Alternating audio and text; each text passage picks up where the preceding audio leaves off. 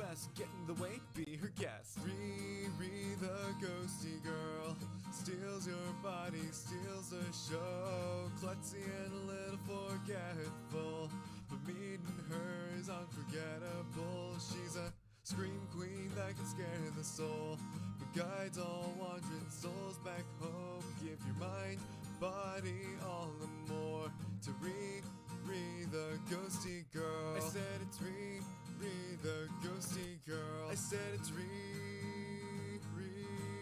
the ghosty girl.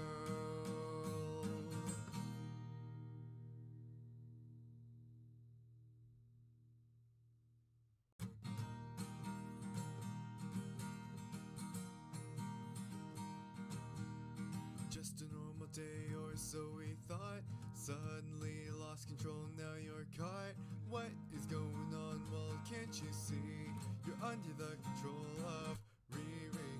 The friendly neighborhood ghost is here to check in on all the lovely souls under her possession, hoping to give herself a taste of what it's like to be not as clumsy. The ghosty girl who goes to game. What she doing, what she playing. Everybody play cool, it's the coolest of the ghouls. Strong will end, a lot of ambition. Can't see through them like apparitions. Determined to bring only the best, get in the way, be her guest. Riri the ghosty girl steals your body, steals the show. Klutzy and a little forgetful, but meeting her is unforgettable. She's a scream queen that can scare the soul, but guides all wandering souls back home. Give your mind, body, all and more to Riri the ghosty girl. I said it's Riri the ghosty girl. I said it's Riri the ghosty girl.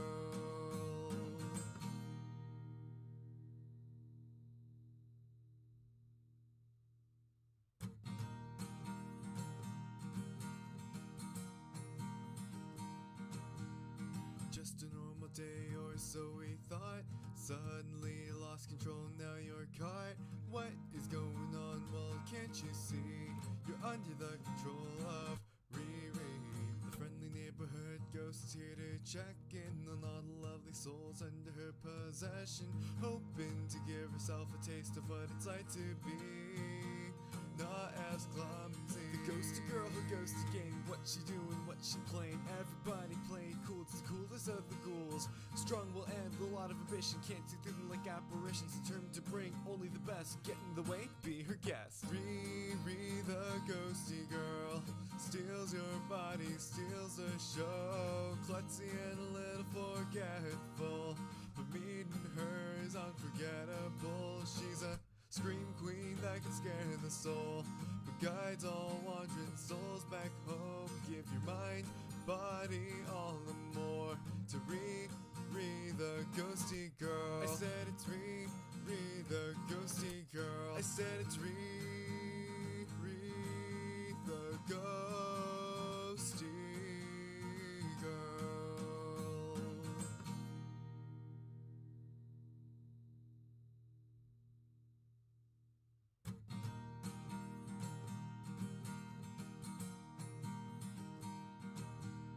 Just a normal day or so we thought. Suddenly lost control, now you're caught.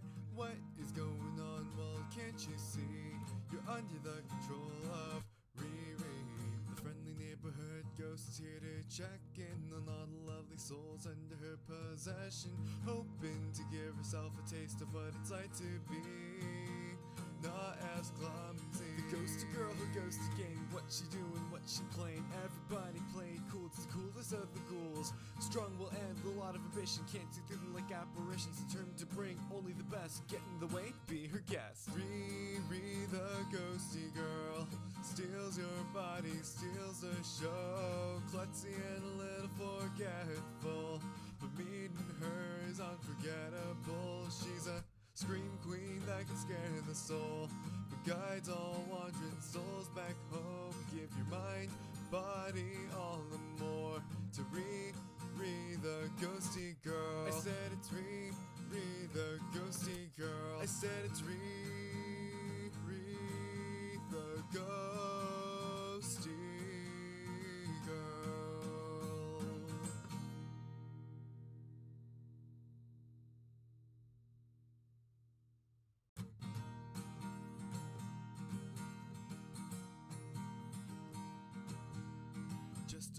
day, or so we thought.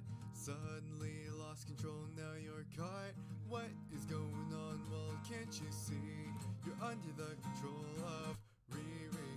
The friendly neighborhood ghost is here to check in on all the lovely souls under her possession, hoping to give herself a taste of what it's like to be not as clumsy. The ghosty girl who goes to game, what she doing, what she playing. Everybody playing cool, it's the coolest of the ghouls. Strong will end, a lot of ambition, can't see through them like apparitions, determined to bring only the best. Get in the way, be her guest. Riri, the ghosty girl, steals your body, steals the show. Klutzy and a little forgetful, but meeting her is unforgettable. She's a scream queen that can scare the soul, but guides all wandering souls back home. Give your mind, body, all and more to Riri, the ghosty girl. I said it's Riri, the ghosty girl. I said it's Riri, the ghosty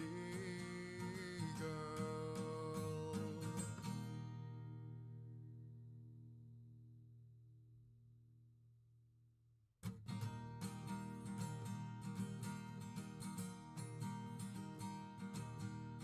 Just a normal day, or so we thought.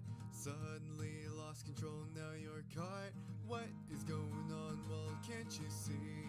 You're under the control of Riri. The friendly neighborhood ghost is here to check in on all the lovely souls under her possession, hoping to give herself a taste of what it's like to be not as clumsy. The ghosty girl who goes to game, what she doing, what she playing. Everybody playing cool, it's the coolest of the ghouls. Strong will end, a lot of ambition, can't see through them like apparitions, determined to bring only the best. Get in the way, be her guest. Riri, the ghosty girl, steals your body, steals the show. Klutzy and a little forgetful, but meeting her is unforgettable. She's a scream queen that can scare the soul, but guides all wandering souls back home. Give your mind, body, all and more to Riri, the ghosty girl. I said it's Riri, the ghosty girl. I said it's Riri, the ghosty girl.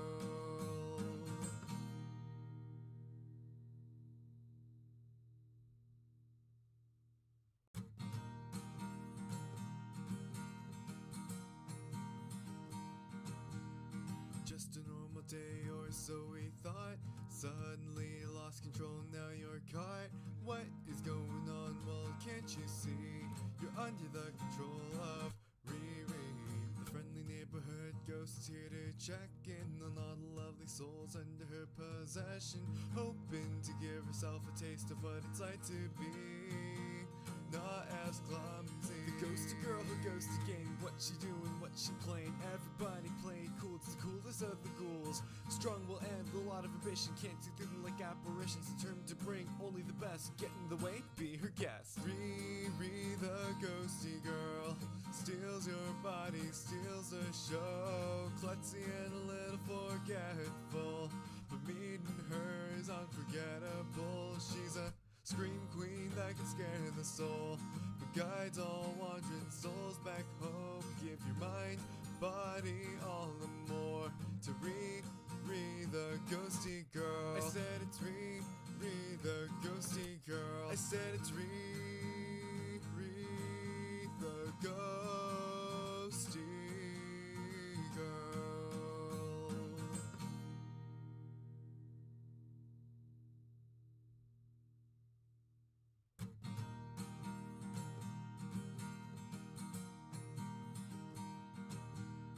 Just a normal day, or so we thought.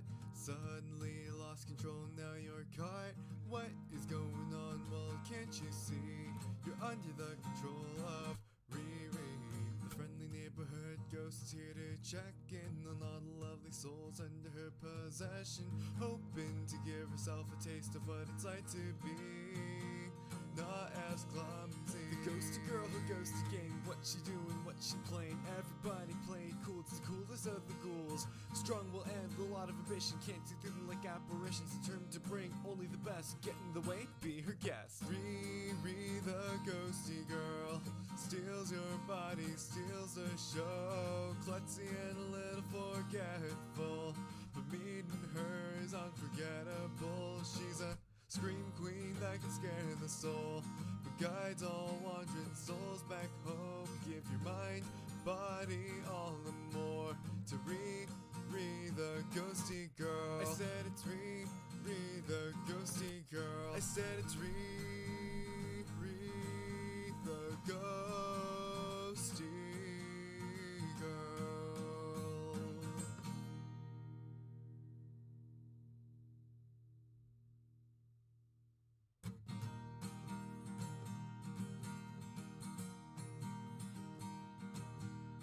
Just a normal day or so we thought, suddenly lost control, now you're caught. What is going on? Well, can't you see? You're under the control of Riri. The friendly neighborhood ghost is here to check in on all the lovely souls under her possession, hoping to give herself a taste of what it's like to be not as clumsy. The ghosty girl who goes to game, what she doing, what she playing, everybody playing cool, it's the coolest of the ghouls. Strong will end, a lot of ambition, can't see through them like apparitions, determined to bring only the best. Hello, ghosties. Good morning. Good morning, good morning, good morning. How are you? I wanted to start earlier, but I forgot I had extra morning meetings this morning, so we started after the morning meeting.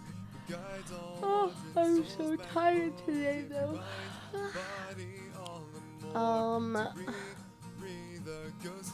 It's yapping hours. I'm trying out something different on Twitch, actually. I haven't done this in a while. I kind of have been on autopilot. So I've just been in the just chatting, like, all the time. But I was like, maybe I should try putting myself in the co-working category today.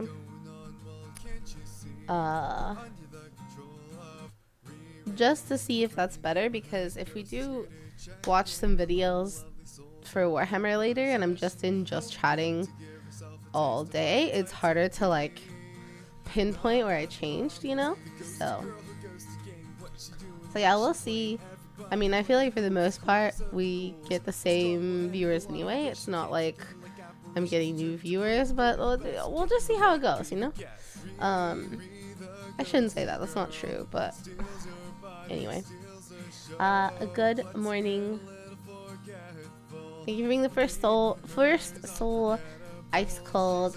Hi Matt, hi Alpha, hi Ginger, hi Daroft, hi Slime, hi Prince, hi Burr. How are you guys? I sound a little better than last time I streamed, right? I definitely feel better. I've been going to the gym. This was day 3 this week. I was just doing some light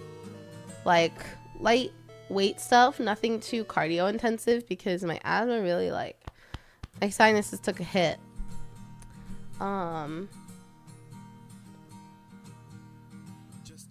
Girl Fang, thank you so much for this the 6 months?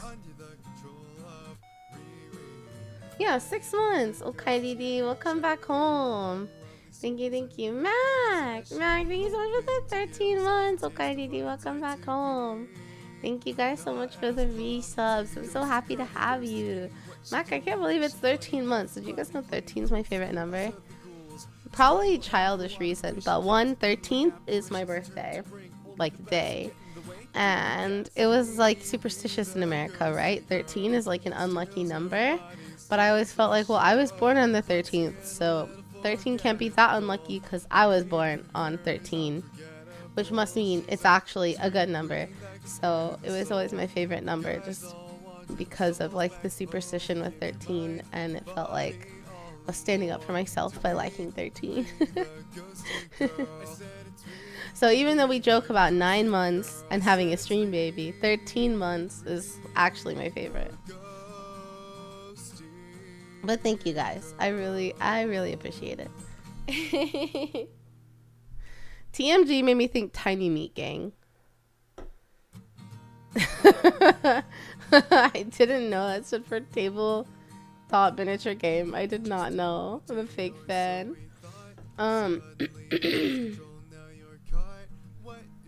But yeah, thank you guys. If it was a Friday, it's unlucky. If it's a Friday, it's even more lucky. My birthday's on a Wednesday though, next month. So I'm really hoping. So my birthday is next month, May 13th. And I'm really hoping that I can get at least one Unleashed box leading up to my birthday so that I can stream an unboxing for my birthday, like a whole box. But it comes out on May 8th, Unleashed. So I don't know. It's just I would only be able to get it if I get it locally. So I'm doing a pre-release event beforehand. So hopefully that store will have boxes for us to buy.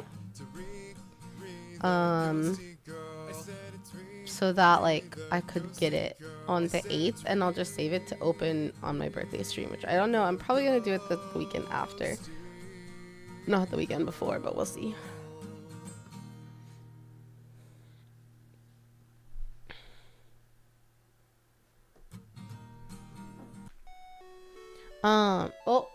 Oh, sorry, my bad. Hi Jinky, thanks for the follow. Welcome to the Ghosty game. Ghosty gang.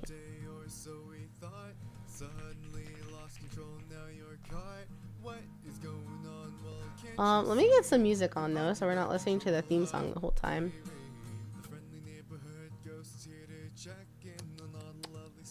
But yeah, how are you guys? What are you working on? How are you doing today? This weekend is exciting. We have Nikkei 3.5 Annie announcement. So I'm looking forward to that. I'm gonna play in a little Riftbound locals. I'm excited for that. Ooh. Okay.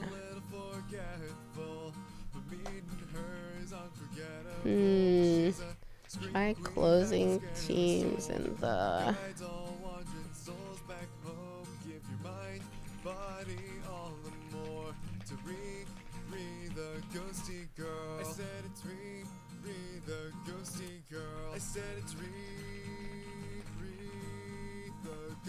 Okay.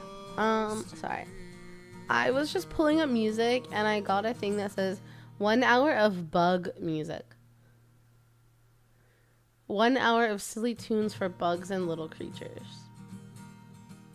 Why was this sent to me? Is it calling me a little creature? I do be kind of a little creature. Okay. I think I'll go ahead and do the hold on, let me make sure it's off for you guys so you don't get like eardrums busted while I see how loud it is. Okay, how loud is this? How loud is this for you? Okay, it won't be that loud at all. It's just loud for me. Okay. There we go.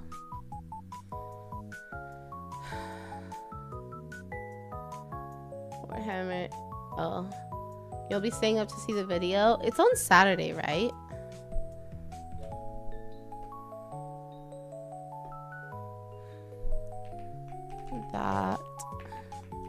That is so bizarre. Maybe restart your phone. I will never see anything, so I understand the frustration. Sorry, one of my guys that I work with is like, I'm not getting Teams notifications on my phone. He was doing like a test message and I was like, test message?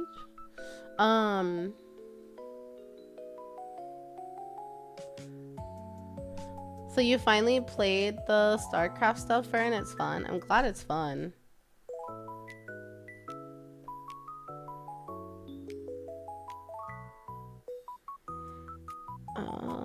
Shoot. What was I doing? Oh. I have like a couple things that I need to take care of for work today, but I need to catch up on your guys' messages. You think you just quit your job? Wait, what do you mean you think you quit your job? How do you think you quit it? I need a story time for that one. Made some tea. Finish your shift? Hell yeah, Crowpeck. It's Friday for you. You just have one more day. Riri the little critter. That's me. The little critter. Bug little guy music is top tier. Now I want to click it, but I'm afraid of getting copywritten on YouTube. Your LGS has a demo kit for it. I wonder if any of mine do. I don't know. I get intimidated by lots of little parts. I have the game that I have that's the biggest box that has lots of little parts is actually Mechs and Minions. Does anyone remember that? It was this big game that Riot came out with. And it sounded cool. And I used to play a ton of board games with my, like, at the time partner when I lived in Austin. We played lots of board. I still love them. He had most of them. So I lost most of the collection when we, like, broke up and moved apart. And then my friends are, like, all over. So I don't really get to play board games that much. But I did buy Mechs and Minions. I think I like pre-ordered it or something, like on a Kickstarter or something. Like that's how long ago it was. But I've only played it once or twice because it's very intimidating to set up. There's so many little pieces and little guys, and I don't even remember how to play it anymore.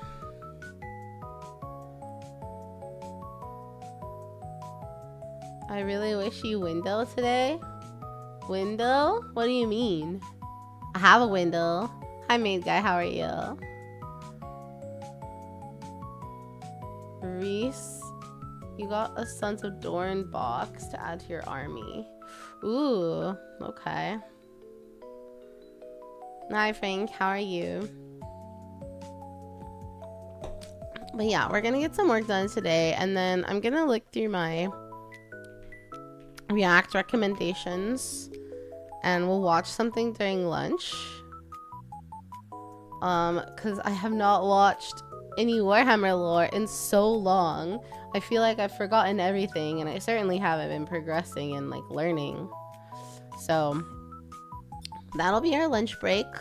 So I probably need to try and find like a 30-minute video or so. And then,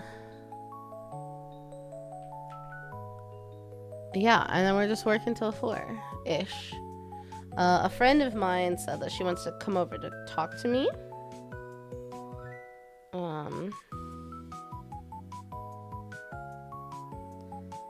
That is perfect! Exclamation point. Okay, that answered my question. My friend was like, I have to talk to you about something. There's kind of some drama going on in our friend group. Not really like, how do I explain this? So there's a situation going on with some like mutual friends of ours / friend group / like they're my main IRL friend group, but I only see them for like parties and stuff. Not even like parties. We do like potlucks and like nothing crazy, but we do parties, and that's really the only time I see any of them. Like I don't hang out with them on my own, but that's because I don't know if any of them do, but I could invite them out, any of them, to do something, and they would. I just see IRL bestie usually. And so I think she probably got an update about it and wants to talk to me about it. So she wants to come over and gossip. Happy window. I got invited to a meeting where they refused to give me details until I agreed to something.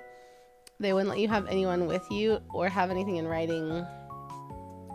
Now they've said I'm on paid leave while the paperwork gets sorted, but the company was a bit of a mess. Silver lining. You know what? I love, Slime, that you are taking it on the chin and having such a positive response, because when I got laid off, I think I broke down. I think I didn't exist as a person for like 3 to 5 business days. But hopefully you find something quickly and you're not like without a job for a while. I love the bright outlook on it. Hi, Fel. Hi, Dreadnought. How's it going, Fel? Yeah, so it's not really like... Okay, so the reason why it's friend drama, I'll explain. It's kind of complicated. I don't think he usually tunes into my stream, so hopefully he's not. But, reached out to a friend in a different department. A bunch of other people are doing the same or handing their notice in. Yeah. Let them fire you or, like, let you go so you get the severance package.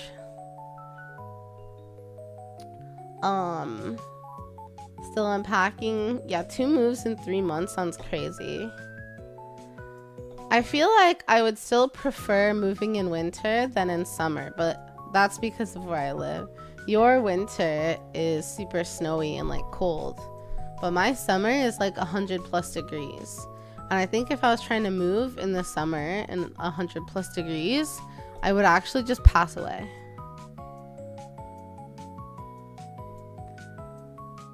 You've been on the phone venting? You should, but I'm really proud of you for having a positive outlook on it, for sure. So basically, so about the drama. So about the friend group drama. So I work with a coworker who I knew before we started working together. I will call him Jay. And before I started working, like, we were friendly, but I didn't know Jay super well because actually his fiance is E. I'm not making it complicated. His fiance E is the person that I was friends with first. So I actually used to play Dead by Daylight with E all the time. There was like a period of a year probably where I played all the time with him and then another mutual friend of ours. 2 of them actually. Zeke and Dog, they pop in here sometimes, but the 4 of us used to play DBD all the time, and that's how I really got to know E a lot better and hang out with him. Was because we were playing games. We were like friends before that, but again, it was like in the group of friends. I call them, they're my IRLs. I call them my high school friends. I wasn't necessarily friends with all of them in high school, but we all went to the same high school and like have come back or stayed in the Houston area. So there's like a big group. It includes like one of my best friends, and then it includes like a girl that we were friends with in high school, and E is her brother, who I didn't know in high school, but I met like afterwards.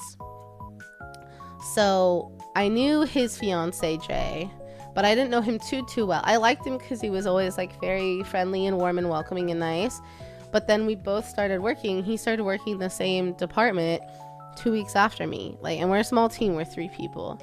So for the last 2.5 years, Jay and I have been working together. For the first 3 months, we were in office together every day. And then we've been in office together every day for either 3 days or 2 days. So like, and I don't really play games with E anymore. So I see him every now and then we talk. We have our like potluck parties. But I've definitely gotten really close to Jay. I really like him. He's a really sweet guy. We have a lot of things in common. So Jay was looking pretty rough when he was in a work call on a Monday, and I was worried. So I asked my bestie, I was like, hey, do you know about anything that happened with Jay? Maybe something with E's family, because I know some of that, like one of them is kind of sick. Like, I was worried maybe something happened to the family. And she was like, I don't know, I haven't heard anything. So I was like, okay, maybe it's Jay's family, because Jay's family's had a lot of stuff going on. So then he was out sick for a day, and then he came back yesterday, and he told me that he and E broke up. They called off the engagement, they broke up for good. And I was like, I'm so sorry. Like, I'd been hearing a lot of complaints, so I wouldn't say that it surprised me, but I thought like things were okay. And they've been together for a long time. I'm talking years and years. And then later, what I gathered from what Jay said is that E cheated on him. So E cheated on him, told Jay, because apparently Jay thought E was acting kind of weird, and he was like, hey, you're acting weird, like what's going on? So E told him about it, said he's not talking to the guy anymore, but Jay like looked at his phone and saw that he was still talking to him, so they broke up. And yesterday after work, he was going with his family to pack everything up from their house and move out. So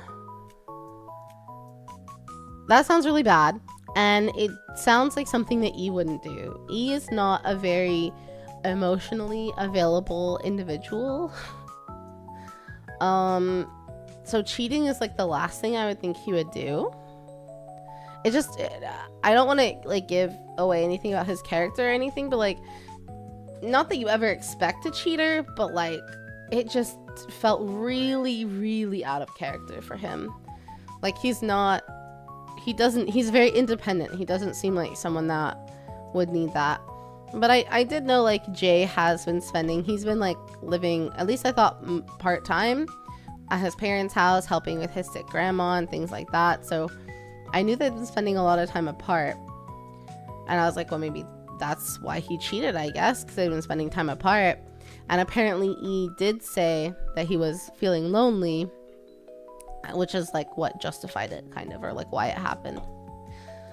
So that's kind of what I got from Jay at work, like what I've picked together from what he said.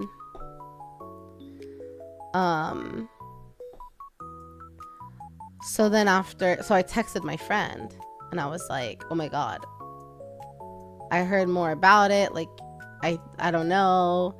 Let me know what you hear from E, because there's like three folds here. I love Jay, support him, will still be his friend, like hopefully see him outside of work, whatever. But when you're the hurt party, one, you are going to like over exaggerate, and two, E is my friend too, so it's only fair if I were to like hear about the situation from his perspective, you know?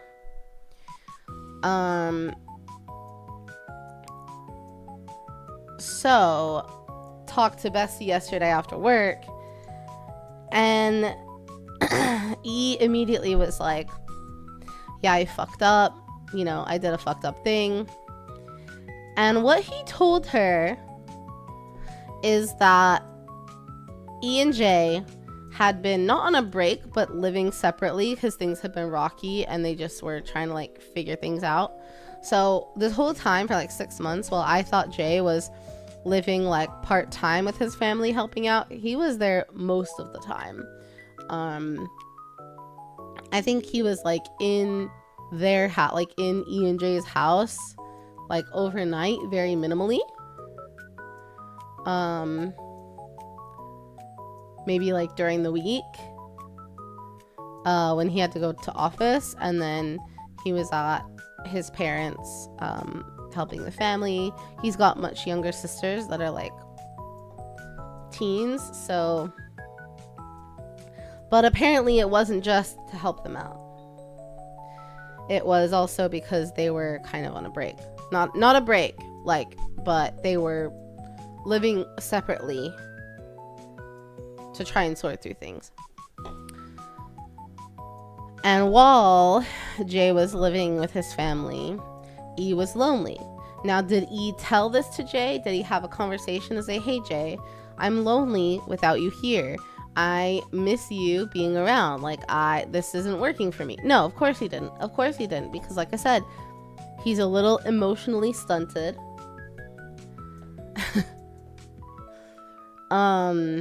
So he never had the conversation, which that's on him. You gotta be able to like understand your emotions and have those conversations. But like literally a weekend or two ago, he was having an old high school friend over that he hadn't talked to in a while. But someone he knew that was coming over to hang out. And I guess as soon as this guy came over, he was like super aggressively hitting on him, on E. Despite E telling him like, well, I have a fiance. Like he knew E had a fiance, and he was like, you're just like, you're so hot, whatever. So I feel like personally at that point, E should have kicked him out of his house. He should have been like, yeah, this is making me uncomfortable. I have a fiance. You can't be talking to me like this. Like, that's disrespectful. But he didn't. And I guess this dude forced a kiss on E. He just like grabbed him and kissed him, I guess. And E like pushed him off and said, that's not cool. You can't do that. But apparently when the kiss happened and he pushed him off, he realized he didn't want to push him off. He realized that he didn't want it to stop. He didn't want to stop it. So, I guess he left the house, and he obviously felt bad about it. But that was the cheating. E told my bestie they did not sleep together. You know, they didn't have the big bed wrestling scenario that it sounded like when Jay was saying it. He got a kiss forced upon him that he stopped. But I guess when he realized he didn't want it to stop, that he and Jay were like needed to be done, you know? So they broke up. So I don't know. It's weird to me. To me, it doesn't add up, because I was like, okay, if I had a partner of many years and we built this trust up, and you tell me that you had a friend over who forced a kiss on you that you stopped and told them, no, get out, you can't do that. Like, I could fault you for maybe putting yourself in the situation, but I can't, like, to me, I wouldn't look at that as you cheated on me. Like, anyone, I could have anyone over. I could have a friend over, whatever. Anyone could just be like in my vicinity, and like before you even know what happens, they could grab you and kiss you. Like, you didn't make the choice to do that. They forced that on you, and you're telling me that you stopped it and you told them, no, that's not okay. You have a partner and get the fuck out. I can't fault you for the kiss. To me, you didn't cheat on me. Maybe you were stupid in having someone over by yourself when they're like, maybe you don't know them that well, they're not necessarily trustworthy, like maybe the situation like put himself in a bad situation, sure, but like I would have never said, oh, they cheated on me and that's why we broke up, if it was just a kiss forced on you. I don't know. So to me, that doesn't add up with like how angry and upset Jay was about it. Like, this is a direct quote. He said, he alluded to cheating, and I was like, wait, you mean E cheated on you? And he said, yeah, he gave it up to the first person that called him pretty in our own bed. Like, that's aggressive emotion. That made me think, oh, E slept with someone in their bed, in their own home. But then when my bestie tells me the story that E told her, I'm like, why would Jay be so upset? Yeah, the math isn't mathing, right? Like, it doesn't make any sense. The math is not mathing. So I'm like, either Jay has made up like a story in his head about it, or is making it worse than it is to like paint E in a bad light, or E isn't being totally truthful about everything that happened. I kind of have a feeling that E is not being truthful about everything that happened to like his friends and family who have found out, because Jay is a pretty reasonable person. I don't think, like, he could be upset, but he wouldn't have said what he said if all they did was kiss, and not even a kiss that E initiated. Like, it just doesn't feel right. So I kind of think E is not telling the whole truth, because it doesn't make sense. Like, it's not adding up. Even if they didn't sleep together, maybe they flirted. Maybe Jay saw flirty texts or whatever, and there was emotional cheating happening in that moment because E didn't want the kiss to stop, even though he stopped it. I don't know. So apparently too, Bessie told me that Jay texted E's family, texted his mom, texted his sister, and texted his brother, who I'm friends with all of them, texted them that they were breaking up.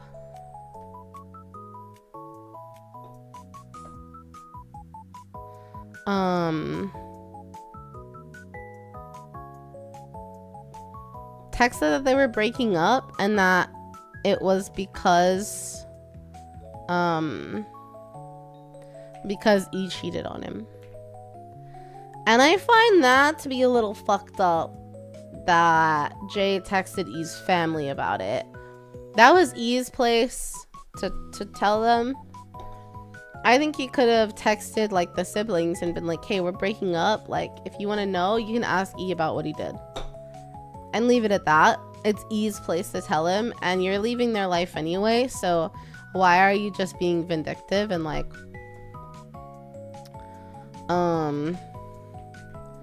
being vindictive and like doing that? Which is another reason why I feel like, no, more than just like a kiss happened, because again, Jay would not have texted his family that he didn't have a close relationship with just to tell them he cheated on me, you know?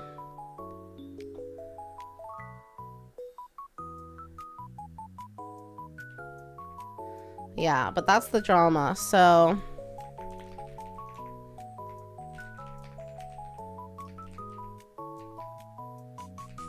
already.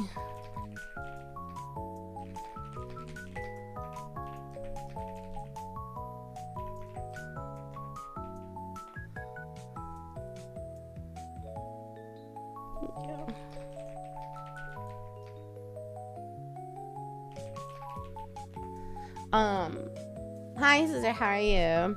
There is no reason for that. That's right. Purposefully adding fuel to the fire. But yeah, it sounds really messy. The math is not mathing. Yeah. So I know that Jay, after work yesterday, went back to their house and packed up his stuff with his family. And I know that E had someone there to like kind of keep watch on things because he didn't trust Jay to not do something, which is crazy. You're telling me you've been together for like 6 or 7 years, you're engaged, and you don't trust him to not like fuck with your house or take something he shouldn't? Like, that tells me you did more than just had a kiss forced on you. You know what I mean? So I kind of want to ask Jay about it and be like, hey, this is what I heard happened from their side. Like, is that actually the extent of it? I don't know. I also like don't want to get in the middle of it because I don't need to.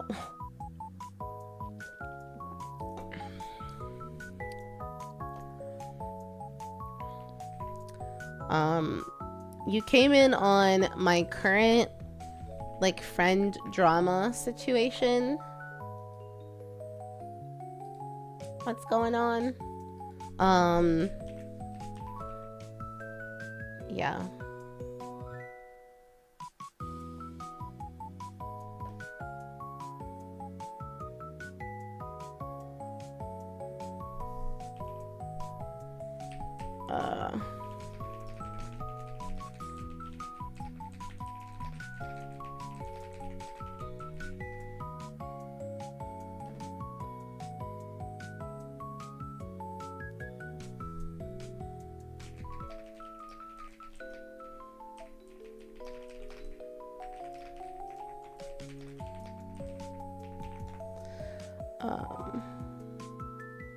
But yeah, sorry. I had to answer someone at work, so I was a little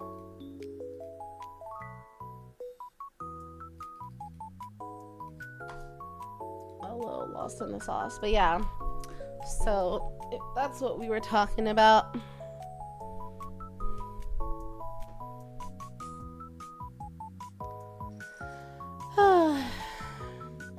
So anyway, as soon as my work ends, my friend's coming over to give me more tea, I think. Is what I think is happening.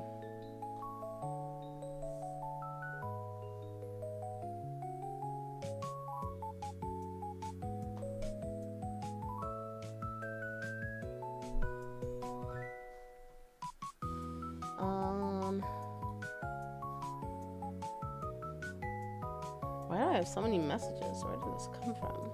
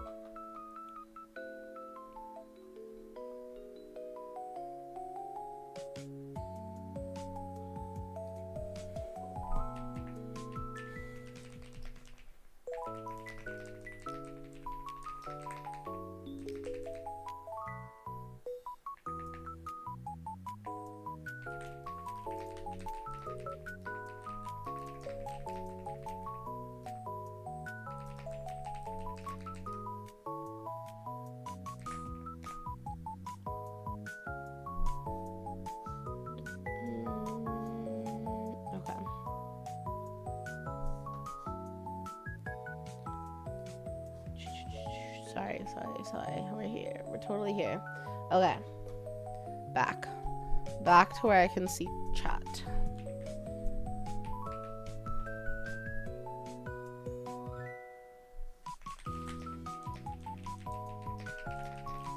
Good to know though. Thank you.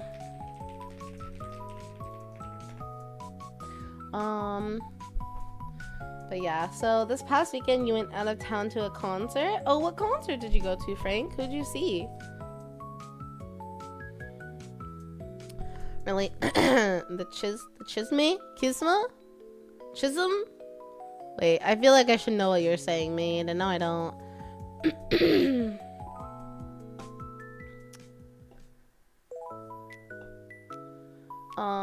Relationship drama is so fun to listen to, but reminds me why I've stayed single so long.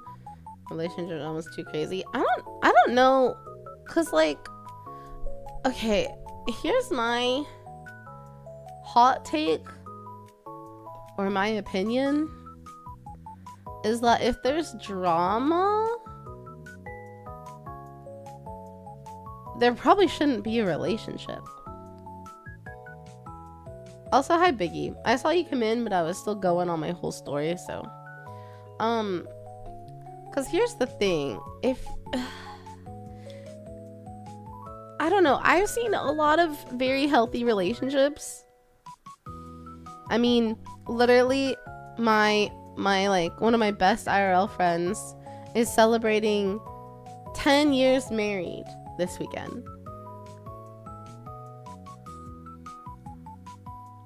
So like,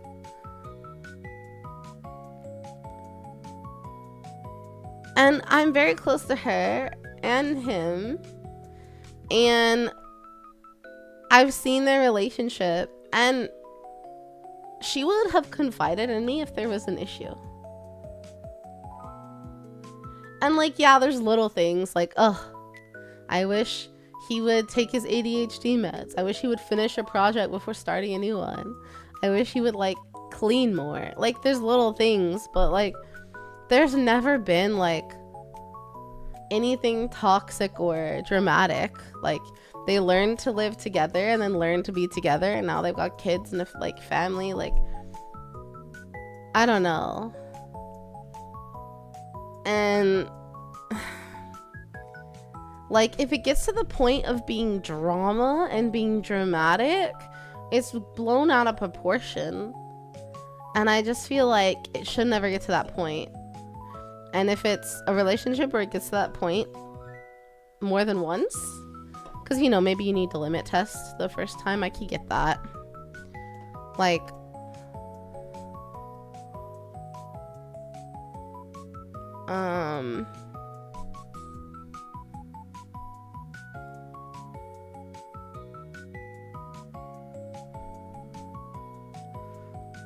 but like more than once, I would consider the relationship like, you probably really need to reconsider if this is the person that you want to spend the rest of your life with, or a good chunk of your life with, because it should never be dramatic. There shouldn't be drama. If there's drama, it means there's some like core part of you that's not compatible, you know? It's just, yeah.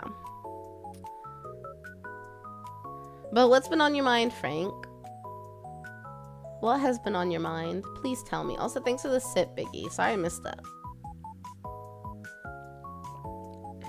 It's what Mexicans call tea or drama. Wait, I didn't know that. I feel like I should, being in Texas. How do I pronounce it? So maybe I've heard the word, but I just didn't know how it was spelled. I love it. I love it. Tell me how to say it, so now I know, so I can tell Jay. Chisholm? Kisma? Chisme? Kisme? How do I say it? Someone tell me how to say it.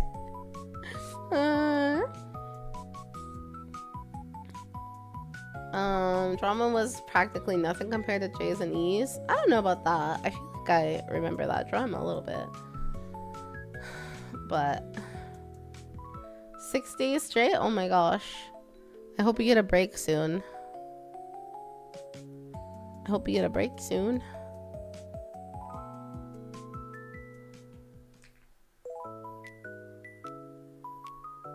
Okay.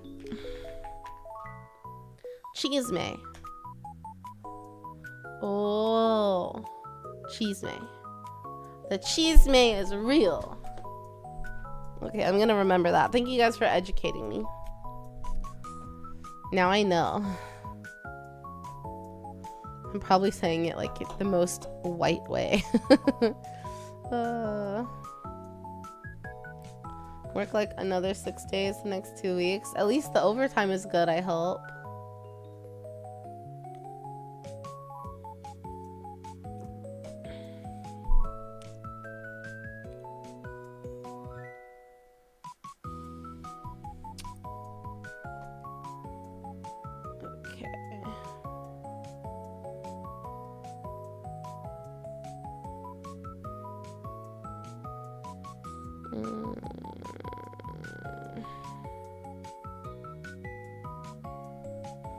Let me open this. Okay.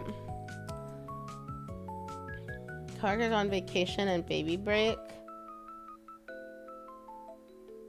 You're a whitewater drinks again. You know what? I always feel like better to say something poorly than not know it all, you know? Let's see. So I got invited to the concert months ago and offered to drive us there because I have a car.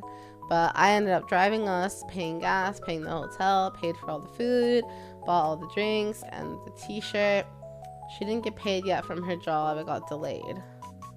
But she never said anything about paying back. All she said was that I was a good soul and wished she could do more for me. Huh.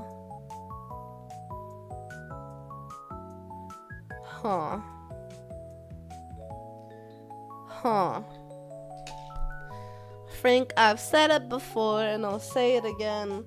There's too many bitches out here taking advantage of you. and your kindness. Because guess what?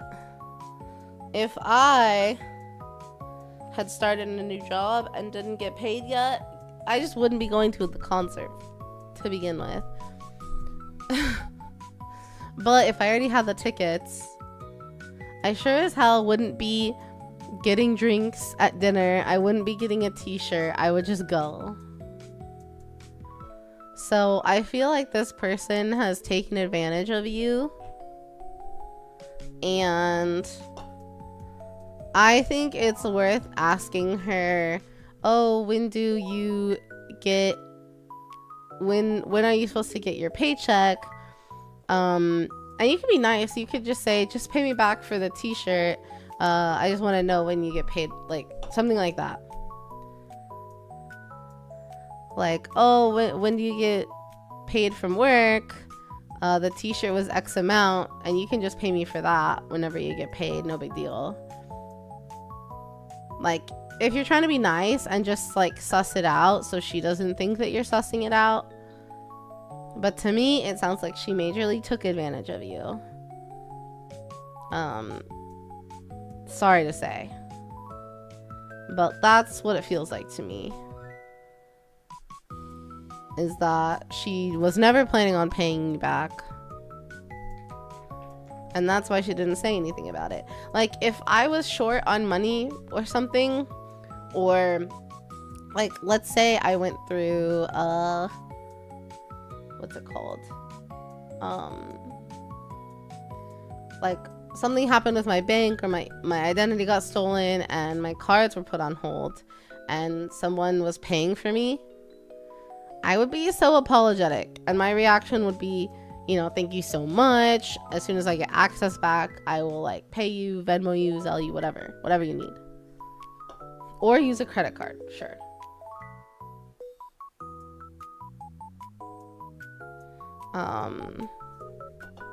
Like, she knows I have a crush on her, then she played you. She's taking advantage of the fact that you like her and wanted to take her on a date.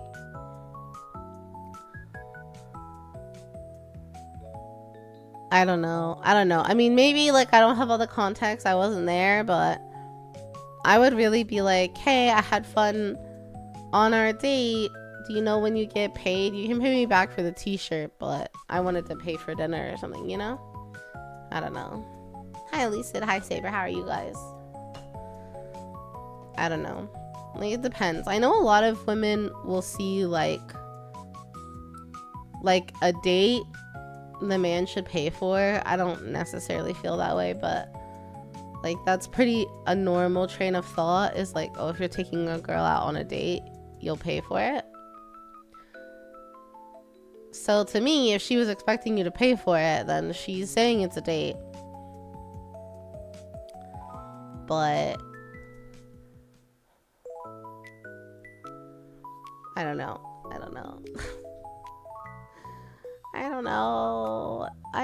Frank is so nice. I just don't want to see him taken advantage of. And I feel like so many women take advantage of him.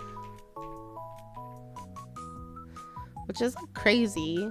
I don't know. I couldn't live with myself. You'd feel weird if you said it was a date because she said she's not into me since I'm not an older man. That's crazy. She's just using that as an excuse. I thought the mindset was to split the cost for a first date. Now, a lot of women expect you to pay, especially on the first date. I don't necessarily agree to that myself. I would feel better about like splitting. But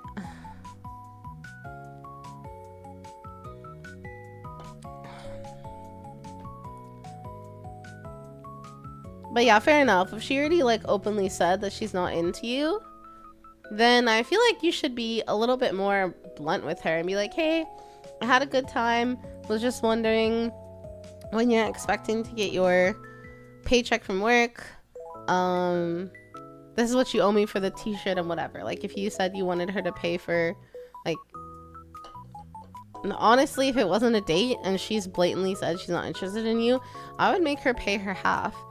And I would say, oh, this is what you owe me for the t-shirt and, like, your half of dinner. You can be nice and say, don't worry about drinks. Just let me know what date you'll think you get paid, and or whatever, like, you can Venmo me or whatever, like, I don't know, something like that. I would ask her. But I'm also, I feel like, kind of a messy bitch.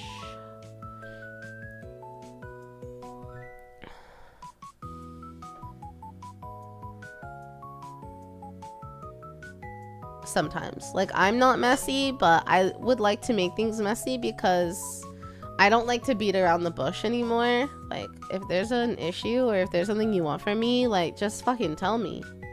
Let's just talk about it. I can't play games in friendships, in relationships, in anything. Like, I had someone tell me once that our communication styles didn't line up, so it was hard to communicate with me. And I was like, I think it's because some people like to say things without saying things,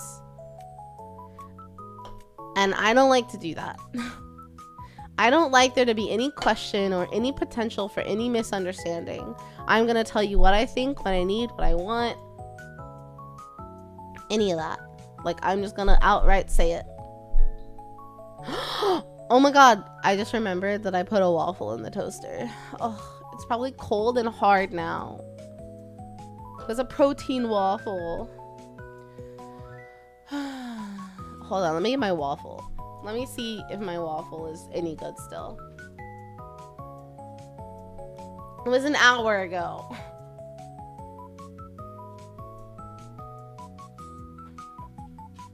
Time to see if my waffle.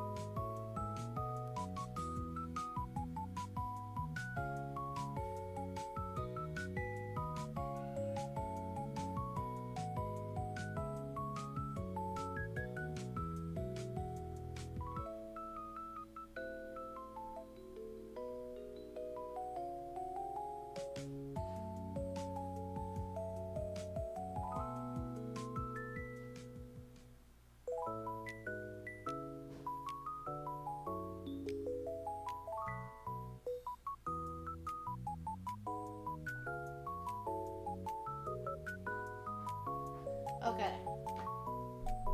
I did see a hug request from Fel. Sorry, Fel. Fel, thank you for being here. I hope you're having a good night right there, wherever you are. Please take care of yourself, drink plenty of water. Know that you are appreciated and cared about, and you work so hard. Okay. So my waffle, she was a little dusted. Crusted. But I'm gonna eat it anyway.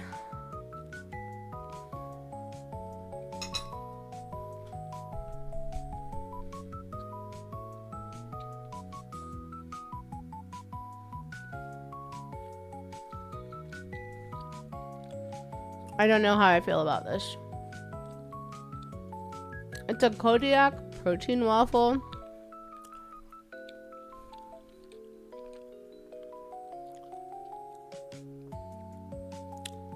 And I really just wanted an Eggo chocolate chip waffle. I fucking love those. They're very nostalgic for me. But I was like, no, let's be good. I'll get the protein waffle. Maybe just because it got hard sitting in the air fryer for an hour. It wasn't heating for an hour. But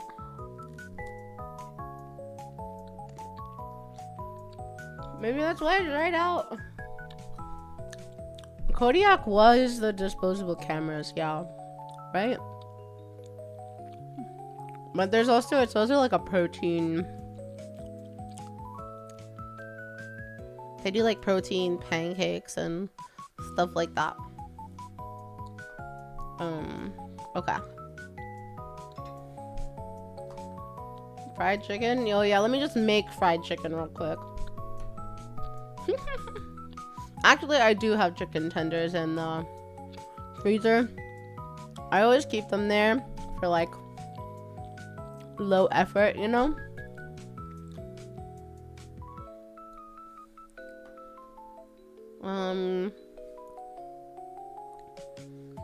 That's why I'm so single at 29. She told me before, if only you were older than me, then I would have fallen for you because I'm just attracted to men older than me. That sounds like an excuse if I've ever heard one.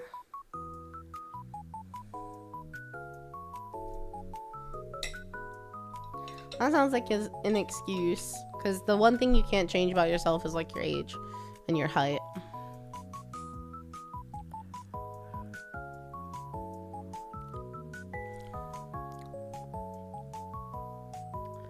Sorry, I'm reading through the comments while I was doing my work stuff. Okay. You hit the other side of the playing field. You only date women older than you. You need a mature mommy. Maybe.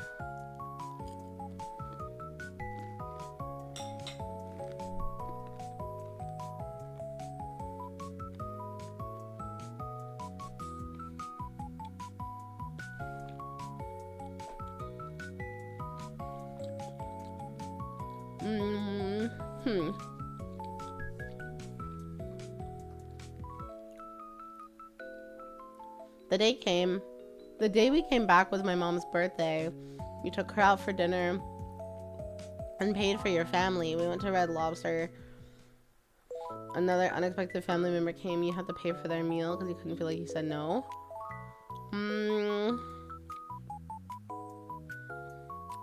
I don't know, Frank. I feel like you gotta learn to say no. It's a hard lesson to learn, but like, when the waiter came, you could have been like, oh, yeah, can you put like these 4 people on a separate tab? And if anyone said anything, you can be like, oh, well, I only budgeted expecting like, you know, my mom and immediate family, and so that's all I can afford to pay for. Because if they couldn't afford to pay for themselves, they shouldn't have gone. Again, people are taking advantage of you. Thanks for the follow, Raisa. Welcome to the go-seeing.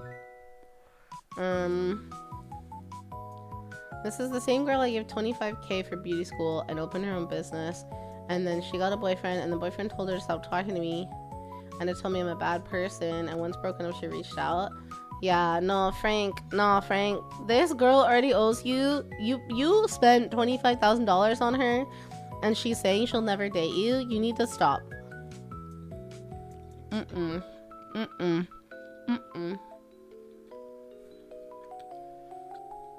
She's treating you as a wallet. You would never treat a friend like that. An actual friend you cared about.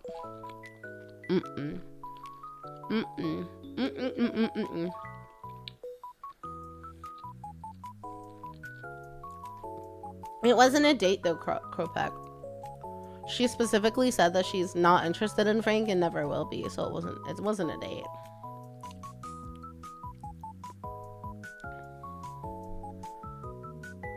You eat the pancakes? Yeah, my niece had the pancake. I heated up the pancakes for her, and they smelled good. But it must just be more dry because it sat in the hot air fryer, you know, and dried out. I put a little butter on it, but I didn't want to go overboard because, like, that defeats the purpose, you know?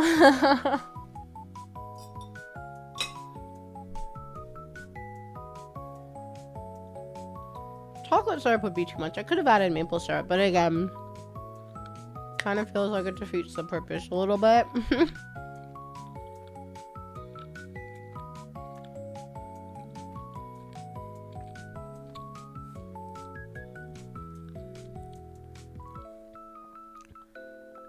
A shrimp without the HR is a sugar daddy without the sugar. Low key though.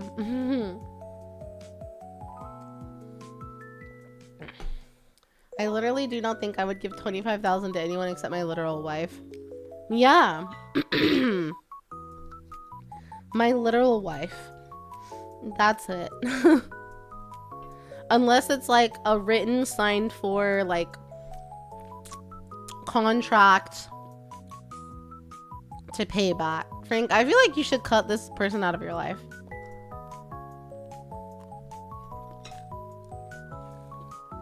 You might think they're nice, but they're never gonna get you the time of day. And she's just taking advantage of you, and you don't deserve that. You do not deserve that.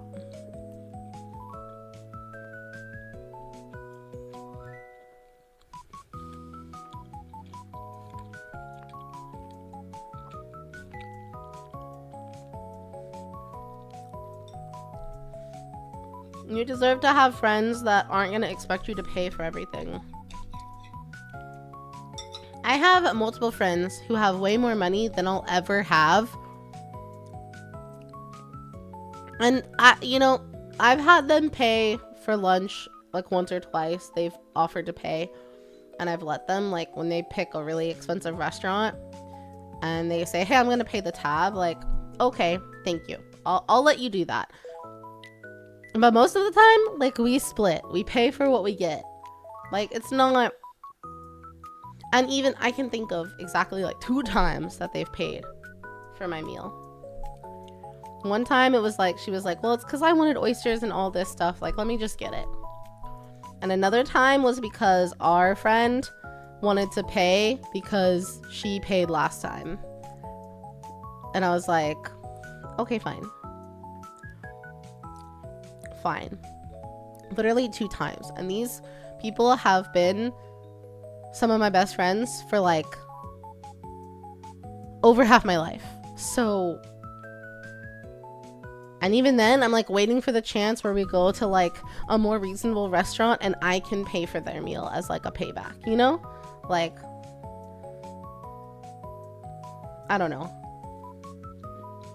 I think a normal friend feels bad about that.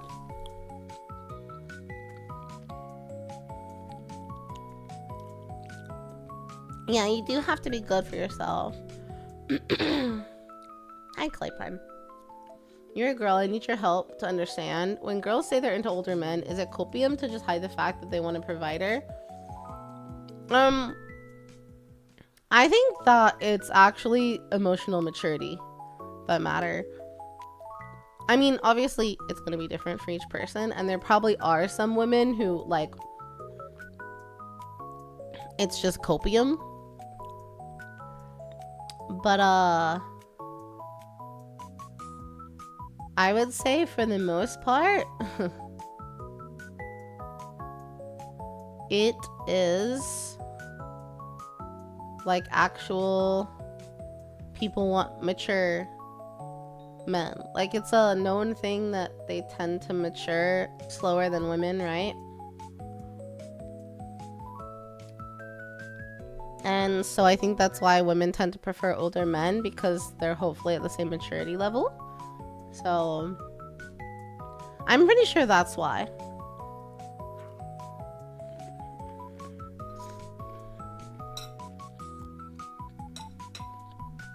I've personally never cared about it, because to me it's like,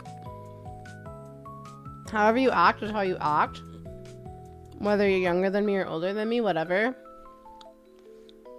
I feel like I end up around a lot of people younger than me. My ex was younger than me. My dad is younger than my mom.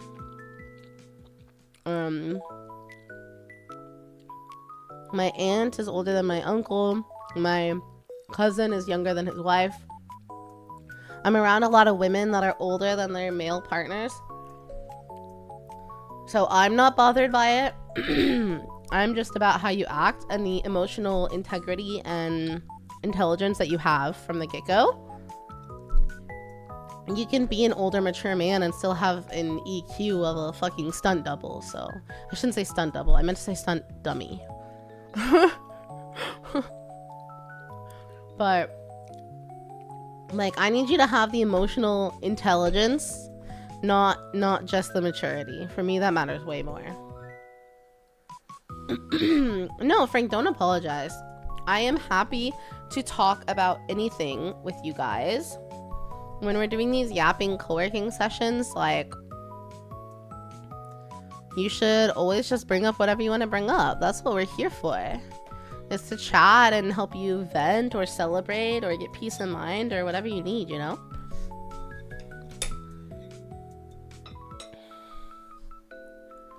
You don't know what you deserve. You just try to be the best me. I mean, that's all you can do, Frank. You just have to be the best version of yourself that you can be. And, you know, if you want to find a person, like, you'll find them.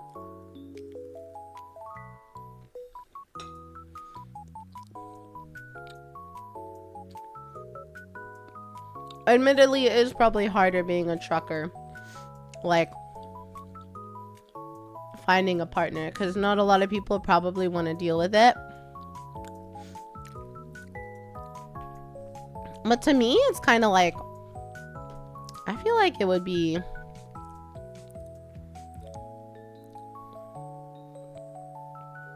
I don't know, kind of a good thing, because it's like, but I'm an introvert, so it's like, oh, I still get some time alone, but this is still your home with me. I don't know.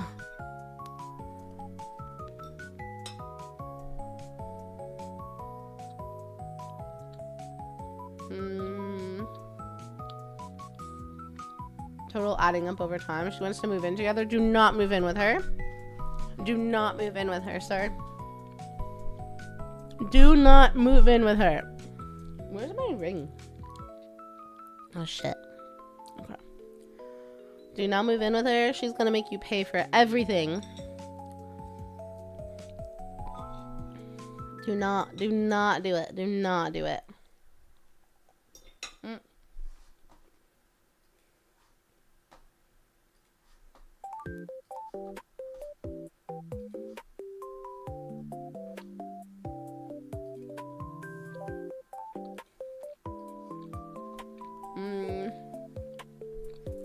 You know, older man, so you're doing it all wrong? I don't think so. I mean, are you actively trying to meet people and meeting people and like trying to pursue people? Because if not, it's all about luck.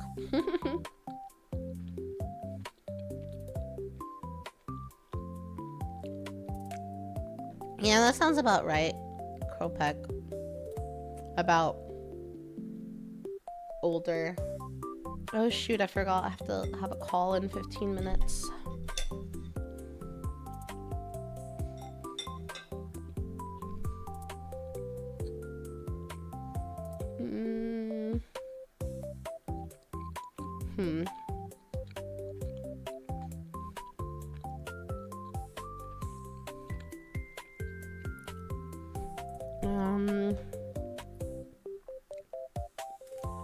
Let's see.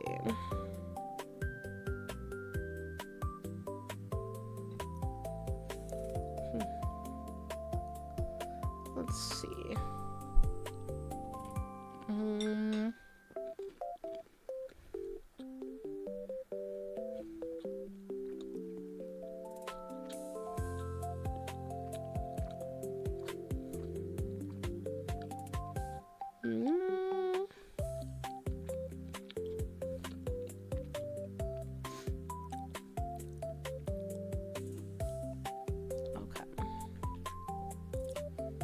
Sorry, I'm getting this meeting ready now. Okay, I ate my protein waffles. I didn't waste them. They were so dry, though. I don't think I'll ever buy those again. Well, I should give them a fair shot and properly toast them and eat them when they're fresh from the toaster. I actually don't have a toaster, though. I always use my air fryer. Why do I need a toaster?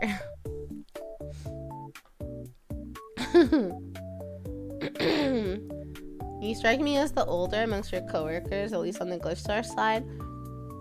I feel like compared to everyone in Glitch Stars, I probably am on the older side.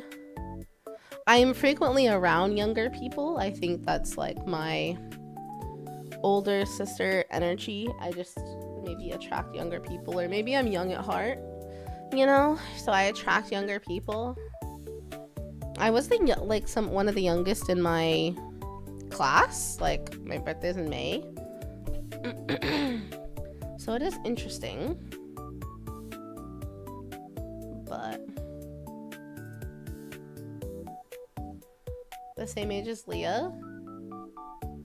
We're close in age. I want to say we're only like 2 years apart at most. I could be wrong though.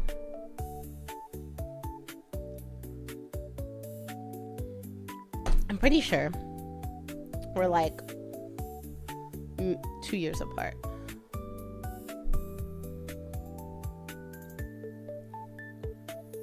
Let this be an expensive life lesson. Or the problem middle child? No, I'm the oldest, thank you very much. My problem middle child sister. She's the problem middle child. I'm the angel eldest.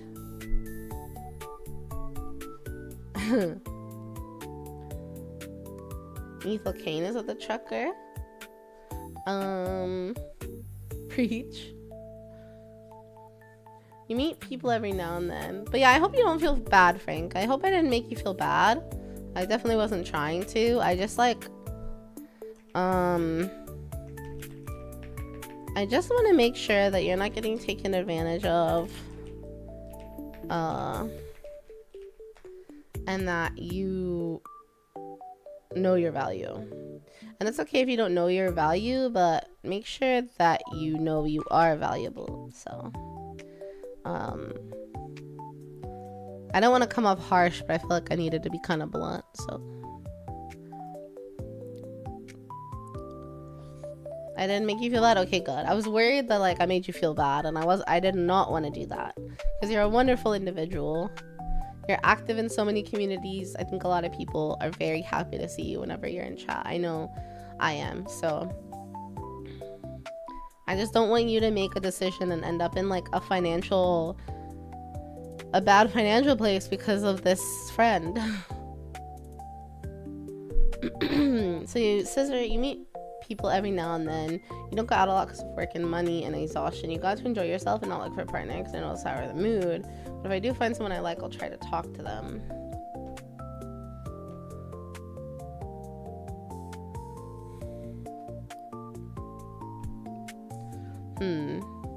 I mean, like, there's different levels of like finding a partner. To me, that sounds more along the lines of like, you know, you have the mindset I have, is what it sounds like, which is like,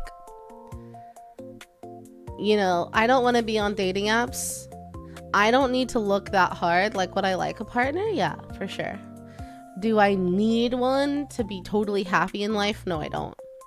So I'm not gonna go on a dating app and try to put in all this effort to find someone. I am simply gonna let the universe bring someone to me, and if they don't, they don't. Like, that is my attitude.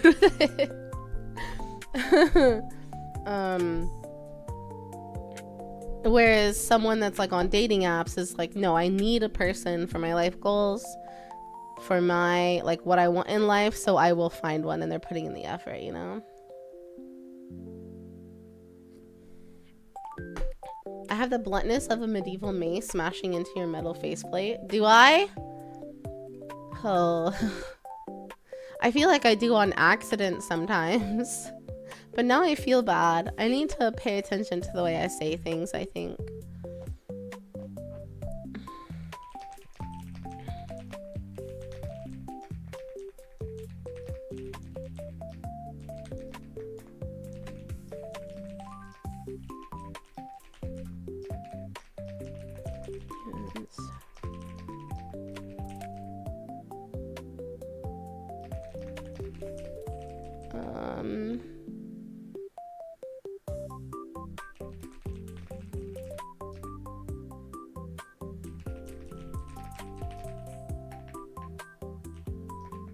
Any questions?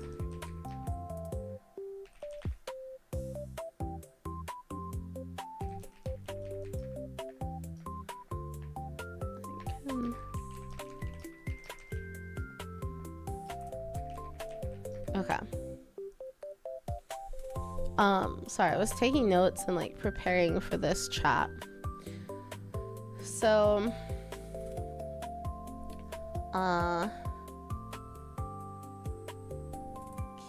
Sarah.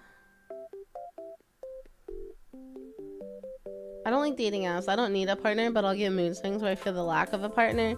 Yeah, I understand that for sure. For sure. I think that's very normal. Humans are social creatures. Even us introverts, humans are social creatures.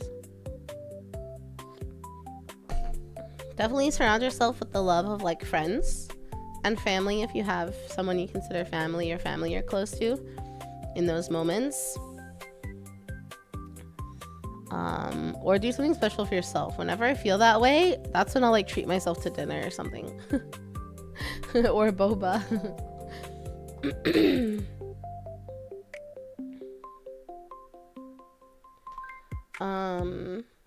We got back home Monday and she hasn't messaged me until 5 minutes ago, and her first message back is, "Hey, sorry, I was busy with work. Can I bum you for $50 for gas and food?"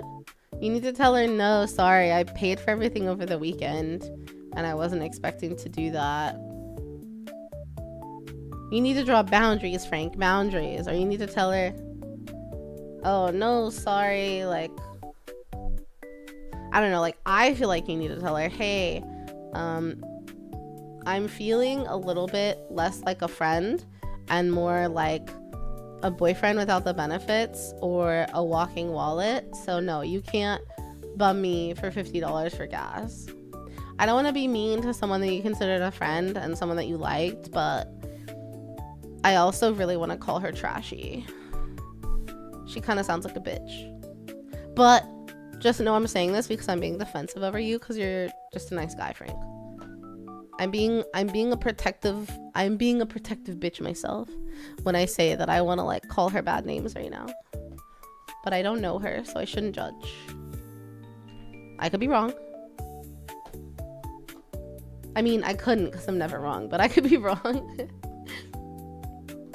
The universe brought me here for you. The universe does work in mysterious ways like that, doesn't it? You were born on the 6th of January. Even with that, you weren't the youngest in your elementary school because there was a girl born on the 5th. Because of that, classmates set up a blind date. And it lasted a few months. That's funny. Oh, for us, our cutoff for like birthdays in America is September, typically. Because the school year goes from August to like June. So it starts in August and ends the following year in June. And so birthday cutoffs are usually like September or before school starts. So that's why like I was in May, so I was always one of the youngest of my grade. Try not to be a meal ticket. Yeah, I think that's fair. There's my passive queen in her prime talking about how she'll leave it up to the universe to decide for her. You joke that you're homosexual because I like dating and would rather hang out with friends. Yeah, right? That's what I'm saying. I'm like, the only route for me is friend to lover. I will never be stranger to lover. I will never be enemy to lover. My only route is friends to lover. That's it. That's my only way. Because I can't fall in love with you if I don't know you. And I don't know you if you're not my friend. So you could be stranger, friend, lover. But it's never just stranger to lover. That will not be my route. That's not for me. Passenger princess license. That'd be funny. You don't like dating. Yeah. No, I got you. I got you made. I get the yearning and wanting for love. No, I get that. I get that. It's very fair. Assume she has a credit card. You told her no. Good, Frank. I'm proud of you. I was judged. I don't gotta know people for that. Never been on one. I've never been on one either. Cause like, I don't know. I never go on a date until I'm dating someone, and then at that point, is it a date anymore? Like, I've never been asked like, let's go on a date. You know? Like, or I want to take you out on a date. Like, the only person I've dated was a friend, and then we were just together, so I never thought about it being a date, you know?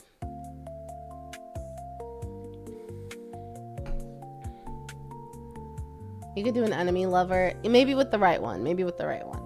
I did have an enemy to friend, so there was that. Yeah, Frank, you need to stop giving her money or paying anything for her, because she's just abusing your kindness. Okay, I have a call now, so I'm gonna go connect to that. I think I forgot to open up fishing, so let me try. I'll be back in 30 minutes or less. I'll try to put fishing up for you guys on Twitch. I'll try to turn it on before I connect to the call. Let's see if it'll work. Okay, turning off my headset. So I don't hear anything. Let me see if fishing will work. You guys can test it, and I'll be back, okay? Bye, guys.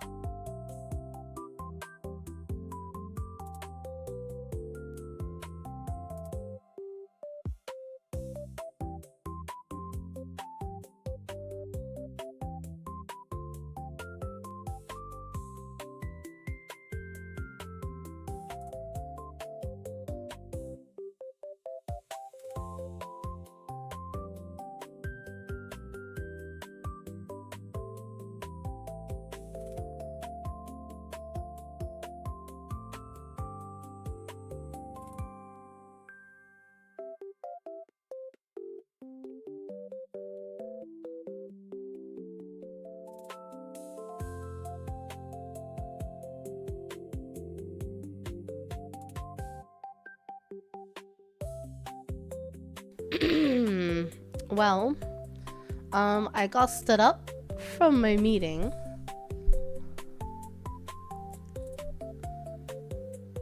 No one ever showed up.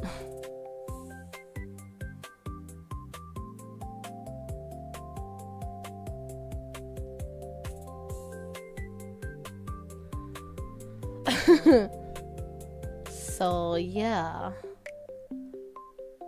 I don't wanna stop your guys fishing for anyone that queued for fishing. Like, everyone keeps queuing for more fishing. Nice though, princess me.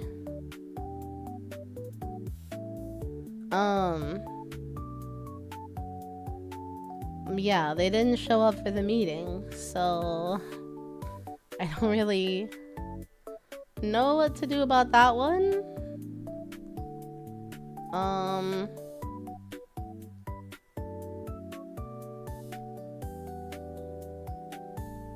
Yeah, I waited 10 minutes, 15 minutes, and then they still didn't show up, so I was like, well, okay then. I got better things to do if you're just not gonna show up.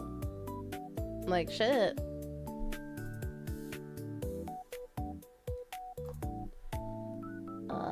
So now now I'm here without the meeting, but I have to do some like material conversions, and then we can do our lunch. So tiny, just 880 grams. She's a tiny queen.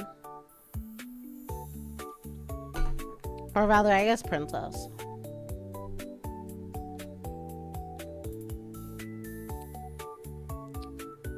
Okay.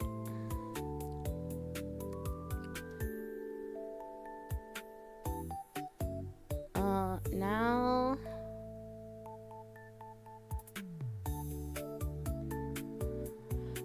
now I guess I'll do that. I'm so sleepy today. Greetings, hello, Aegis, how are you? I am so tired today, guys. I'm so tired.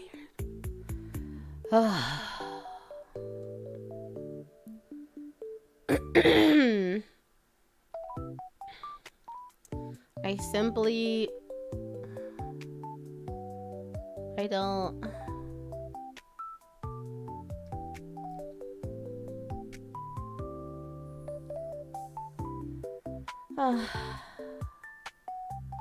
I'm tired. I want a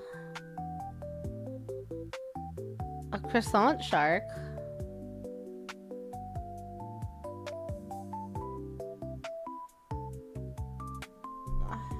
I want to take a nap. I feel like I can't think. Oh. It's because I still haven't finished my coffee, probably. Still working on the coffee.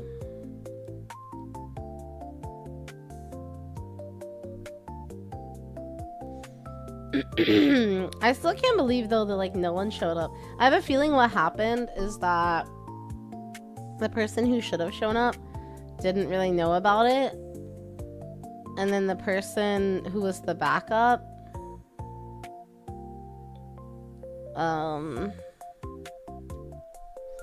like didn't show up because they thought the person who was supposed to show up would have shown up, you know?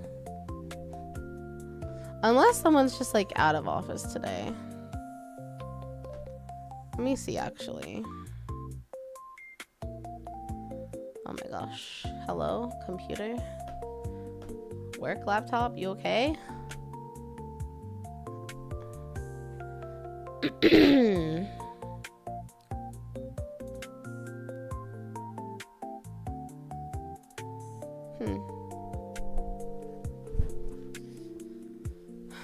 I mean, I don't see like an out of office message.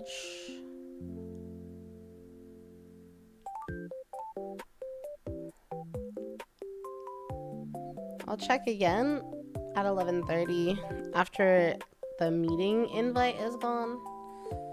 But we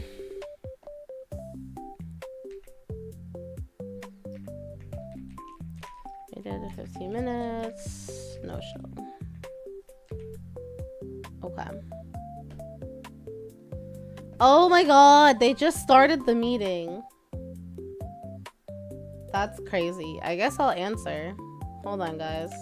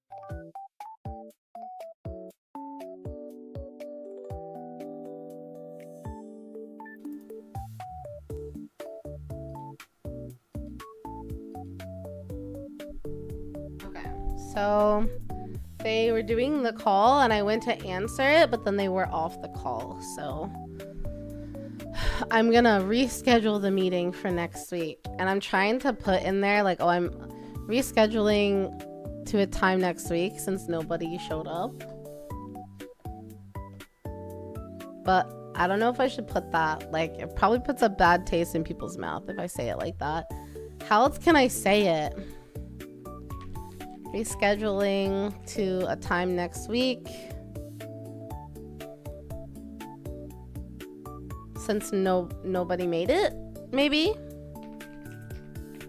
Made it today. Bye, Jenkins. Have a good one. Made it on the call today.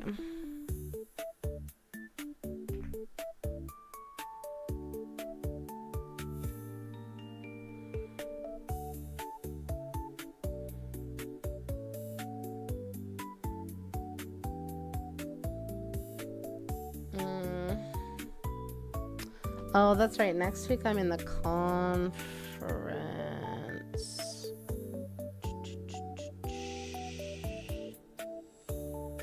Maybe Thursday.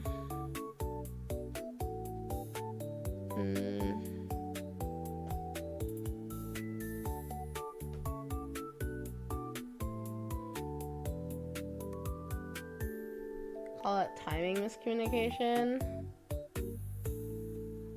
Scheduling conflicts, but there aren't scheduling conflicts. There's nothing on their calendar.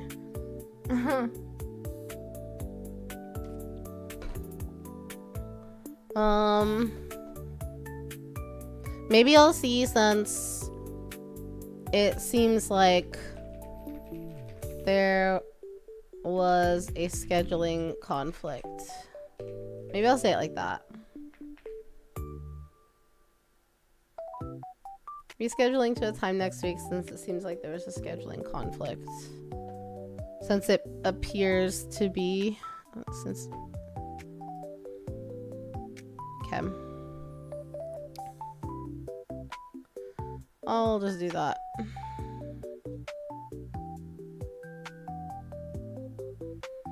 Alright.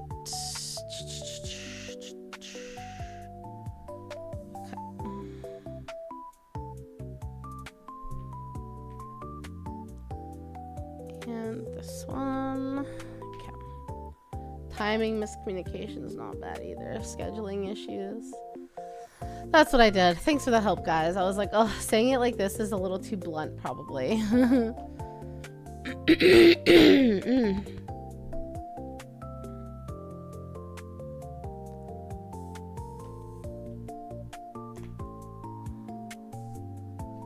All right.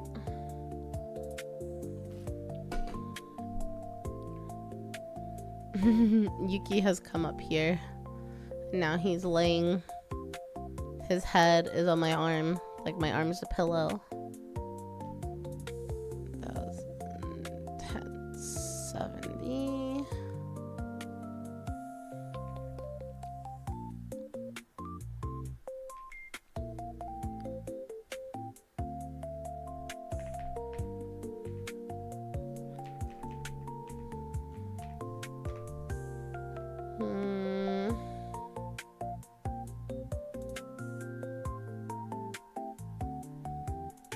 How does this file open?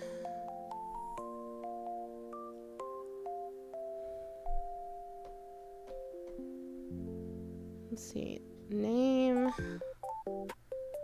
One. Okay.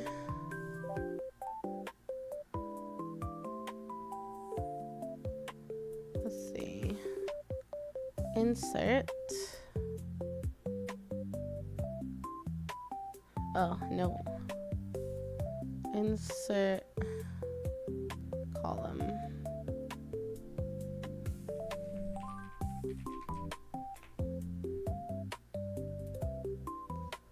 Insert, okay.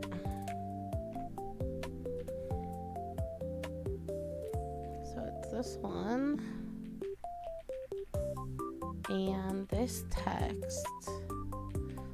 Okay.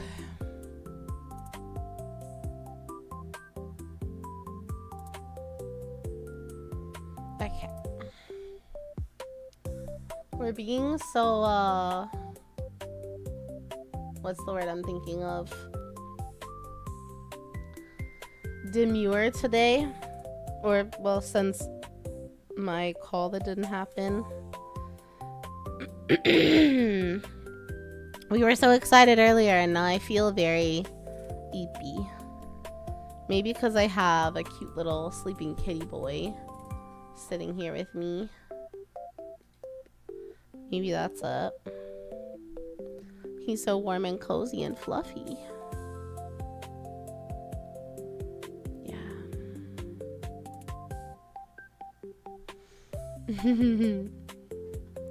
I just want to snuggle with him.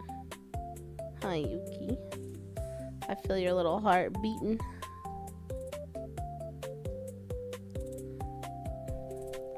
But I need to use my keyboard, so what if I scoot over like this? Is that better?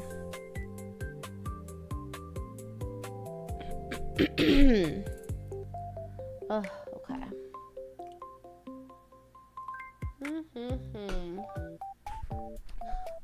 Oh shoot, Frank, I missed your hug. I'm so sorry. Are you here?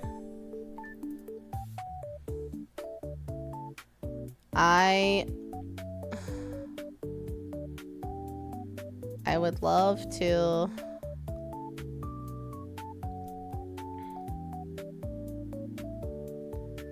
I would love to give the hug if you're here.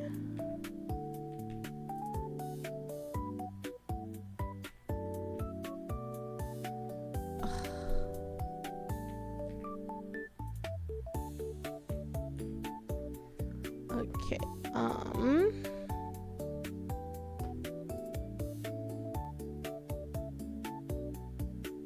okay, so these ones are done.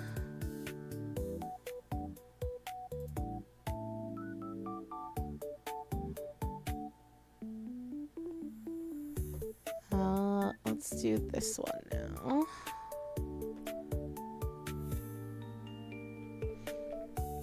Oh, guys, I'm tired. Oh. I'm tired. I think the workout today took it out of me.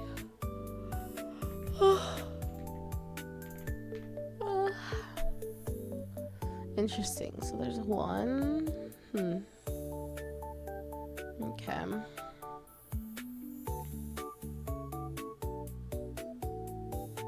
Delete these and re-add them. Okay.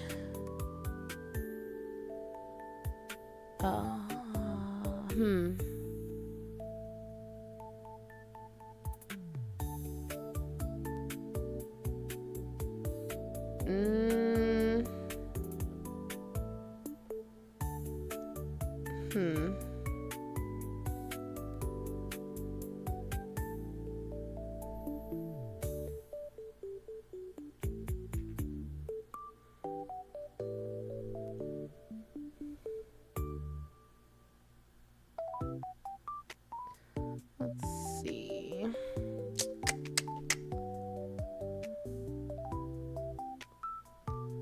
So I have a dilemma with this work task now.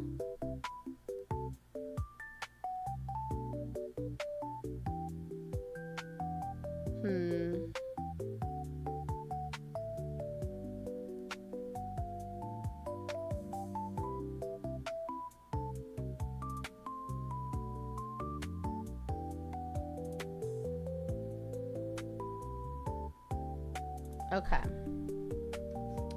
I think part of the problem is I need different music. The lo-fi was fine in the morning, but now that we're hitting sleepy time, I need music that is going to wake me up and make me feel alive.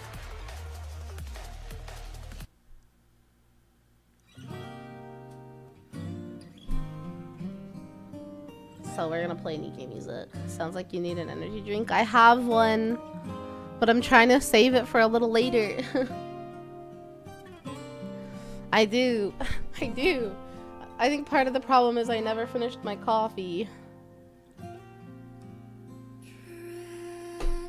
I'm finishing it now. No, the problem is I need more sleep. Or I need to stop waking up at 4:30. Neither of those things are gonna happen, so.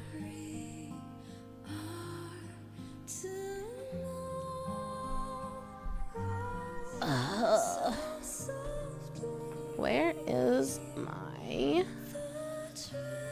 Hold on, I have a lip balm I need to grab from the bathroom.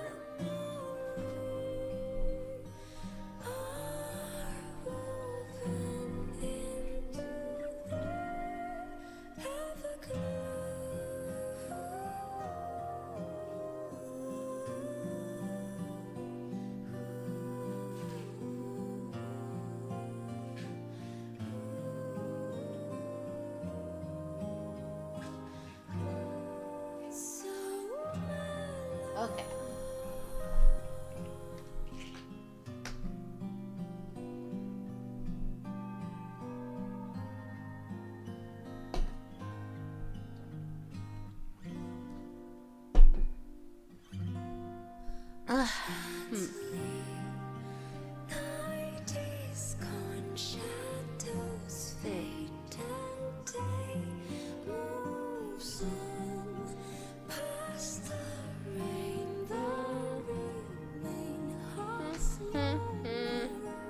Yuki. Hey. Hey, Bubba. Hey.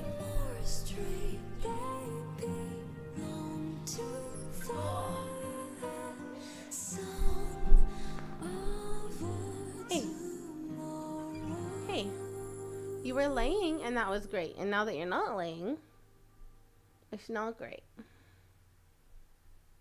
Do you see the bugs out there? Do you want to go investigate? I know you do. There you go.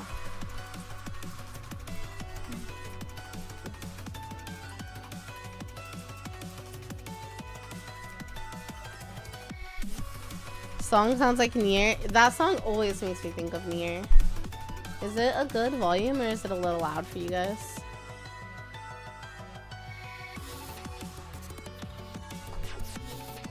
It makes me think of Nier Replicant every single time.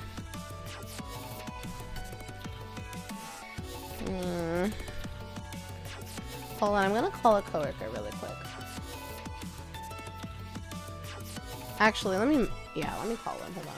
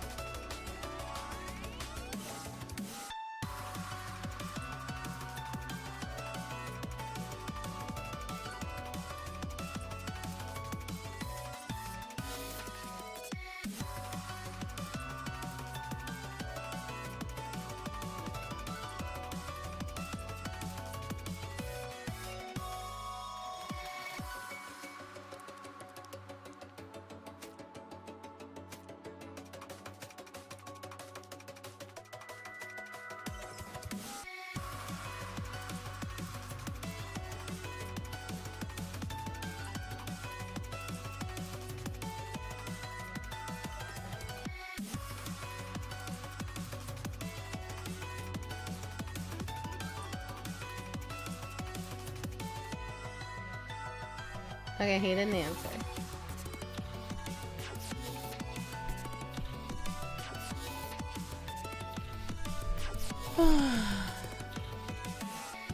He didn't answer, so...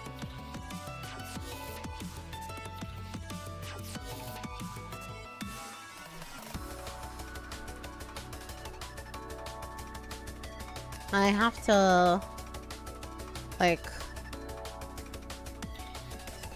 I have to do material conversions. Basically where a material for whatever reason needs to be converted to a different material. But I can't do it if they're already like on something to be shipped, basically. And they are. So I'm like asking him if they had stuff for that or not.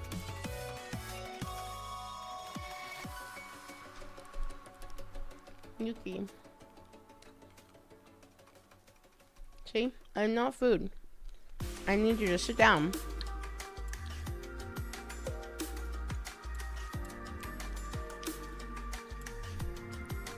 Two on this one.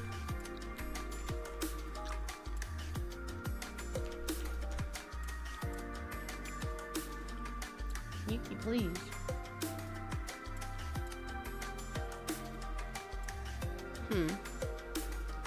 No. Good boy. I don't know, you sound like a snack. I got a piece of gum out. And he was like, oh, food? No, not food.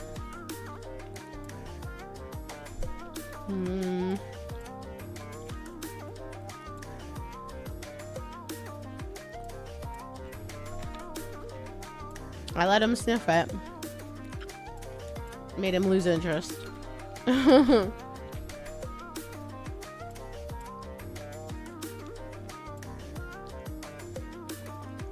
Okay. Your cat is watching with you? That's so cute.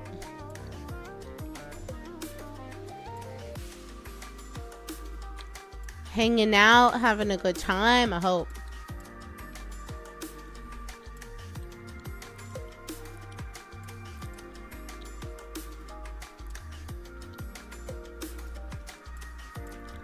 Two.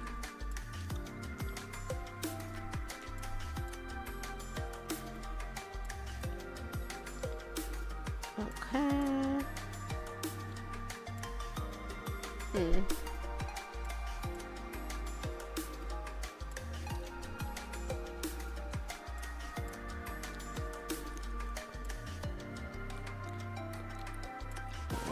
next one.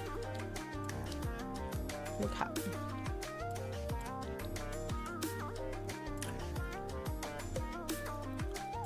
Okay. So that one's done.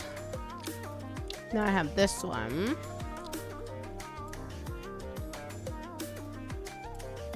It would be cuter if he didn't keep trying to bite my arm. He's young, right? I think he said he's like 2 or 3, right?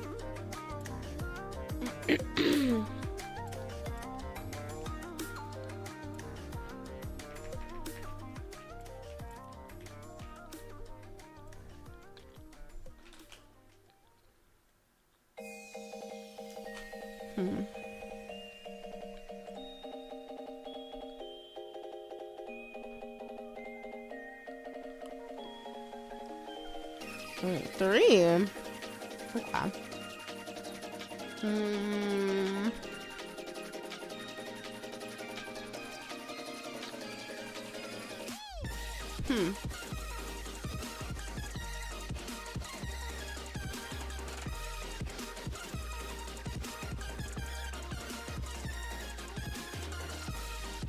Okay.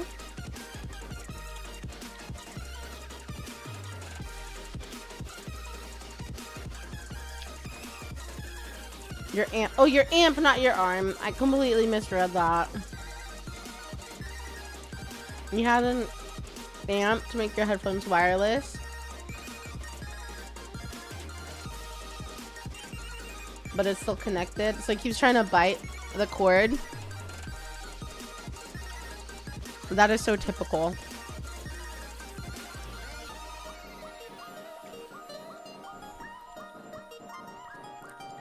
So typical, so funny. Classic. Truly.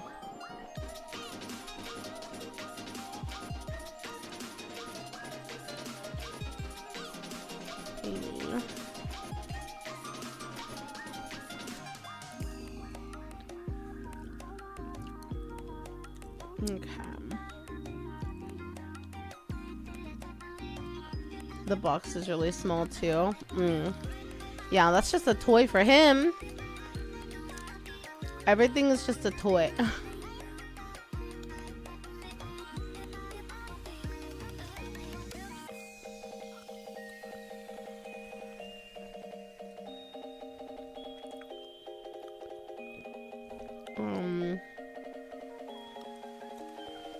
Okay.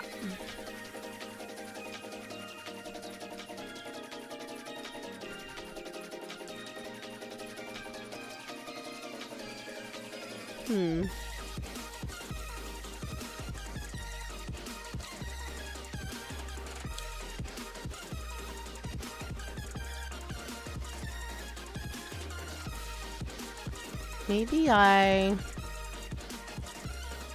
hid the wrong thing. What's the address? Huh. Dang.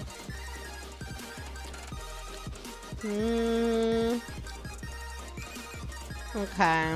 Well.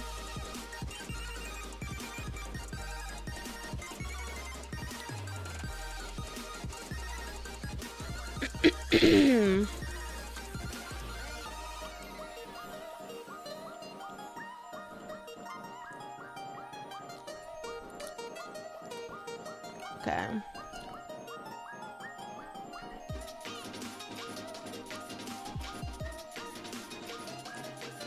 That's all correct. Yeah, a $70 toy. I'm telling you, they don't care. They either like the most expensive or the cheapest thing.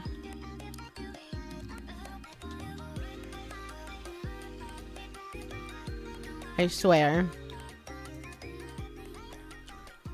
I think Yuki's favorite toy is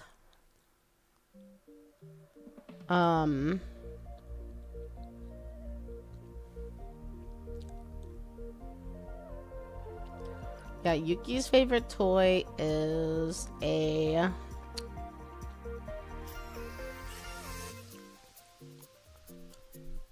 Q-tip. Q-Tip is runner up. His favorite toy is the like twisty tie for like that comes on like different food, like the thin metal wire with like the plastic around it that you twist. That's his actual favorite toy.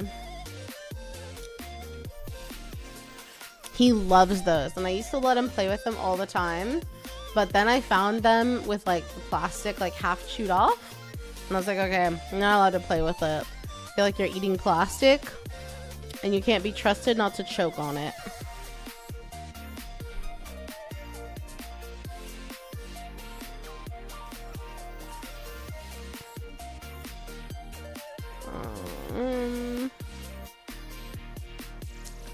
Let's see.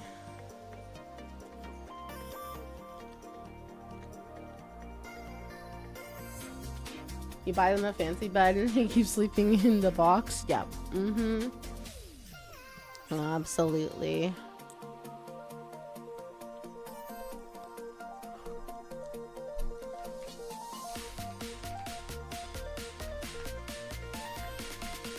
Let's see. Is it on the list? No.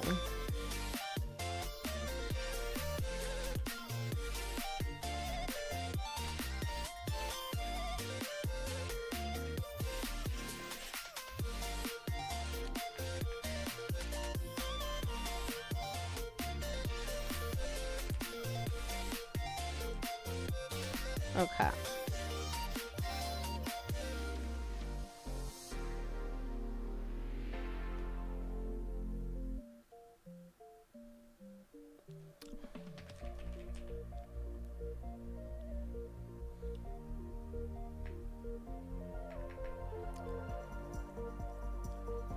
What changes?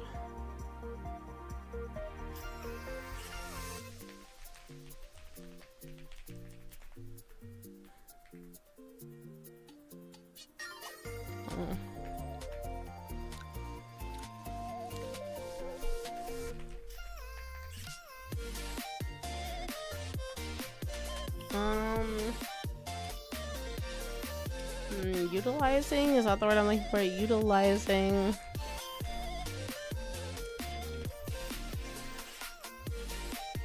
Checks the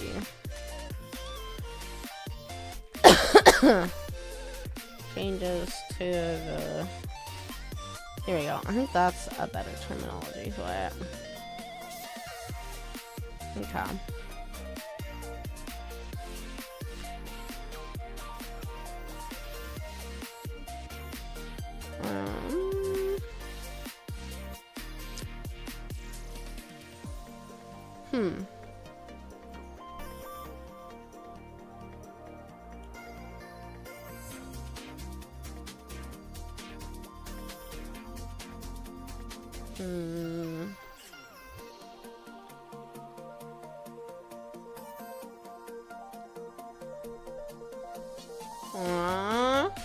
He's sleeping on the chair now. What a cute little guy. Why are cats so good? Why are pets in general so good? I feel like they're too good for us, you know?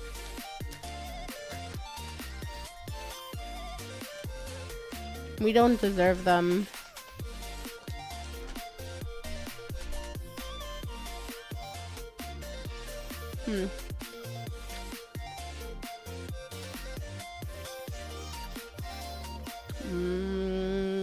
Okay. Oh. I need this.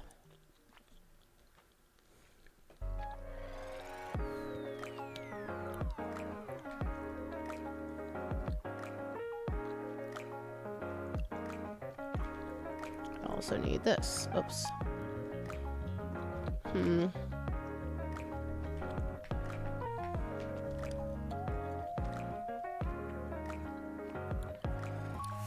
This is this one.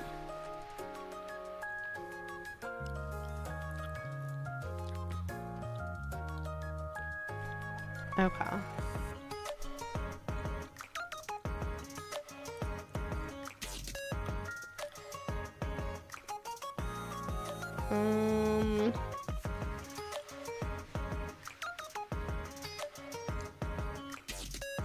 Cats domesticated themselves. They moved in with us because it was convenient for them.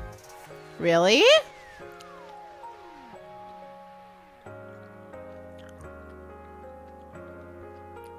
I know that they developed, I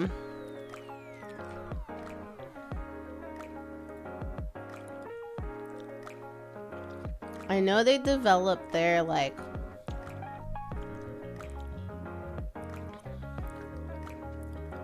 what's it called?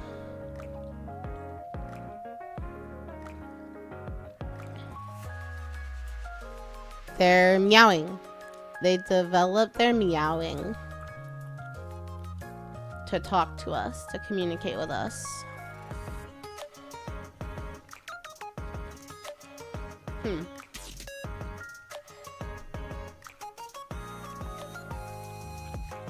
my gosh, okay. It's not working the way I want it to.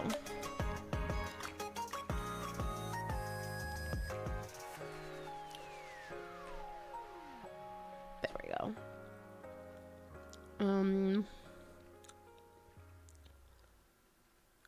Okay. Ugh. Man, I can't wait for this cold to be done.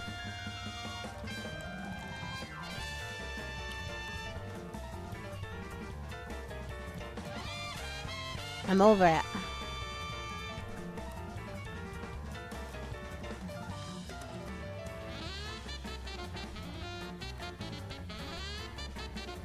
Okay. And then I had this one. They existed unchanged until the Middle Ages, and even now are genetically extremely close to their ancestors. That is so interesting. Cats are crazy. They're such intelligent, interesting little creatures.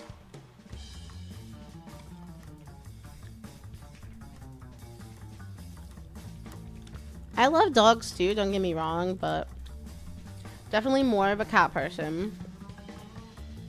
Still recovering. Yeah, like I feel fine now, but all the sinus stuff takes just forever to clear out, you know? Like, I still don't sound 100% normal. I'm still dealing... I'm still dealing with, you know, some coughing and a little bit of congestion.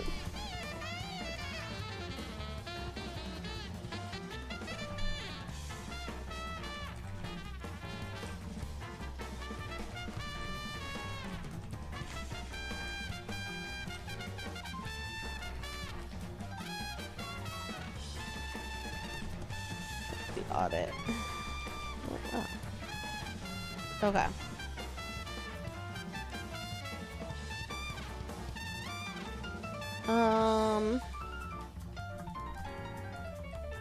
If we had them, I think that's fine.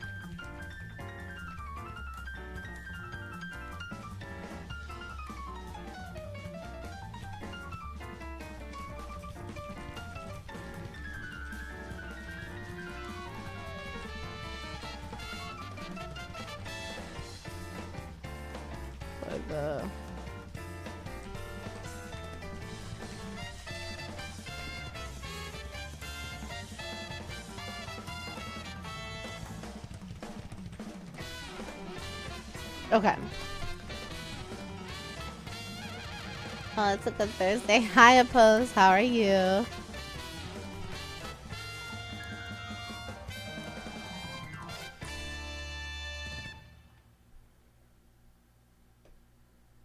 Okay. I think this is in here.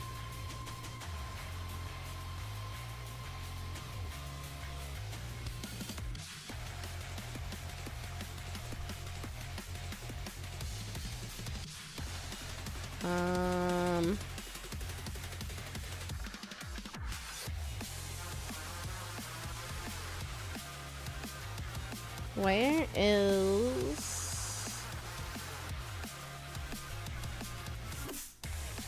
Alright. You finished the comm. You're stressing so hard. Ah! That's so exciting. Wait, has your regen been open or was it something else? Because I'm pretty sure I have notifications on. I'm stalking you.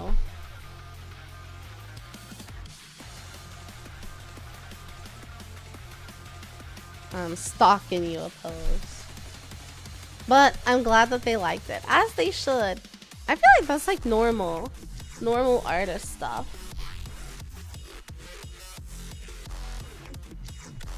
Right? I mean, correct me if I'm wrong, but do you always get nervous about your comms? Or, I mean, maybe some more than others, but do they always make you a bit nervous? No, I'm curious, because I feel like if I took commissions, I would get nervous about someone liking all of my commission, like all of my art. I mean, I get nervous anytime I do something, like if someone wants design help, because I really like to design stuff. So I've helped people with design, and I always get nervous about that. And I've written a lot of voice pack scripts now, and I always get nervous about those. Like, oh, are they gonna like it? But I'm glad you're done with it, and I'm glad they liked it. So I hope you're not tripping anymore, and now you feel satisfied and excited. That door's opening soon. My eye is peeled. My eye is peeled.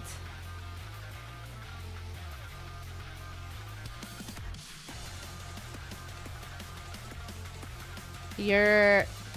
I don't know, Pose. You work with a lot of high-end clients now. You might be out of my tax bracket now, but you've been like one of my dream people to commission, so if I see that door open, I gotta take it. It's your attachment style: secure, leaning anxious.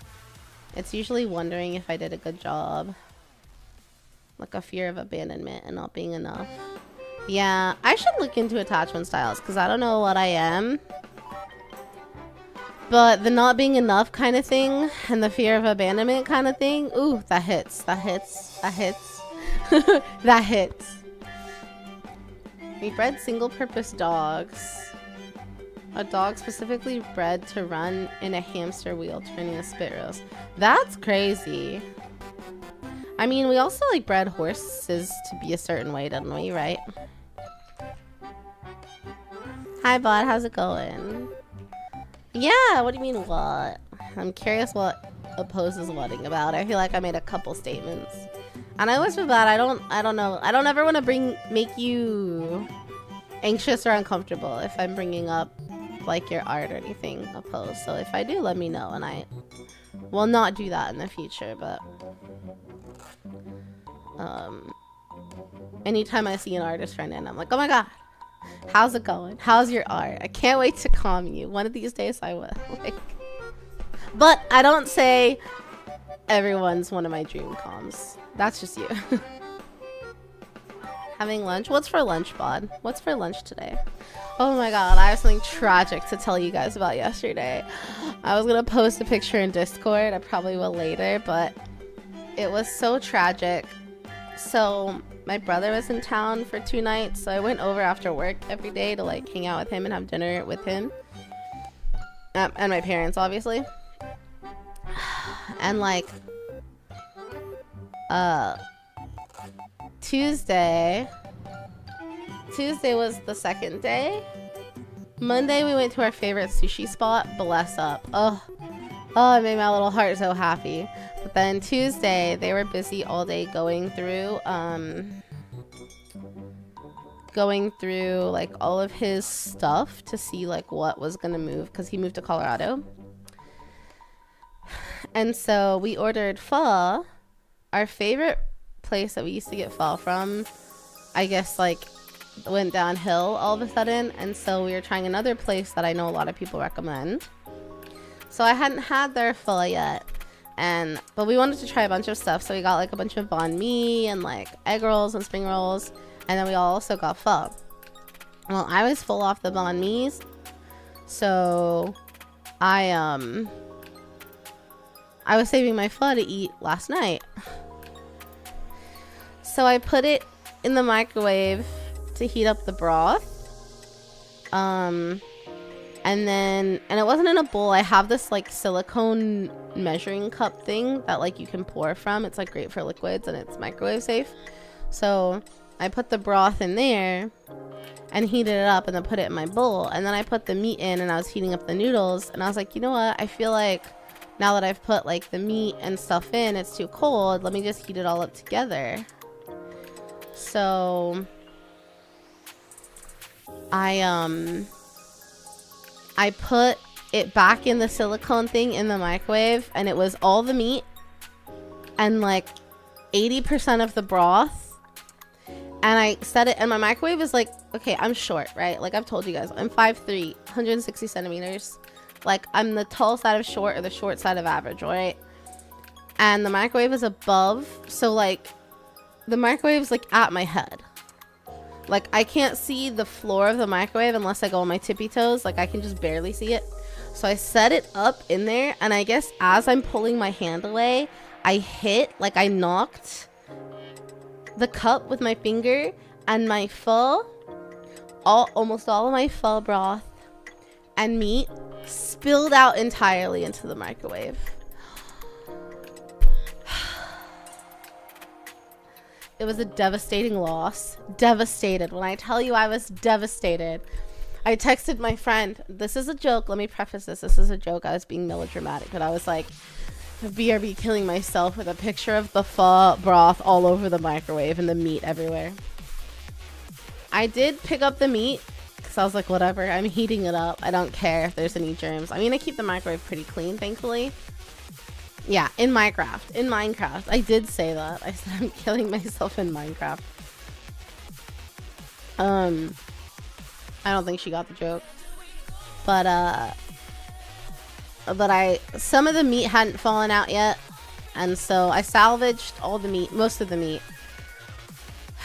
And then I put in what little broth I had left. So my pho soup was more like, it felt like dipping noodles. Like there was barely enough liquid to have a little bit of liquid with your noodles and meat and stuff. So it was like, it was so sad. I was like, oh, I wanted the pho. I wanted the soup. So I feel like I need to get pho now and make up for it.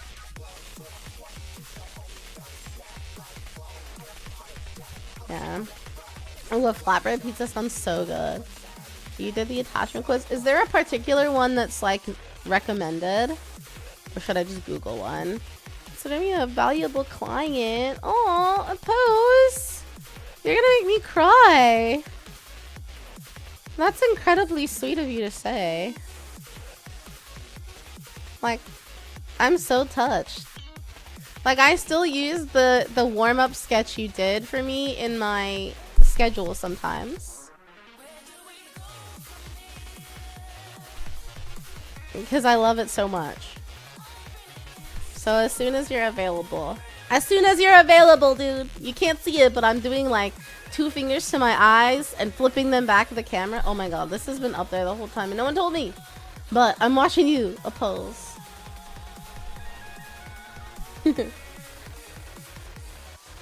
Or you and Shaq can get a big and juicy Whopper. Okay. I feel like this is an unpopular opinion and a hot take. But I love a Whopper. I love a Burger King Whopper. And on the internet, Burger King Whoppers get so much flack. Am I a weirdo for liking a Whopper? Because I do. They're so mayonnaisey and they have the char grill flavor. And they're like juicy with fresh veg. Like, I would take a Burger King Whopper over a McDonald's burger any day of the week. At least it tastes like a fresh burger. Am I a weirdo for that one? I definitely feel like a weirdo. I don't think I've openly admitted it. I should tweet. I have a confession.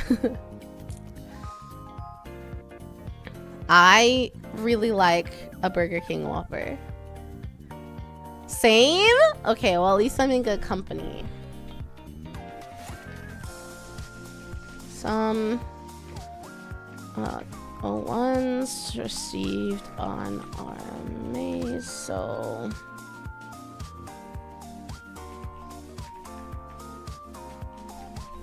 not converted. Already on and on.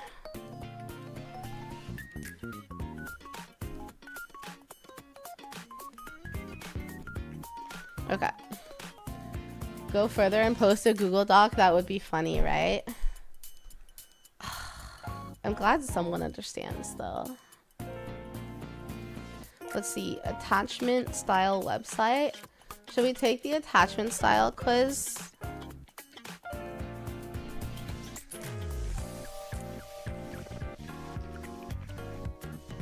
Should we do the attachment style quiz? Okay, let me check my email real quick. Those need to be saved. Okay, accept that. Accept that. Okay.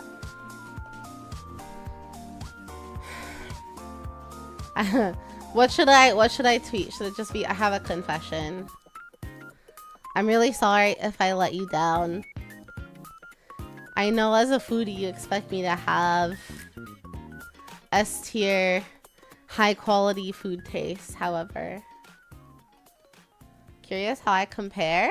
I mean, out of all of the glitch star talents compared to me, who's just a manager, like they're all infinitely more popular than me. I don't think any of them are not Twitch partners.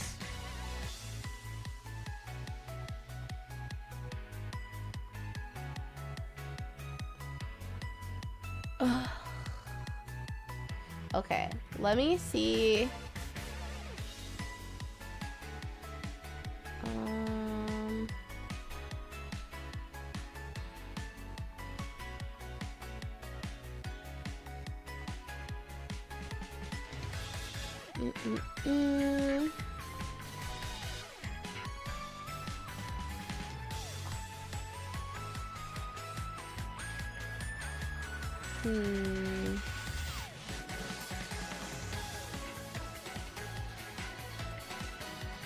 Oh, well, let me see. August.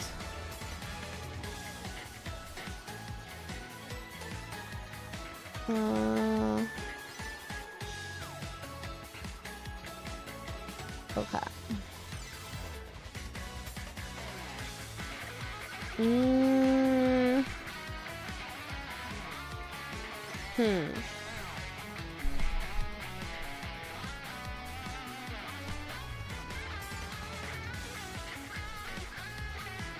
Oh, the quiz. Oh, sorry.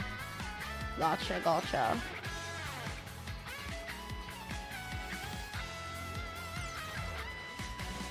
Okay. Let me look through what videos we're gonna watch, because I feel like I should decide that.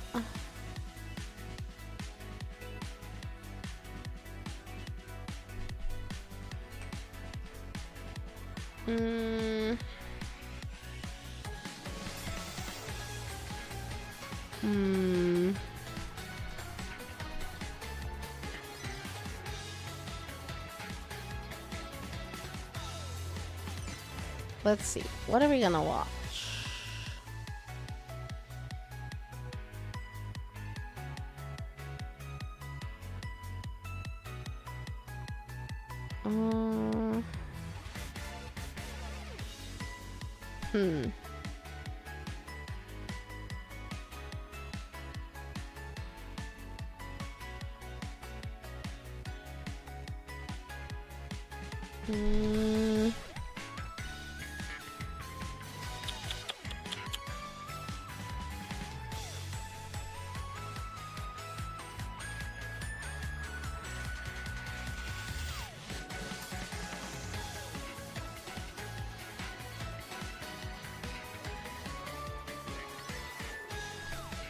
Let's see, what do I want to watch today? It's a good question.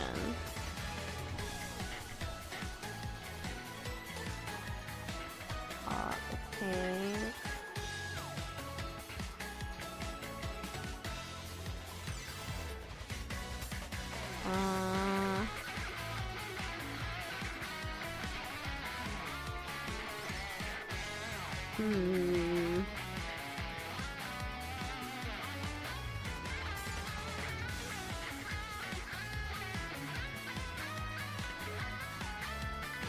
Let's see. How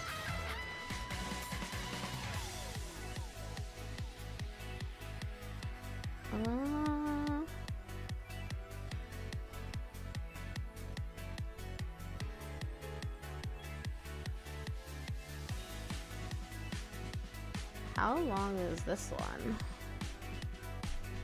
Now I can. I'm stuck in the black line barrier. Huh. That one's too long.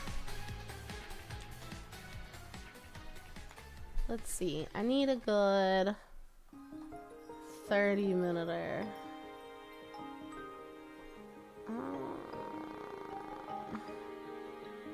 Everyone makes long videos. Usually I wouldn't complain, but...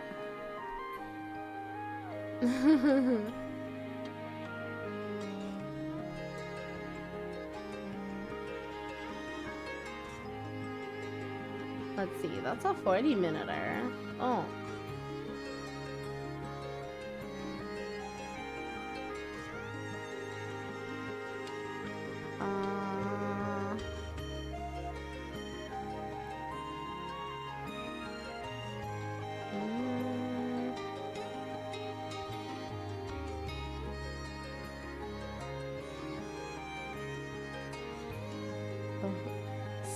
Spire Hunters? Spire? I've never heard of that.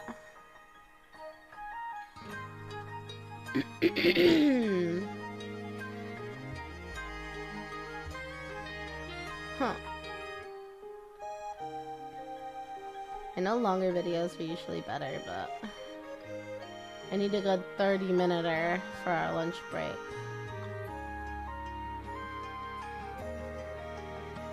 The Curse of the Necron.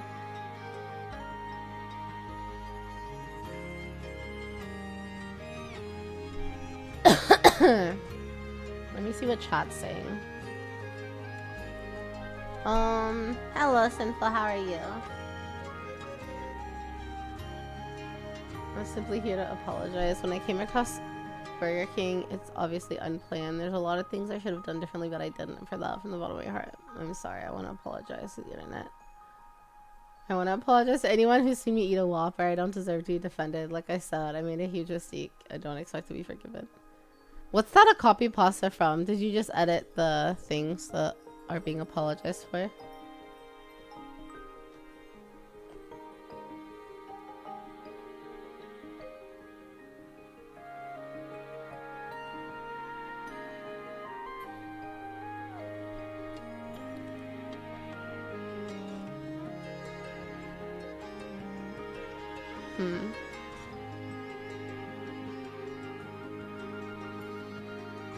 Frank, you're back. I can give you your hug now. Okay. Frank, I hope you are taking care of yourself. I hope you're having a good day. Make sure to drink plenty of water, buckle your seatbelt, and know that you're appreciated and cared about. You're the only Frank that's you. Thank you for being here. Yeah. Logan Paul apology?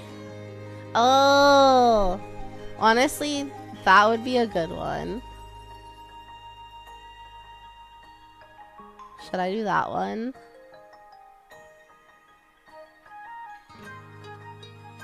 I'm tempted.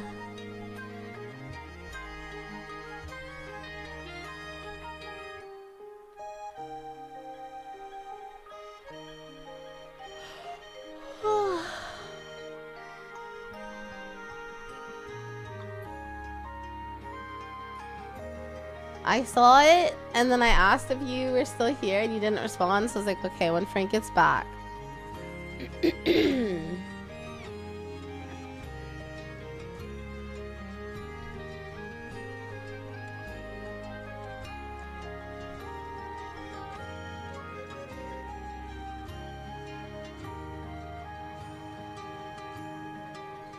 Hmm.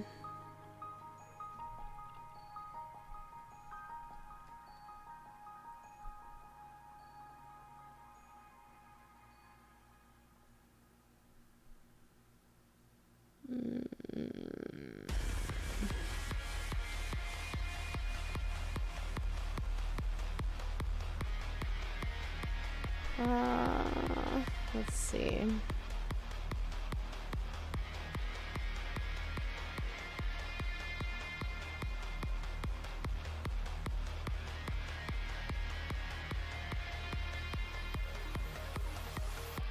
I thought I heard my name called.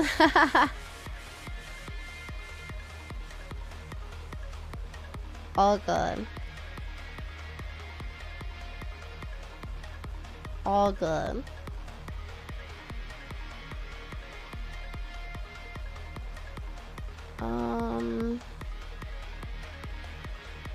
I'm just trying to see.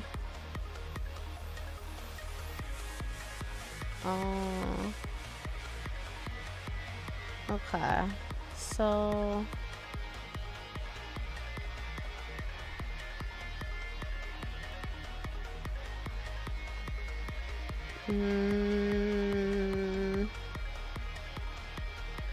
okay. No one said anything about any of the choices, so I think I'm gonna pick this one.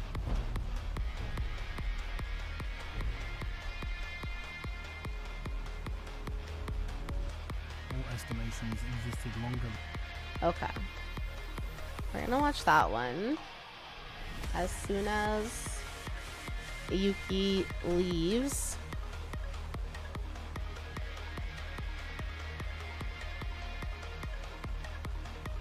Yuki, no.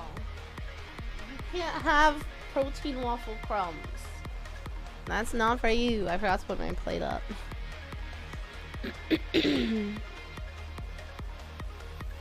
Okay.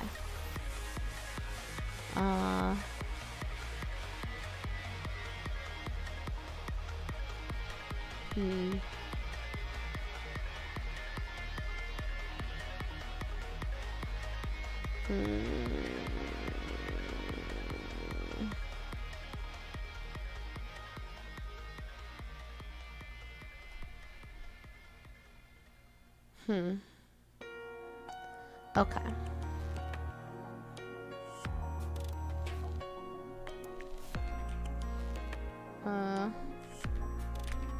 All right. Taking my lunch now. Okay.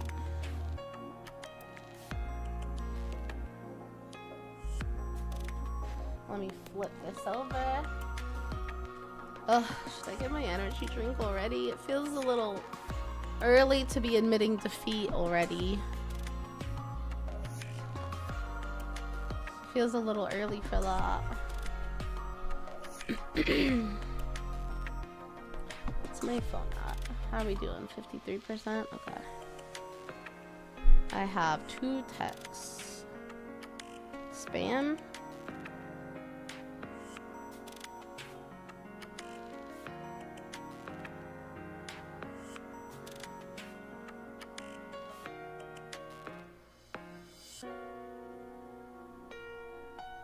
Stuff I don't care about. Okay. Let's do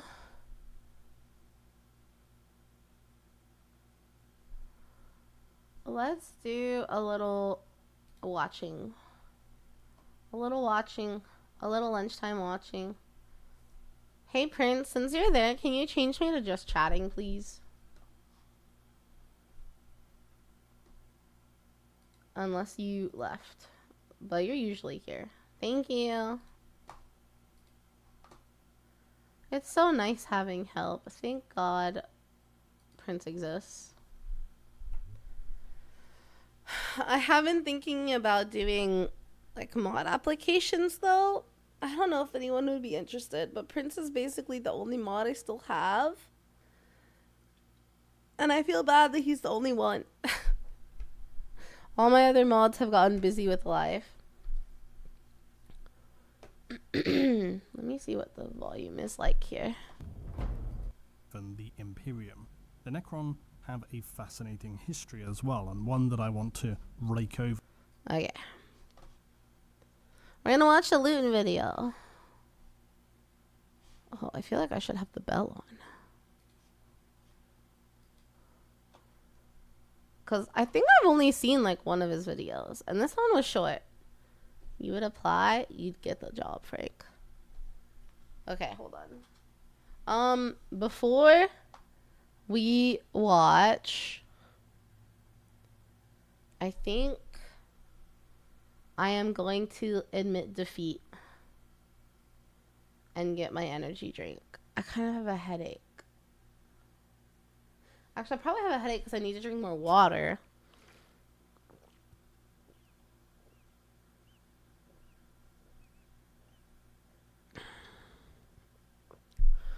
I just chugged. Okay. Let me grab my energy drink and maybe a snacky. Hold on. BRB, 1 second.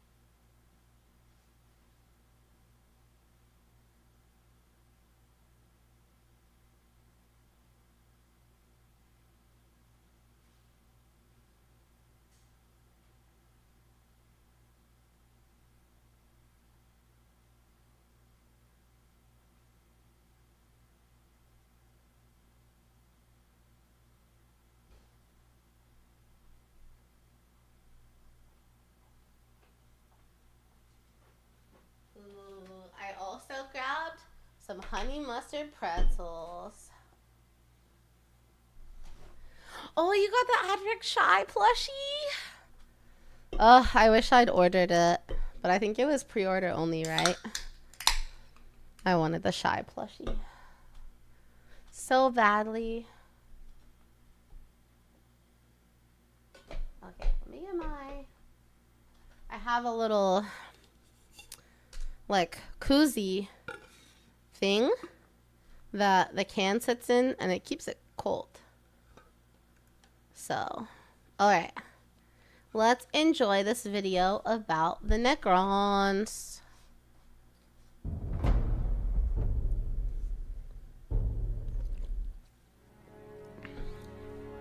Just so you know the flavor of Alani I got. One of the most terrifying forces in the galaxy of M41. They have, by all estimations, existed longer than any other civilization, and are potentially, if fully awakened, one of the most powerful factions in the galaxy, something only the Eldari seem to understand, having seen this evidenced for themselves, and who would be, in theory, capable of destroying even the Imperium. The Necron have a fascinating history as well, and one that I want to rake over fairly soon. But as often happens while putting together a different video this week, one section of it suddenly spiraled out of my control to a point where I realized it would stand better on its own. I understand that sentiment so much. When things like spiral into their own thing. Which brings me to the discussion of what do I hate about Necron War? Or to give it a far less sensational title, The Curse of the Necron. Endgame or long-term motivation is something I think we all could easily understand as being an important factor for any faction, because this will often dictate how a faction structures itself and drives its energy towards various core objectives. More than this though, an endgame motivation can fundamentally underlie everything a faction hopes to achieve, everything it does, which brings me to one of my major gripes with the Necron. Okay. Now, to be clear, this is a very nitpicky complaint, but what did you expect, honestly? If you have a better gripe than this that you'd like me to dissect, please do put it in the comments. If this is a really interesting or funny one, maybe I'll cover it. Could be an interesting new series. And just before people start engaging their outrage mouth foaming protocols, let me say this. I enjoy the Necron greatly. They're one of the best 40k factions, in my opinion. Their history is an immensely great story. Their technology in general is terrifying, unique, just as it is awe-inspiring. And some of their technology, like the Celestial Orrery, is absolutely insane. On top of this, they just look awesome. While I have... They do look cool. Like, they have a very distinctive look to them, which I agree helps them, like, stand out and look cool. Covered the Necron in one of my first videos for 40k. That was, if you can believe it, 8 years ago. Holy shit. And this video was 2 years ago. Luton's been doing Warhammer for 10 years? Boom. Dang. It really did not cover things in enough detail or quality. The scale, the grandeur of the Necron civilization, not particularly illustrated at that time. So rest assured, this is on my to-do list. Plus, if you haven't read or listened to the Necron novels, The Infinite and the Divine, The Twice Dead King, Ruin and Reign... Oh. I wonder if these are good books to listen to. I didn't think about it. But Luton's, if you haven't read or listened to these books, has anyone listened to a Warhammer book, like audiobook? I feel like I'm not good at listening to audiobooks, but I am good at listening to podcasts. So I wonder if listening to a Warhammer audiobook would work. Because it's almost like informational, you know? I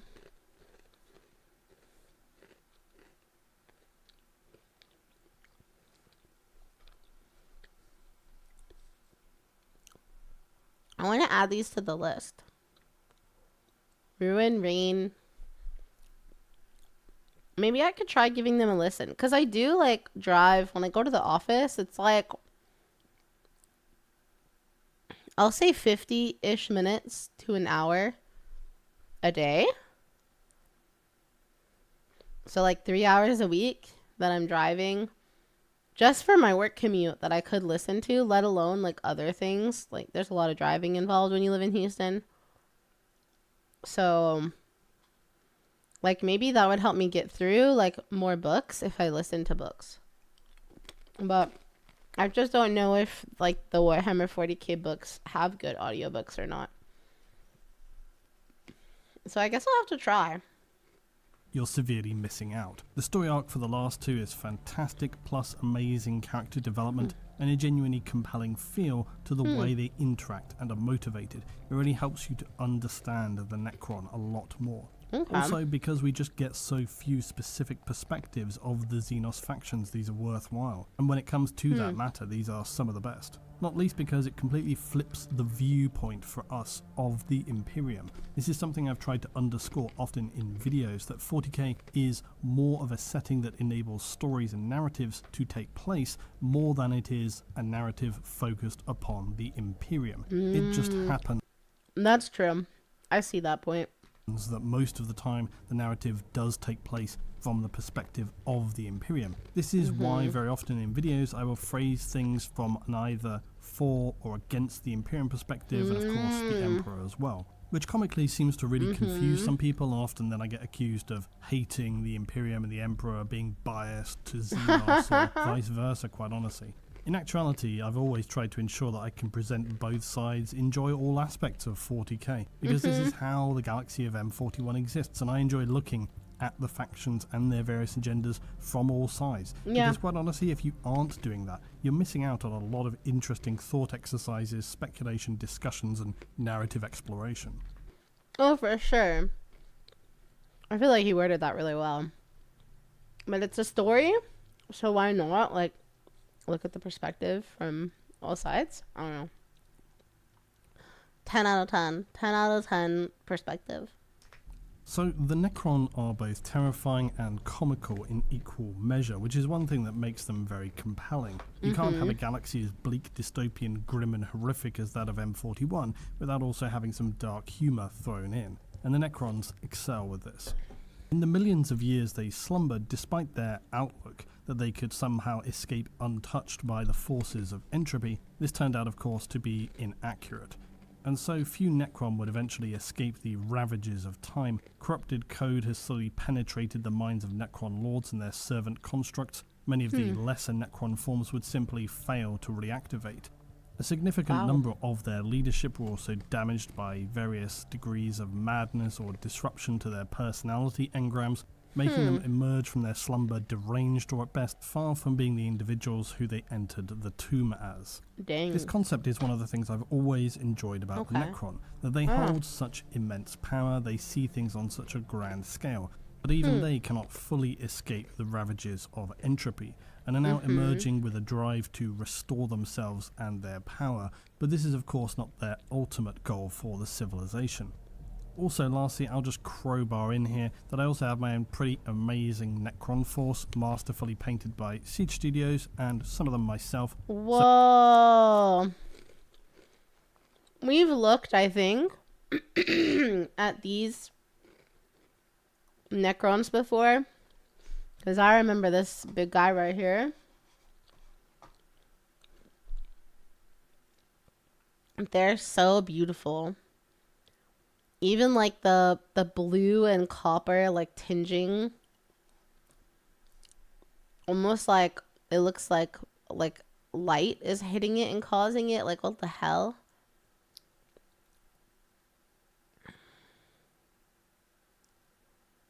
Oh, they're so pretty. But no one can say I'm not on the Necron team here. Wow. What grinds on me is the vague impracticality of their endgame goals, and I'll explain that some more later on. I think that's fair. Because, like, it helps to know that they have a goal, what their goal is, you know?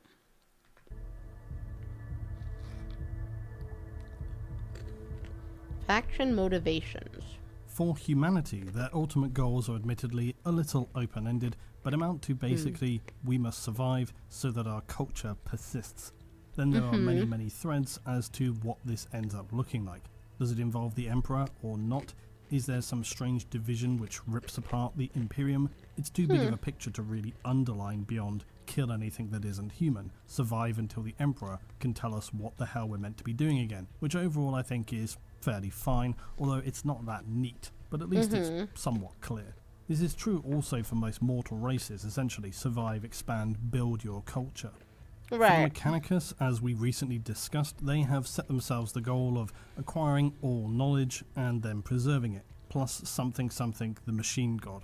It's pretty vague, but they seem quite motivated about it, and undoubtedly it will become clearer over time. So, fine, I guess. But actually, I'm not a huge fan of the Mechanicus endgame as well, because it's just not especially clear. There's no sort of rapture event for them, or Armageddon, once they've finally secured all knowledge. So once you've secured all knowledge in the galaxy, then what? Right. For the Eldar, it's pretty open-ended and similar, but it also involves destroying Nemesis enemies, and somewhat righting past wrongs to restore themselves to dominance. Within that, of course, you also have specific factions like the Inari, who are on a mad crusade to murder Slanesh. Ballsy choice, but at least they know what they're doing. Ballsy choice. Could you even kill a Chaos God? Are they even killable? Can they be eliminated? Like, surely they can't, right?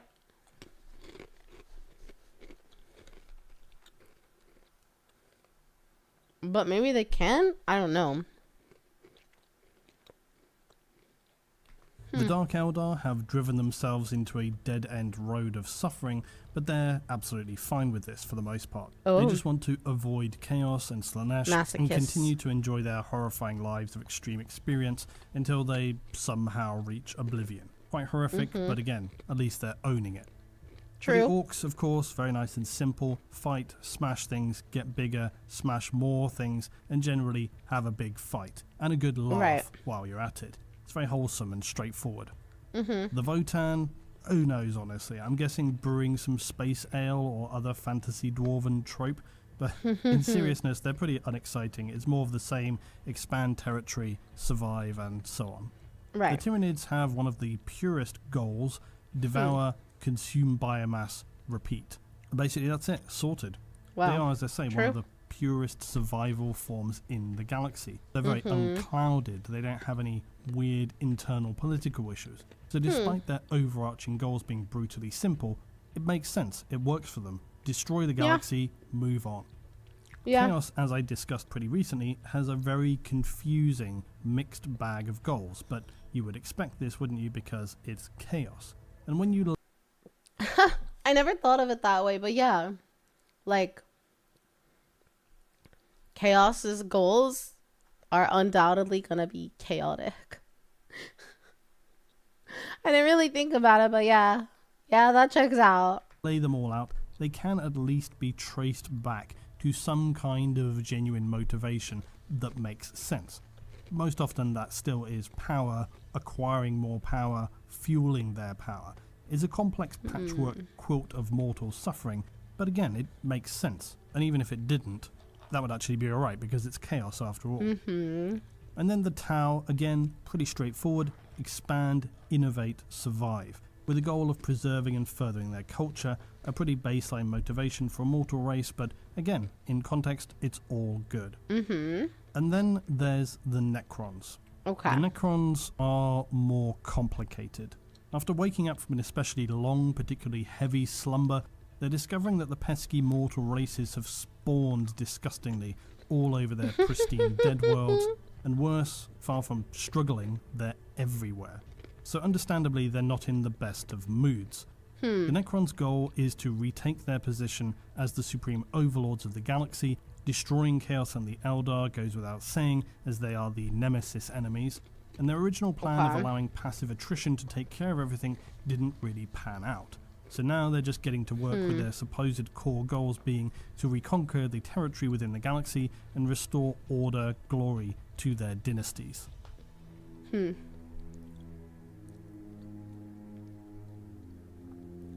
Okay. Now we'll circle back shortly, but first a very brief but necessary history about the Necron. The Necron arrived in Warhammer 40,000 in the 3rd edition. This was back in the halcyon days of 2002. Wow. Their lore has existed for 24 years. That's crazy. Their lore would of course later become one of the biggest, let's say, corrections in 40k lore. Oh. In this time though, the Necron lore essentially had the end of the war in heaven culminate with the unleashing of warp horrors, notably enslavers, and that the Necrons remained also enslaved and subservient to the Catan, all of whom would enter a period of extended sleep using the Necrons' stasis technology. I feel like I need to rewind that a second. I got distracted by this. In heaven culminate with the unleashing of warp horrors, notably enslavers, and that the Necrons remained also enslaved and subservient to the Catan, all of whom would enter a period of extended sleep using the Necrons' stasis technology. The Necron and Catan, that is, not the enslavers. The unstable warp power and the horrors pouring out of it at this time were anathema to the Catan, just as the Eldar were. And they could see that the warp horrors were going to scour the galaxy of all significant amounts of mortal life, which they were feeding upon. For the Catan though, and now the basically immortal Necron, they had no mortal perceptions of time, and so decided that it was best all around to just sleep for a few million years, and then awaken to a new galaxy where the warp had calmed once again and would be full of life for them to feast upon. Wow, they were so optimistic. They were like, yeah, we're gonna go to sleep and wake up and things are gonna be better.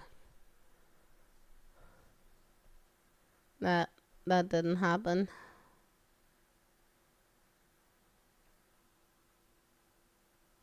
Shoot. What do I have it? A 1? Oh. It seemed like a solid plan.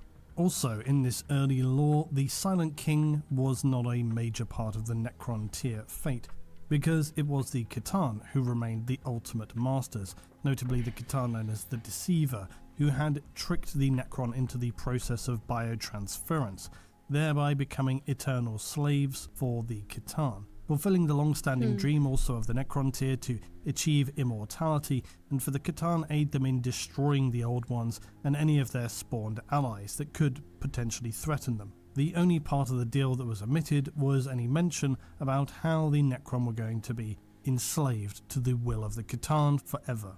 Also within this ancient lore was that of the pariahs. Most people know of pariahs as being those humans who are basically anti-psyker. They are so opposite on the scale of psychic power that they can be used as a weapon against psykers. They effectively nullify their power, like the Sisters of Silence, even causing them pain just by being in their passive presence, Pretty and even crazy. that of ordinary humans for that matter. In the first Necron appearance though, human pariahs were being captured by the Necron, forged into these bizarre warrior forms, also known as pariahs. Huh, interesting. When we go to sleep, we're gonna wake. When we go to sleep, we're gonna wake up and things are gonna be better.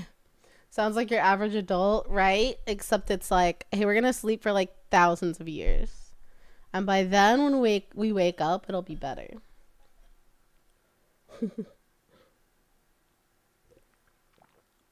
I feel like that's like if someone 200 years ago said, I'm gonna go to sleep, and in 200 years I'm gonna wake up and it'll be better. Depending on where they are, that might not be true. It was even suggested that the C'tan or Necron had seeded ancient humanity with a pariah gene to, over millennia, produce the harvest they were now of pariahs. Of course, this lore would disappear, never to be mentioned again.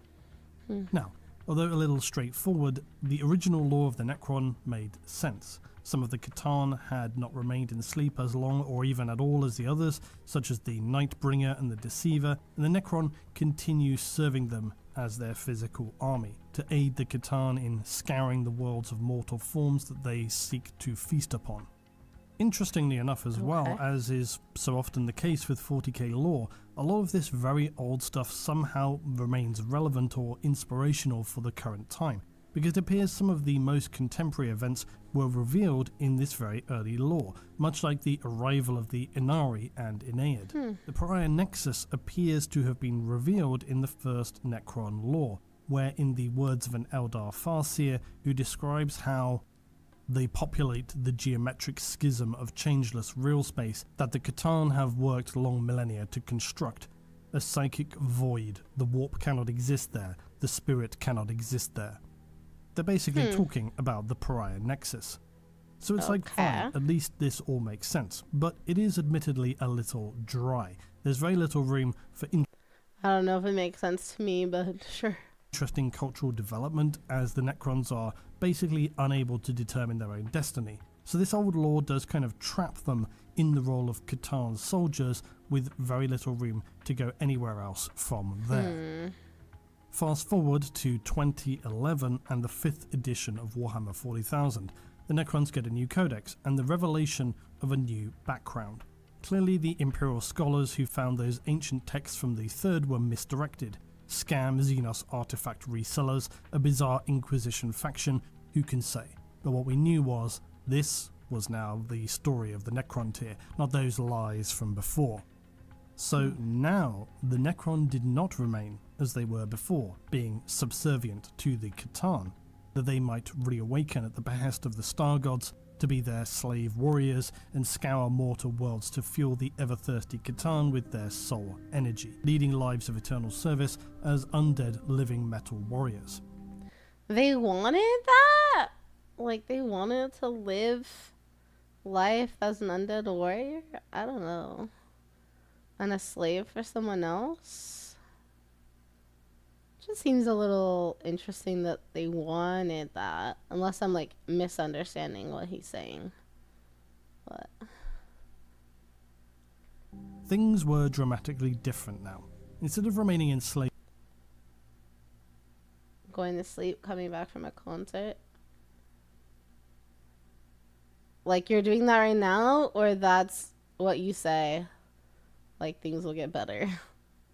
to the Catan at the end of the War in Heaven, now it was told to us that the Necron had rebelled and turned their immense technological power upon the depleted and off-guard Catan. Such beings could not be destroyed though, for they were made of the very essence of the universe, and so the best that could be accomplished was in shattering and imprisoning these shards of Catan, thus effectively destroying them. The shards of the Catan were imprisoned in the Necron's extremely advanced technology, each shard being placed in their tesseract labyrinths. The shard of the Catan could, in theory, provide them with all the power they would need for... Oh, that's right. That's right. This is like a shard that's being used inside of this thing, right? And they power stuff. It's how Necrons felt after waking up. I see. Okay, I was right. all time.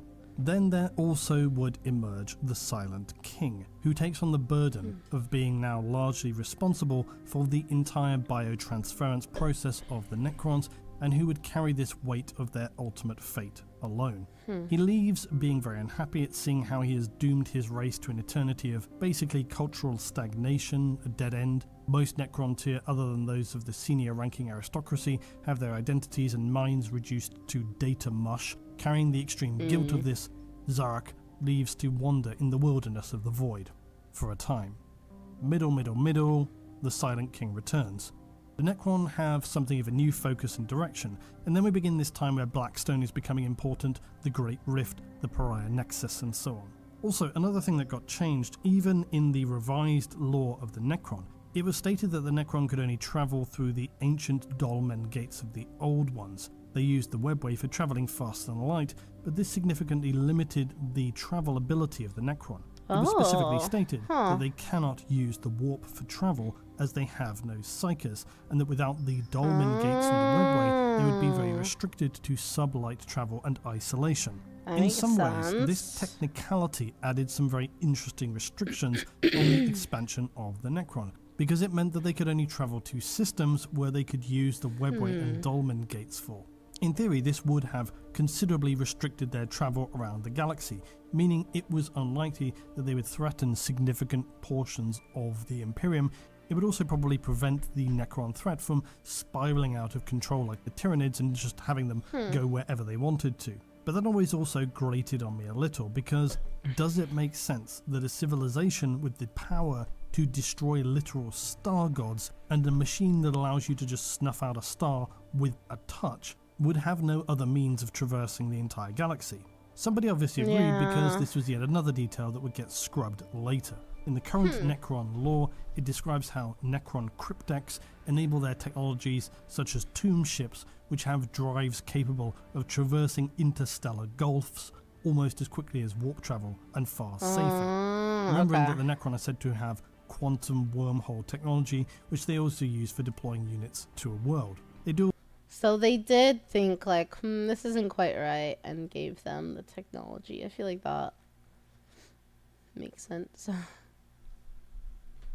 Also retain the use of the dolmen gates of the old ones, but this is now not a restricting factor of the Necron as it was previously thought to be. So really what I'm trying to illustrate here is that a lot of things have changed when it comes to the Necron. So is my gripe with the Necron that they're cursed to endure these constant lore corrections and reframings? That out of all of the civs in 40k, they're the ones who keep getting chopped and changed the most? Surprisingly, no.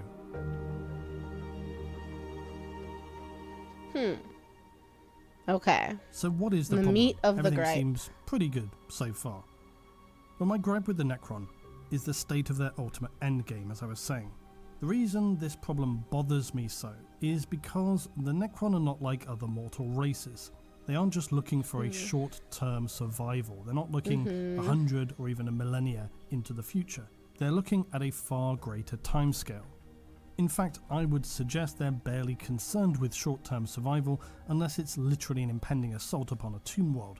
So yes, they want to reconquer the territory within the galaxy and restore the glory to their dynasties. This all sounds good, it works, it enables short-term interest for the Necron in the context of the 40k galaxy. Where they're awakening, they are strengthening their forces, we wonder what impact is this going to have on the Imperium and so on. Plus, there's also now the interesting feature of the Pariah Nexus, the Blackstone pylons, and all the stuff that's happening there in relation to the Great Rift. You also do have individuals of note within the Necron Empire, like Illuminor Xeras, Trazyn the Infinite. They're all doing their own thing as well. So there's plenty going on with the Necron in the short term. This is all fine. My gripe is the long-term plans of the Necron, which I refuse to accept. It's just an irrelevant small thing. It matters to me, okay? Because if the Necron were to be successful, and this is bleeding over a little into another what if they ruled the galaxy vid, but if the Necron were successful in their goals, okay, then what? This really matters, because apparently it remains a goal of the Necron to seek to reverse the process of biotransference for themselves, basically to make themselves flesh and blood, mortal again. This has been stated as the goal of several Necron dynasty. It seems to be a goal for the Silent King, and for those, for example, who... I mean, yeah, of course they want to make themselves immortal again. Who wouldn't, I guess? hail from Zantragora.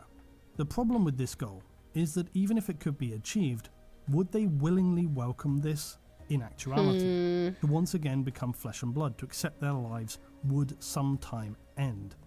The populace were always seen as just an anonymous peasantry by the ruling nobles of the Necron tier anyway, but after biotransference, so little remains of their soul that the Necron warriors and lower tier servants of the dynasty are very little more than zombies. They're basically just animated instinct. Dang. So what would biotransference look like for them? Or is the plan for only those of the more sentient Necron to reverse their immortal forms?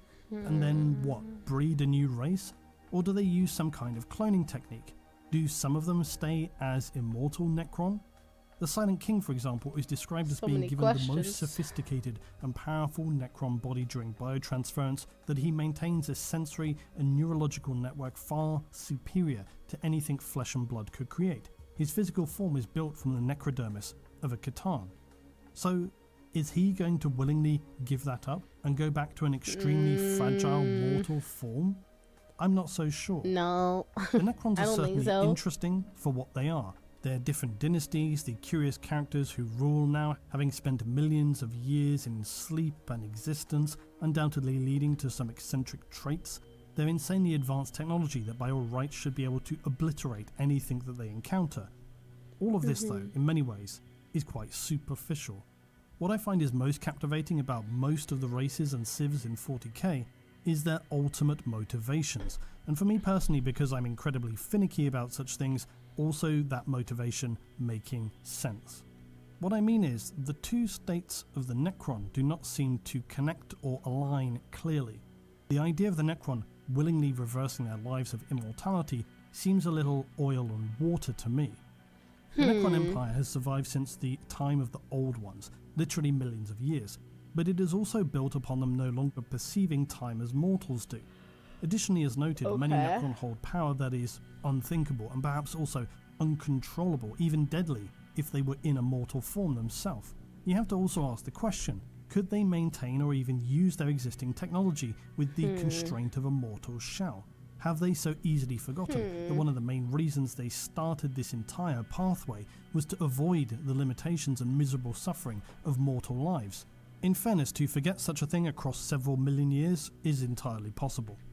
Do they seek to reverse this biotransference process because Zarak feels bad about what happened during the original process for his people? Well, okay, except the Necron tier were notorious for not particularly caring about the lower classes. This is why...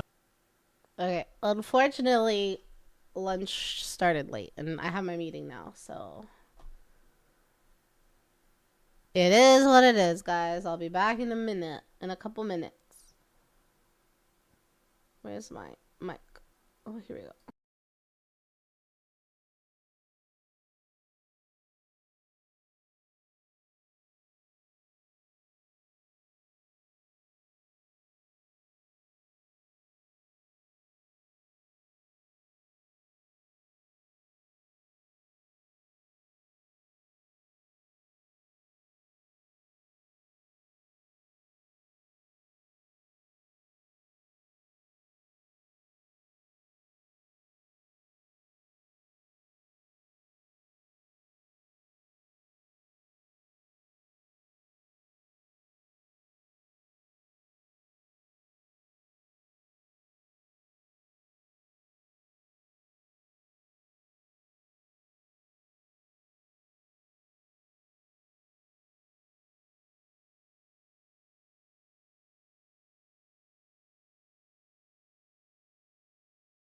The ghosty girl. I said it's the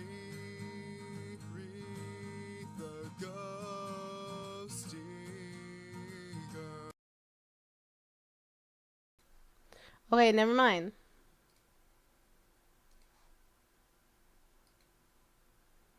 We're going back to the video. Oops.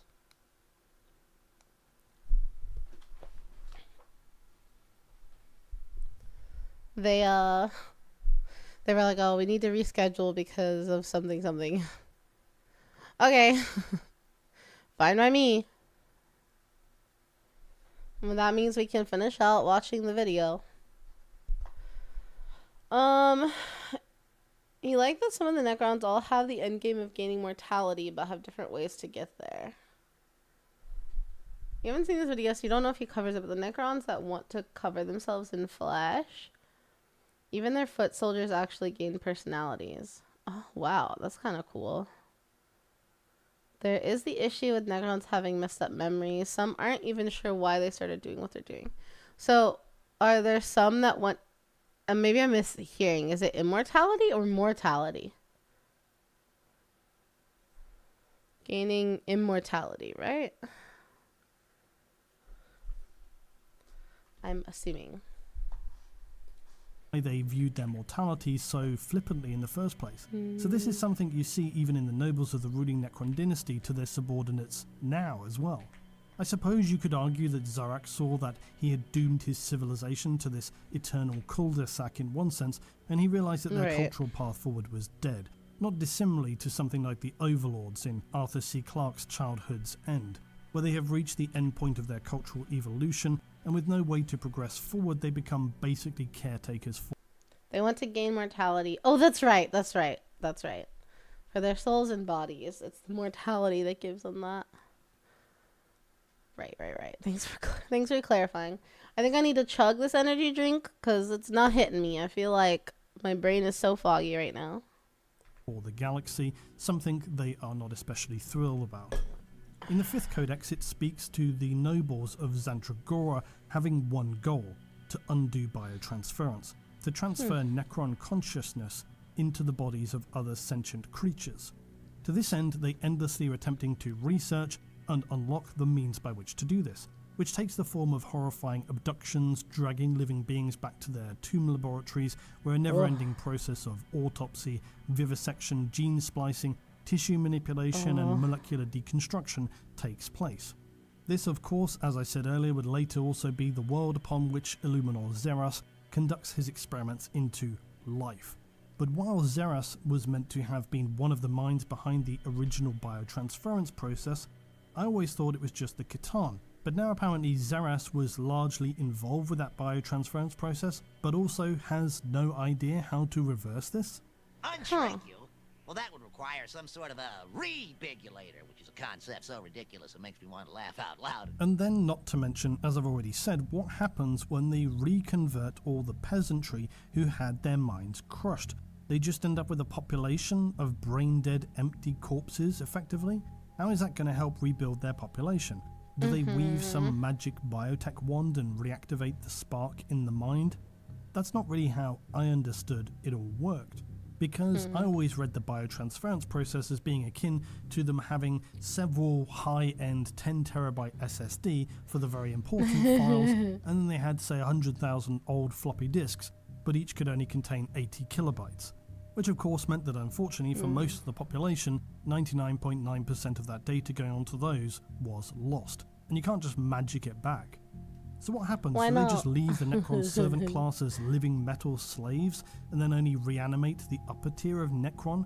How many people is that going to be? How will they create a functioning reproductive system? How did the Necron tier even reproduce in the past? Will all of the Necron dynasties be on board with this idea? What if some of them don't like the idea of returning to a mortal life that means they will then inevitably die?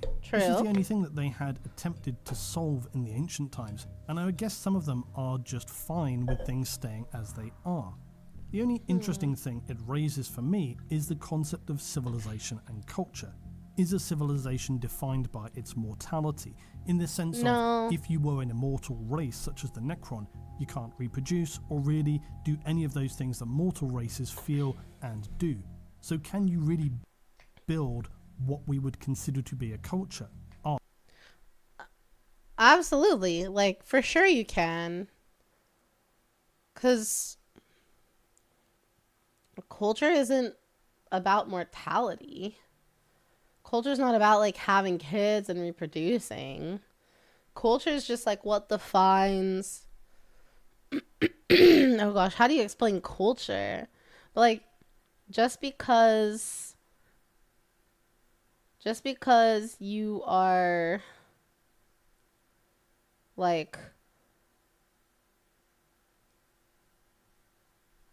I don't know, just because you're immortal doesn't mean that you can't have culture. I don't know.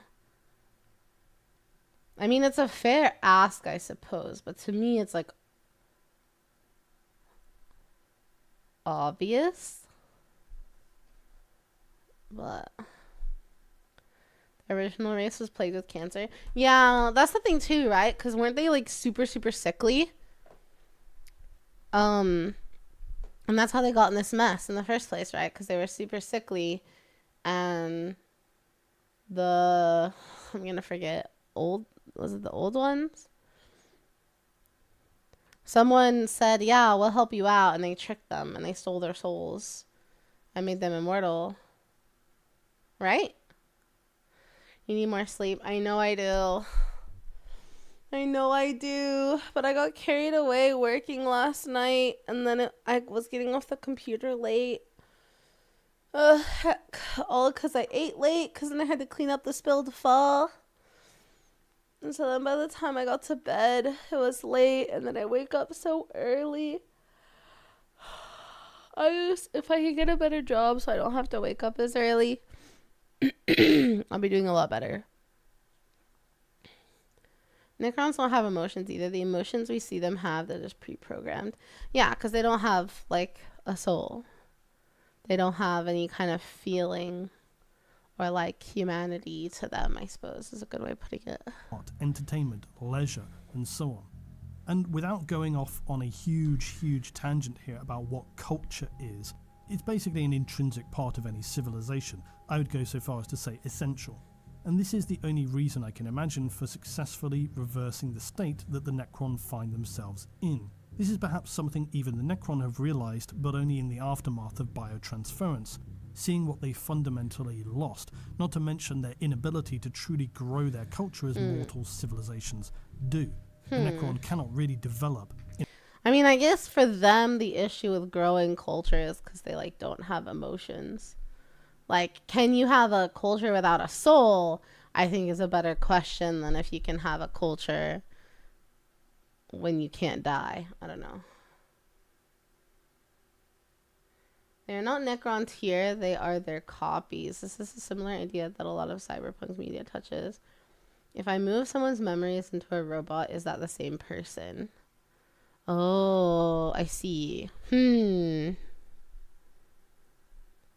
Huh. Wait. That is a good question. Wait, that's a philosophical deep dive that I want to bring back after this video is done. in a forward progression. Anyway, I think you get the point.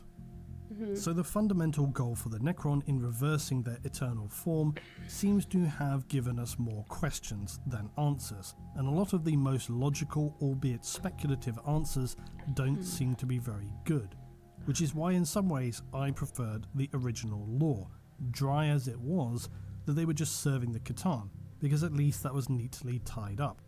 In many ways, they're kind of damned if they do and don't, because if they remain as they are, then they're consigned to this cold, sterile existence where only the few have retained anything of what they were, and what kind of existence is that going to be for the whole of time? You can well imagine questioning even what the purpose of existence would be at that point in time.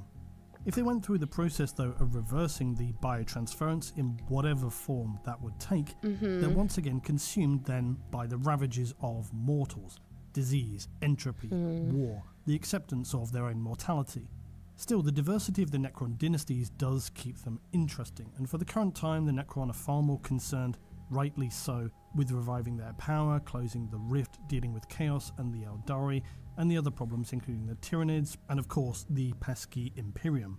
There also remains some genuinely interesting aspects to the Necron, one of the main ones being, despite their nihilistic hatred for all, they also appear to have this curious willingness to ally with others, even seemingly the Eldar at one point in the past. And that again raises a lot of possibilities going into the contemporary narrative of 40k. Now, I hope you can all appreciate that as someone who is literally immersed up to my eyeballs in 40k lore, I'm fully aware at the almost extraordinarily glacial pace of the narrative. I've even made my peace with the fact that I may not, in my lifetime, actually find out if the Emperor is ever resurrected or not. I genuinely think that could happen. Yeah, honestly, I kind of agree. Like, will we ever know? Will it ever get to that point? Like, how long has Warhammer lore been going on? Or 40k lore been going on, I guess, specifically? And we, like, don't... I feel like we've made no progress. The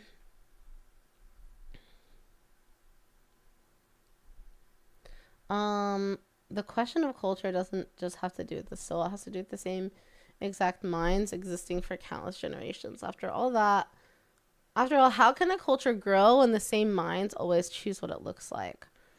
I think it would be different if it was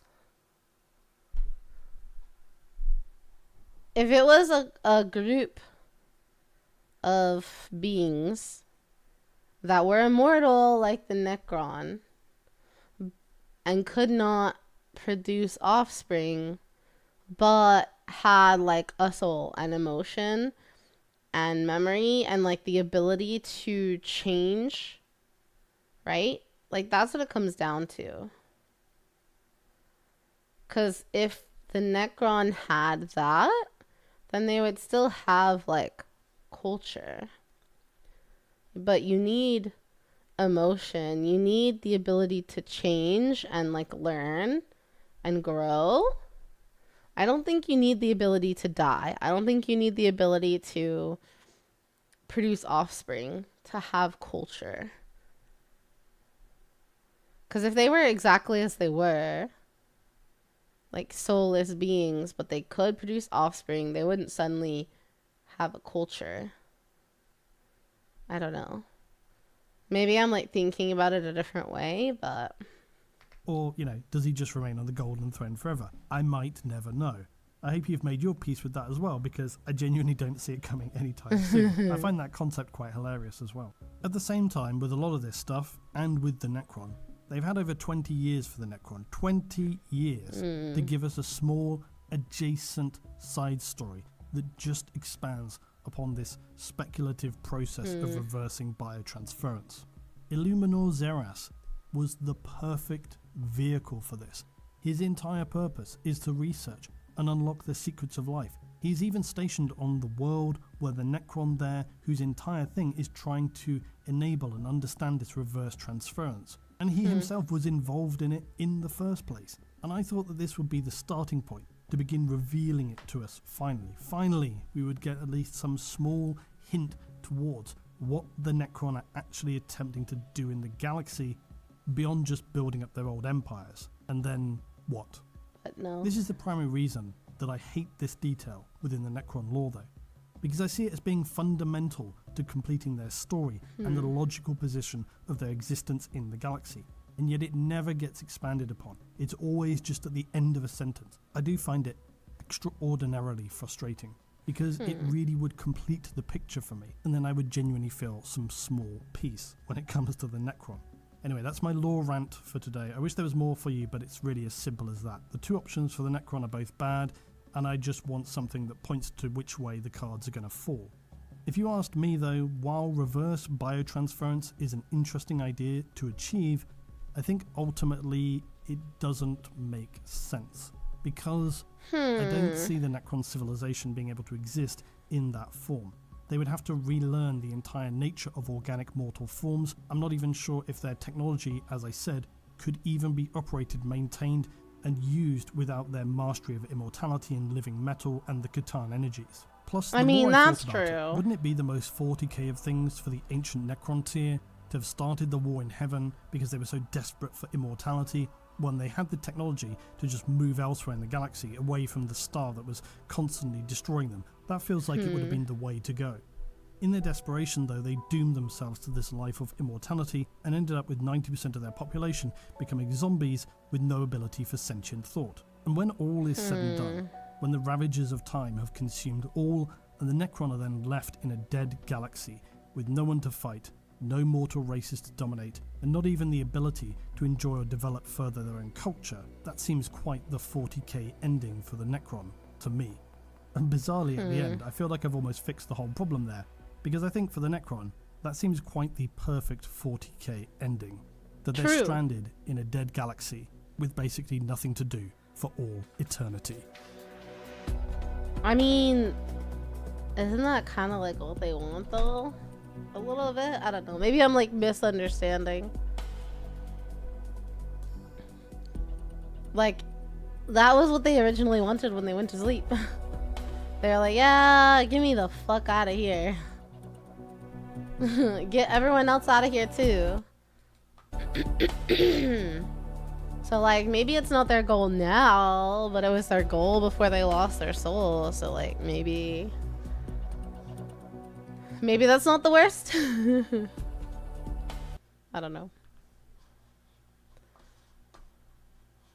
It does bring a lot of interesting questions though. Thanks for the video, Luton. A short little introspection on the Necron. I appreciate that. Alright.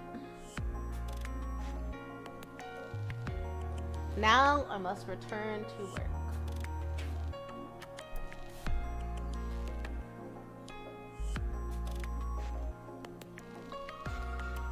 I don't wanna work. You know what I wish I could do? I wish I could borrow my roommate's Switch and play Pocopia with you guys. Work is pretty slow. But I'm trying to be really cautious of double dipping and working on glitch star management stuff while I'm doing my day job, because I feel like it has led to some miscommunications or just like issues, because like I feel fully focused, but maybe I'm not, you know?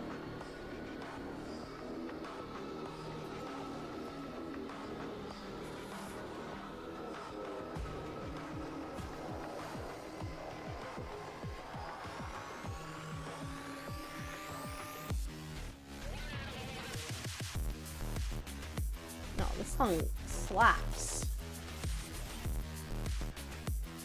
But okay, so if you move someone's memories into a robot, is it the same person? I like that question. Part of me wants to say yes, it's the same person. In that moment, after first transference, it is the same person, but then after that moment, they're a different person because then it's based on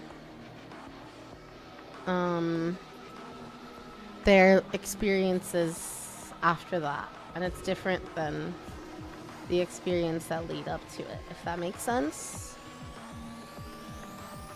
So like in that one moment I feel like they're the same, but then after that they're not. But I would love other people's opinions because I don't necessarily know what the correct answer is.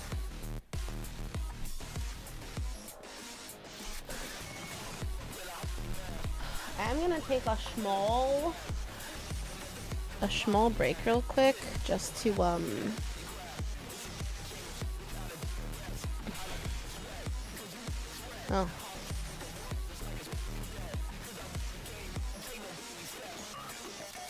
just to get some more water and put my plate up from my waffle and my bowl from my goldfish.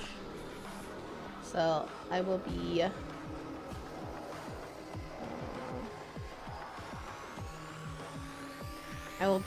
right back.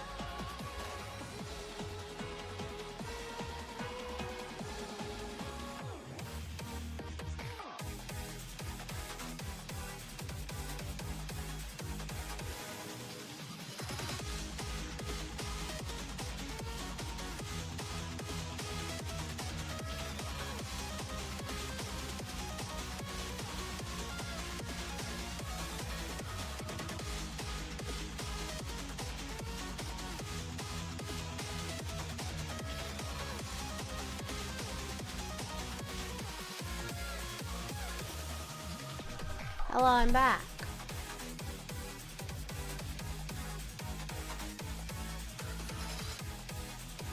Something interesting that Avian brought up.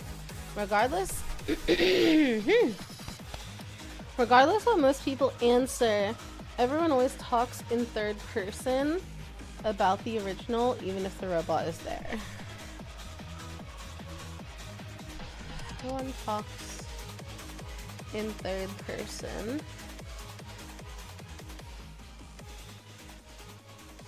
Oh, interesting.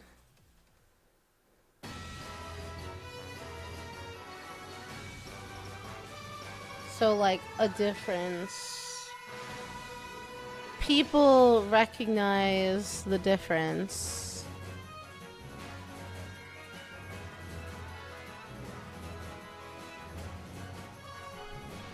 Whether intentional or not.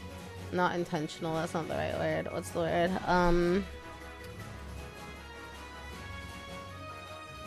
People recognize the difference whether it's conscious or not. Is probably what I'm looking for. They create a line between robot and original. Yeah. Okay.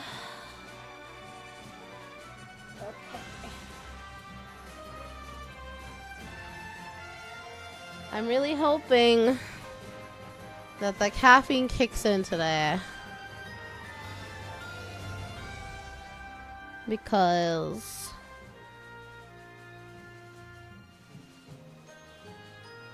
I'm struggling. I'm struggling today.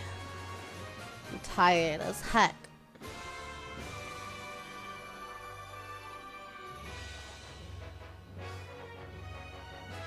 Ugh.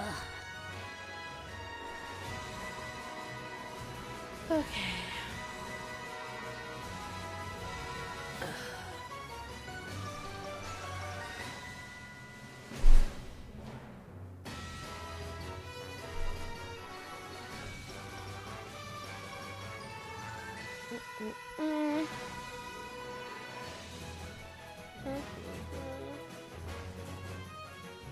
Okay.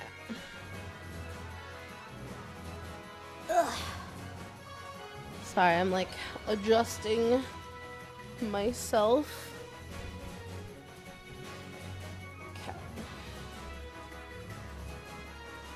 Okay. You played dialogue? What's that?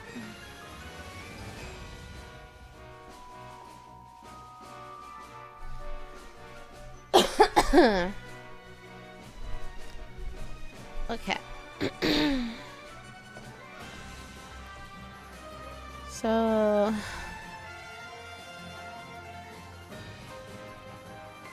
on site 420. Okay. Oh.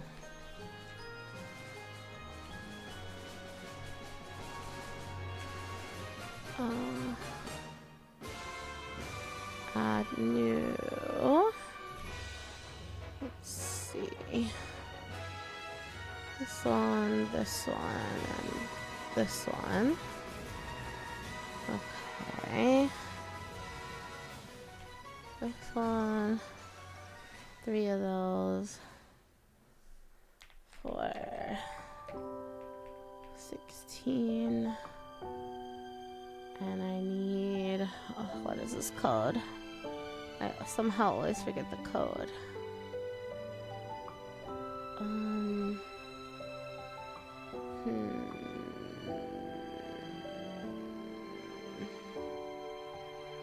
No, this one.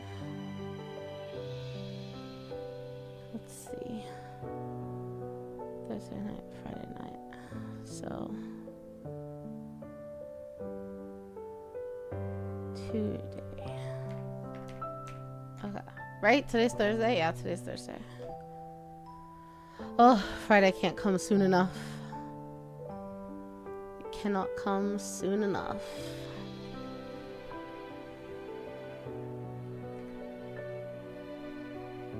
Okay.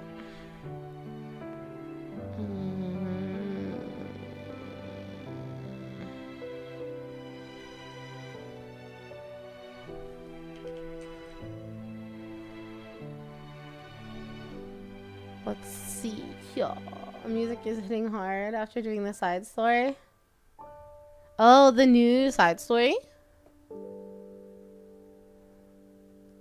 I haven't done any of the side stories. I feel like I need to.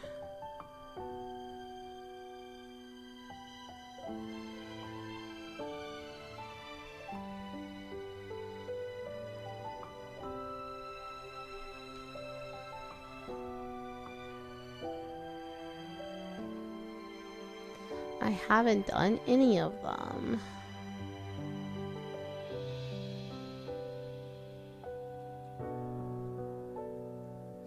The pretty one? Oh shit, I want to do that one. Do I need to do the others before I do that one?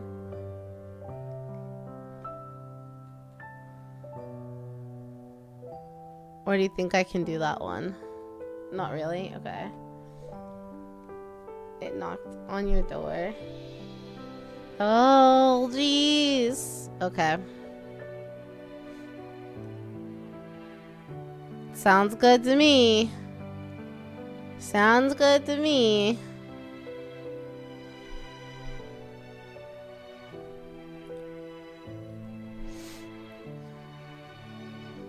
I'll give it a listen.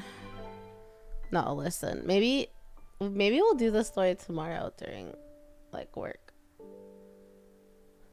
Like after my meetings, because Fridays weirdly have a lot of meetings. So like when I start lunch, maybe we'll start it and then finish it. Do you think I can finish it in 4 hours?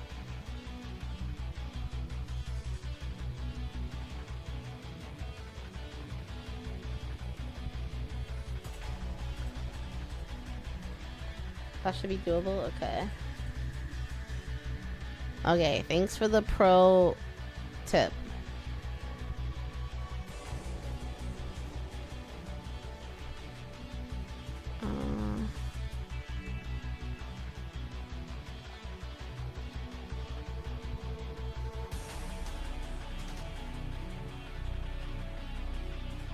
Make sure to grab tissues, otherwise it might be more. I've always got tissues at my desk. I know better. I know better. I'm a crier. We've always got tissues here.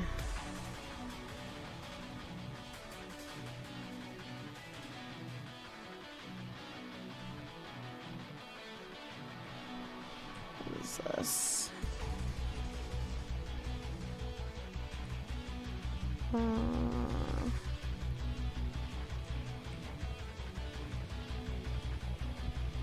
Okay.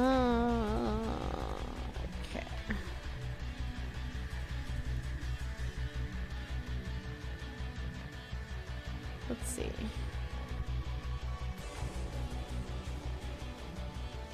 Ugh.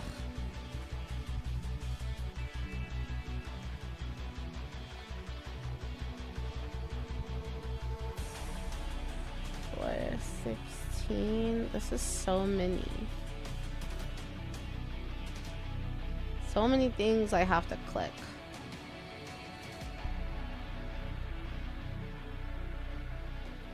Man. I have to click so many things. So in SAP, which is what my company uses, when I need to like update a material date, like it might be a big long list of materials, and there's no way to like, you know how usually you can like control shift click and select everything between like 2 rows? Not in SAP, you have to individually checkbox each thing that you want to change. It's such a waste of time.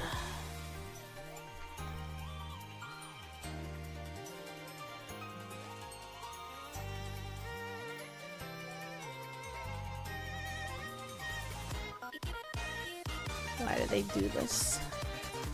Why do they do this to me?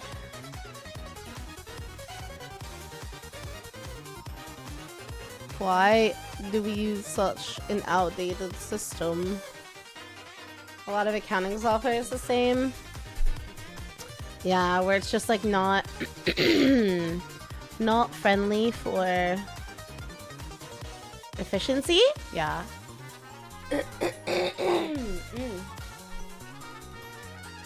Man, it's like getting better. I'm so close to like clearing everything up, but it's not quite there. And I had a dentist appointment on Tuesday? Monday? It was Monday. It was just like annual cleaning and check up on stuff.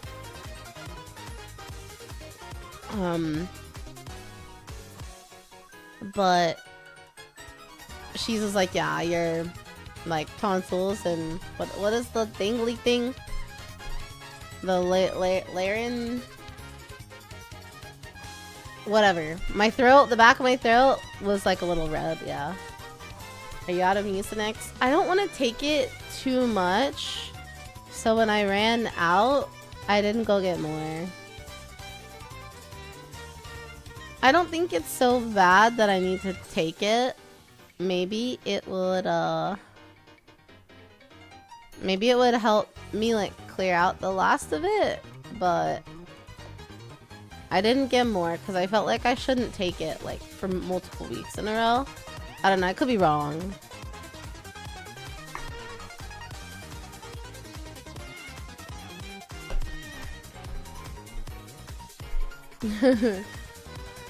But the congestion like in my nose and sinuses is done. I think now it's just like healing and de-swelling, and then the mucus is like stuck in my like throat, you know? I feel like that's where we're at. Don't chug it, but you should be fine taking someone you need. Then maybe I'll get some more tonight just to see if that helps like clear up my throat. You can't use material mask. So I do use a material mask. I don't know if we have MM17. Maybe this is MM17. Because we call it mass comp is what we call it. Project Mass Component Update Program. I don't know if that's the same as MM17. Because it's just like on my list of favorites. Let me see. MM17. Is that a transaction? I am not authorized to use MM17.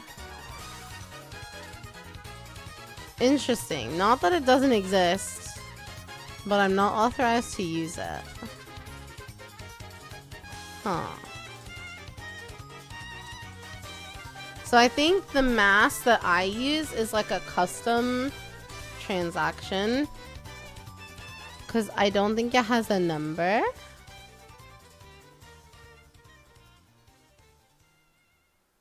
But now I'm really curious. MM17. Mass maintenance of material master data.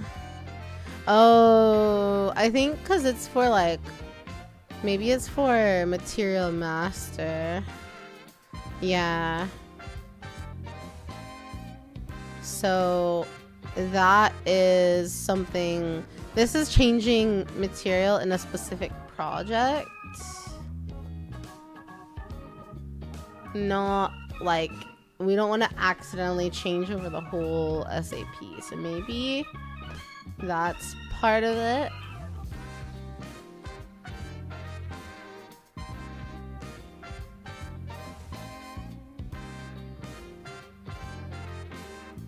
Oh my gosh, I'm like getting distracted. I need to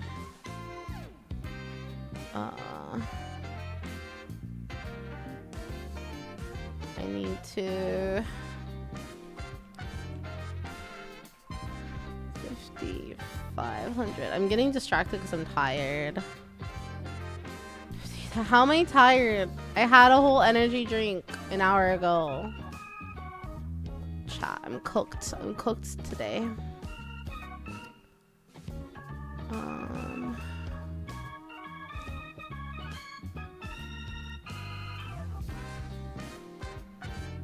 We're very distracting. That's true, you are. You guys are kind of perfectly distracting. Is this the right address? Just going to... Yeah, okay. It's more of an admin tool. Yeah. I might ask someone about it though. Just to see. Because like if it's something that you can boil down to and only edit one thing, it's not the actual material that I need to edit per se. So I was changing out material at one point, like taking out an old material that isn't available and then putting in the replacement material, a conversion. But then in this situation, a customer needs it for their site, so I'm putting the request in to send it out. And when I add the material, it doesn't do the on-site date correctly.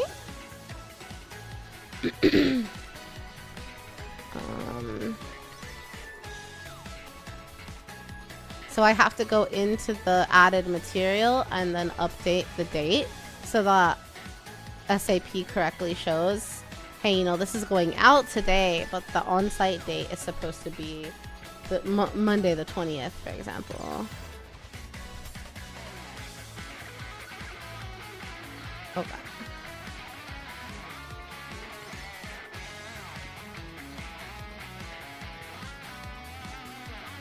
Oh, my coworker. It looks like she is needing to call me.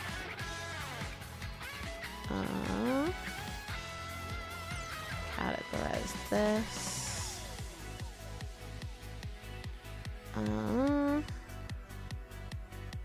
Categorize that.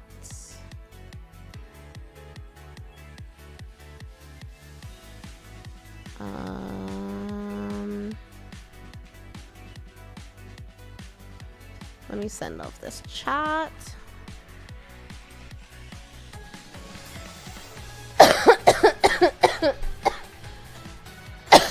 Excuse me. Shipping and receiving. Yeah, so I don't want to use my exact title, but I'm kind of like a project manager, process manager. We've got field project managers that go and help with like the installation and the actual project, and then I'm kind of behind the scenes making sure that the material for the project gets shipped on time and completion. And then if they need material like urgently while they're on site, then I'm here to process that and get it sent out. I do other things too, but like that's like a big part of it. I would really like to get into HR, but I could also see like supply chain too would be really interesting, especially if I could work with a company that gets supplies from Japan. I feel like that would be kind of a niche spot for me, but I would have no idea how to find those kinds of companies and like look for their positions. I would need to find like, I feel like if we had a Pokemon store or like someone in America, like something like where they need to supply their store or stores across the US with stuff from Japan. Logistics is very underappreciated, I agree. I wish I had studied supply chain, because that would get to use my interest in like international relations and business, because I studied international business.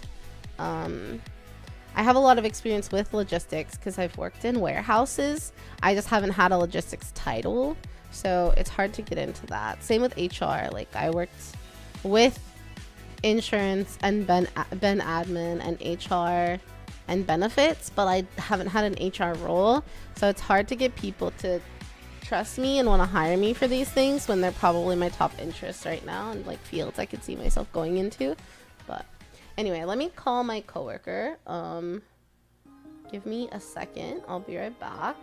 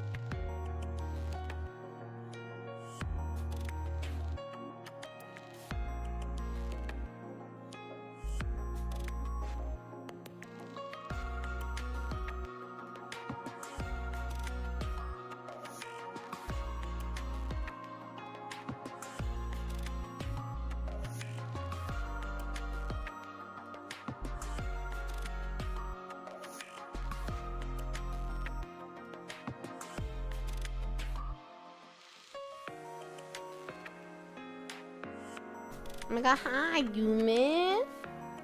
I'm back, guys. I am here. We have returned. Let me...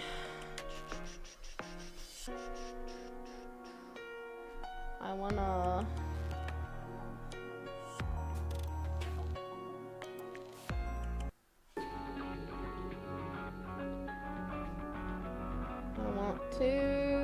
Okay. Welcome back. Thanks, guys.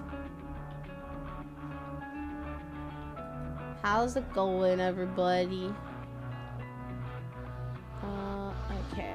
What I should do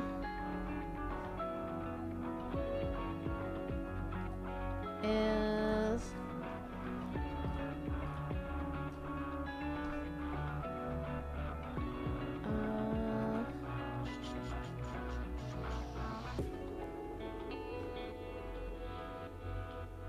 okay, let's see. What I should do is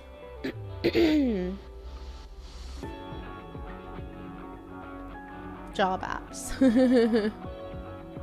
I did a bunch yesterday, but I should check the... I've got a couple companies I'm like watching and I just have their tabs. I should just check their tabs.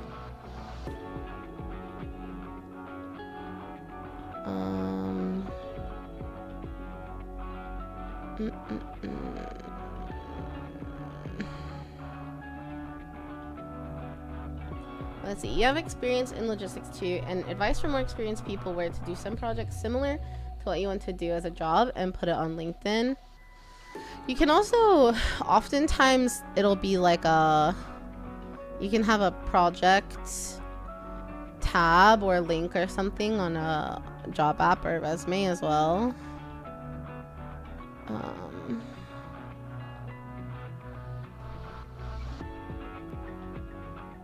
Let's see.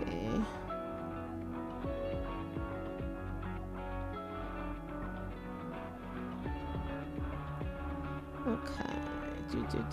Do.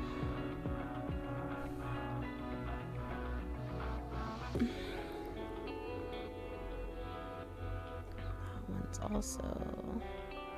There we go.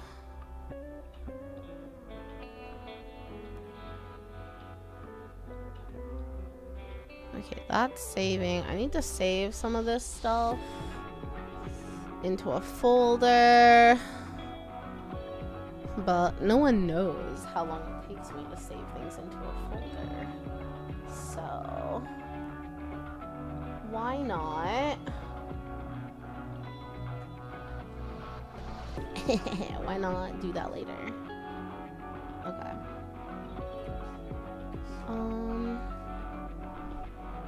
Let's see.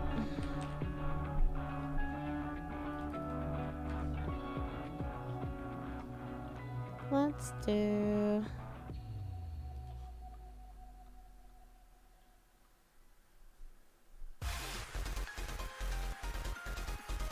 Let's see.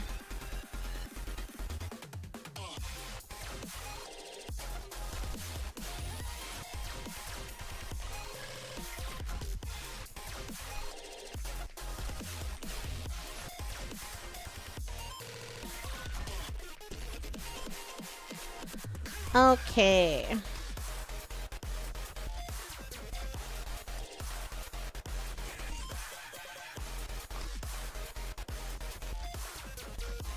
Copy. Okay.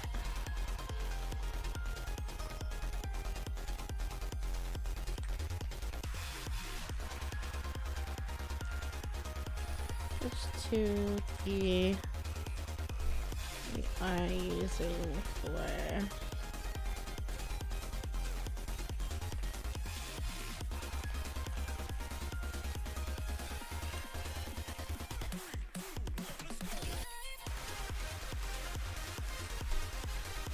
okay.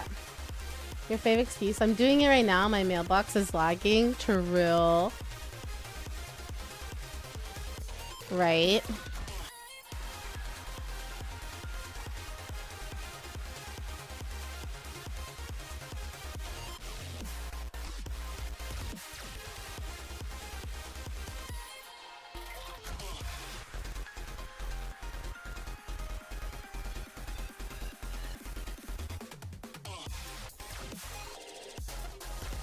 Okay.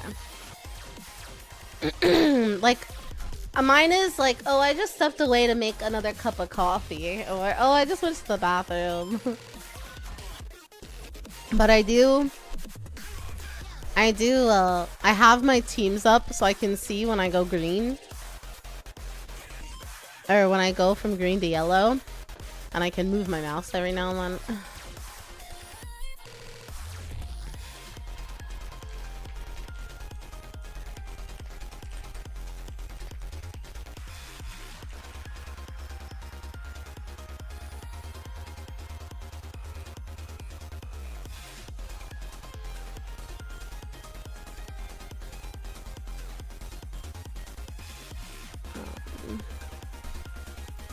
Okay.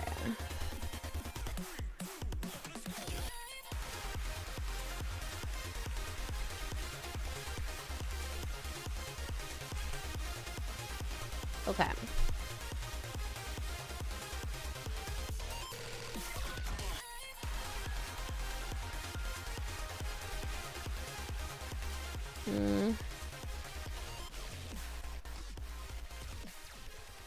Sample.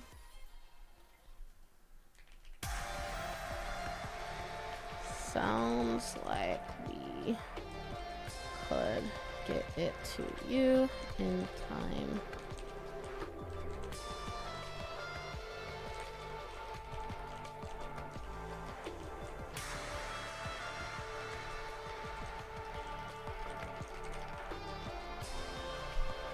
Okay.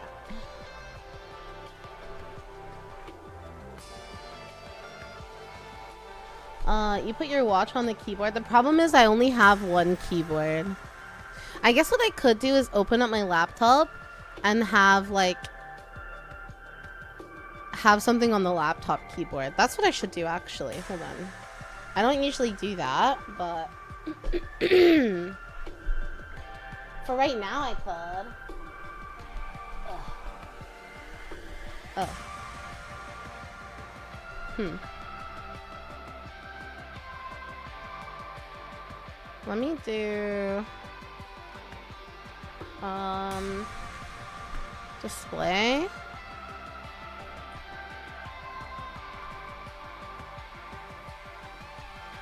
Hello.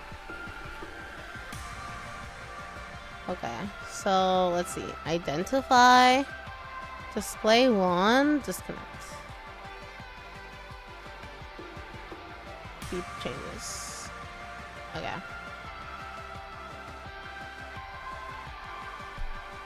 Okay.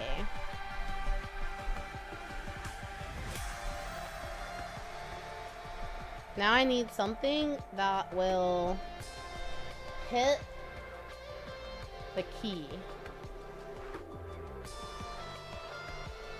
Ugh. We love duping the system, you know? Got it.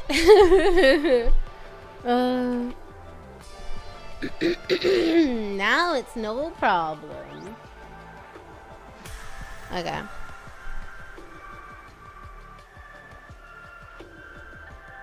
Okay.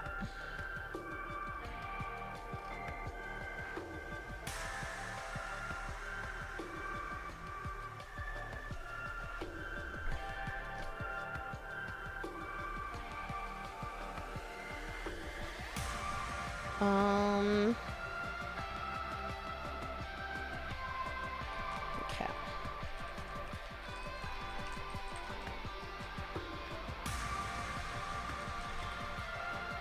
Before informed of no.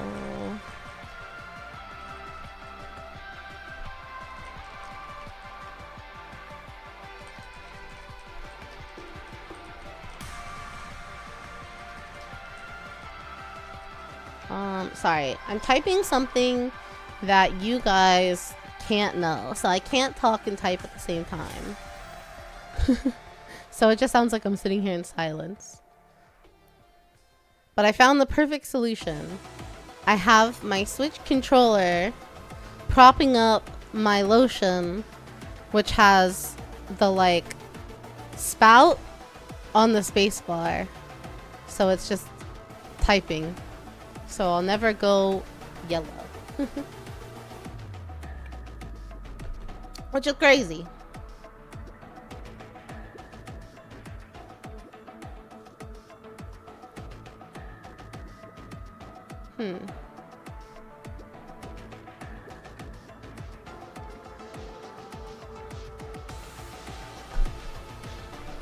Hello, Sam. How are you?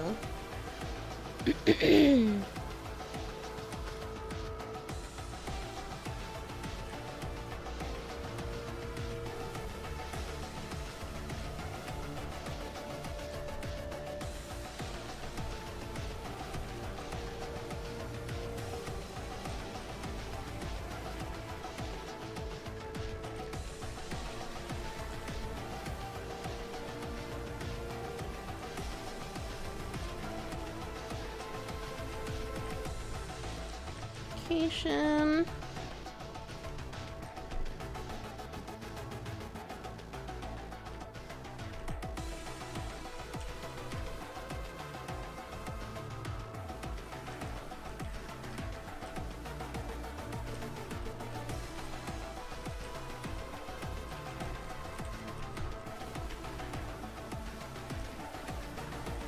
About.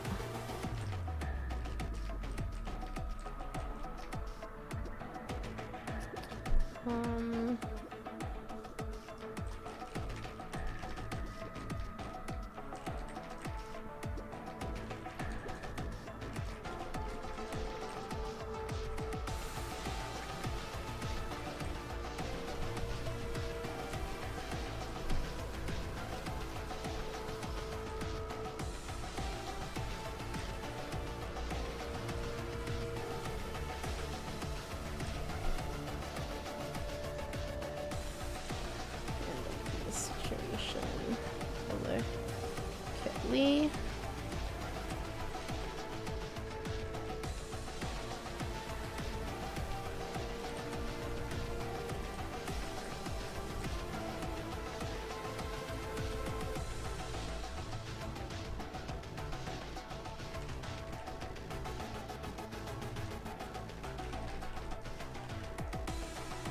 Okay.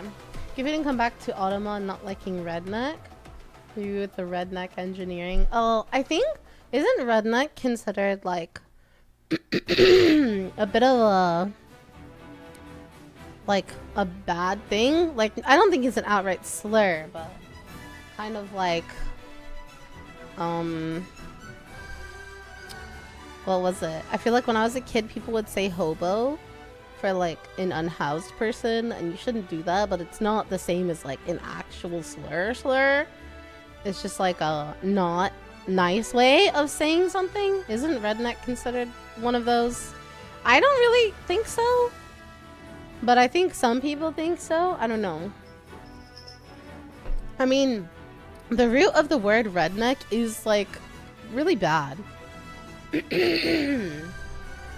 Well, not really bad, but just like kind of offensive. Offensive, that's the word I'm looking for. It's offensive. Yeah. Exactly. So it's like kind of offensive, kind of mean.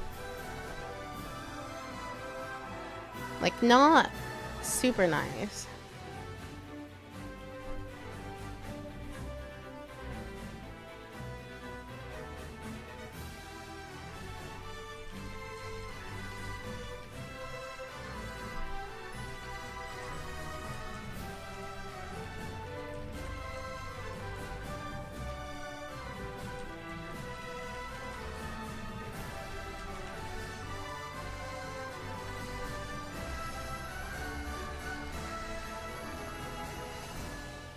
Okay. Let's see. Where is this?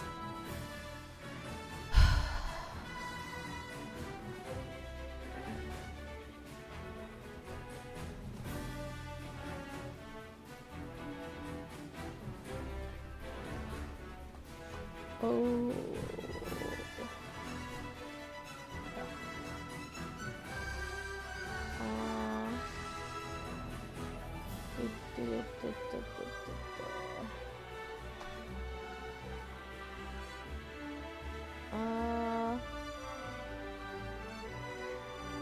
is this email?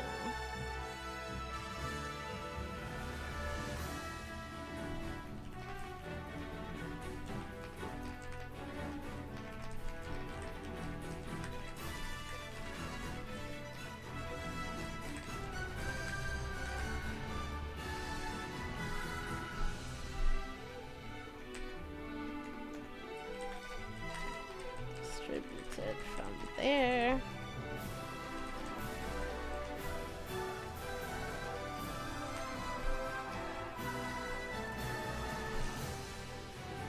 Okay.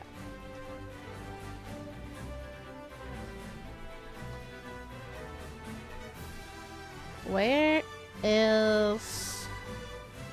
I'm looking for this. Okay.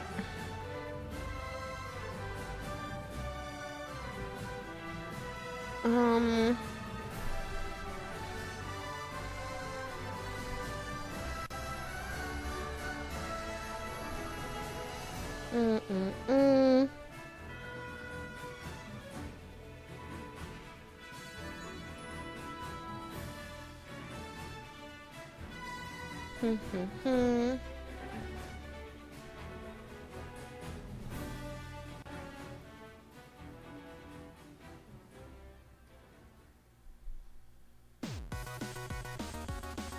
Okay.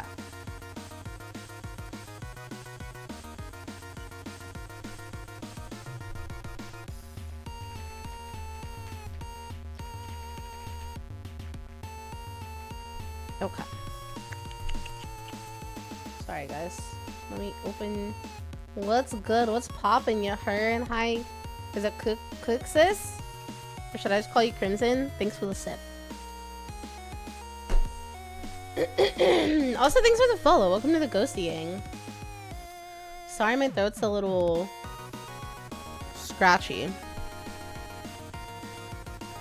It's I'm still dealing with the drainage from being sick last week. Outsiders. Redneck is the slur about being uneducated.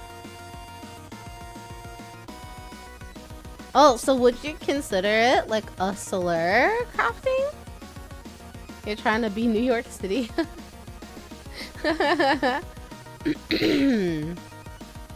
All fine. Trying to be more NYC. I've never been up there. I really want to go though. So would you consider it a slur? Is it a word we should stop using? I considered it kind of offensive, but not like an actual slur. And maybe because I grew up in the South, like it's not really, it's more of like a joke, like a term we say to make fun of ourselves, and like, I don't know. Whether or not it's a slur is based on perspective. Is it? I guess so. Don't come, save your money. But I like to travel, and I feel like going to see New York would be good. But it would have to happen like next year. If I go anywhere else this year, I have a trip planned to Wisconsin for my grandpa's funeral, and then I have another big trip at the end of the year. I would love to travel to a Riftbound like tournament, but I don't know if that's in the cards. Use redneck to describe things sometimes, like redneck engineering. Yeah. Nintendo World or Times Square. Is Times Square worth going to though? Like maybe to see, but anything you consider it a compliment because it means we work for a living? Okay.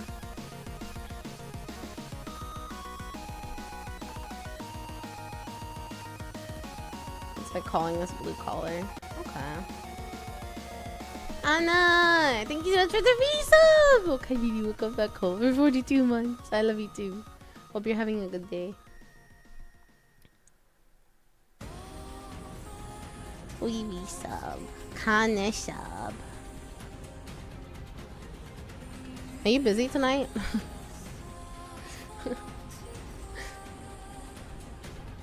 I've been working too hard. I need a wife break. You can make me busy? Okay. After work, my friend, my bestie is coming over to dish about some drama, I think. And, but then after that, I'm free. So I'll message you. You know my typical schedule. Collab night? We should collab, but no, I need a break. I mean, I really only ever have like an hour, maybe 2 hours to relax. So I need to relax. Fill you in on the tea? I will tell you the tea right now. We were talking about it earlier this morning. Oh, why is it saying that there's a hype train ready to start? I didn't know it would start a hype train with 1 sub. Yeah, Kano's good at relaxing me.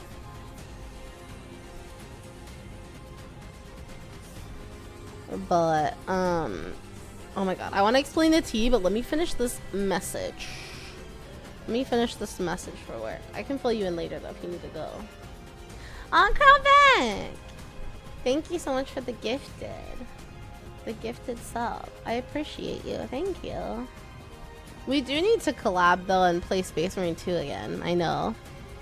I was visiting her, so there's only 1 computer, and then we both got sick. And then I've been hella busy this week. So, and then I think she's traveling soon, so maybe we could get a collab in before she leaves.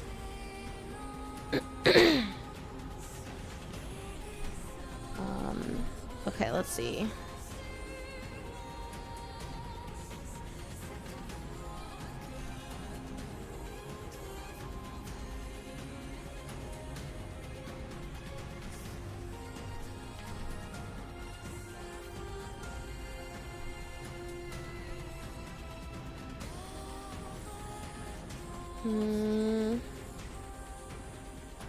Let's see.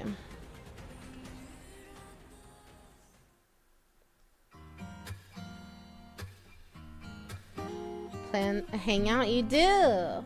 You do!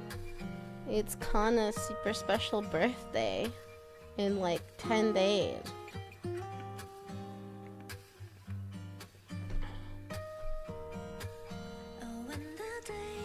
We gotta celebrate for her.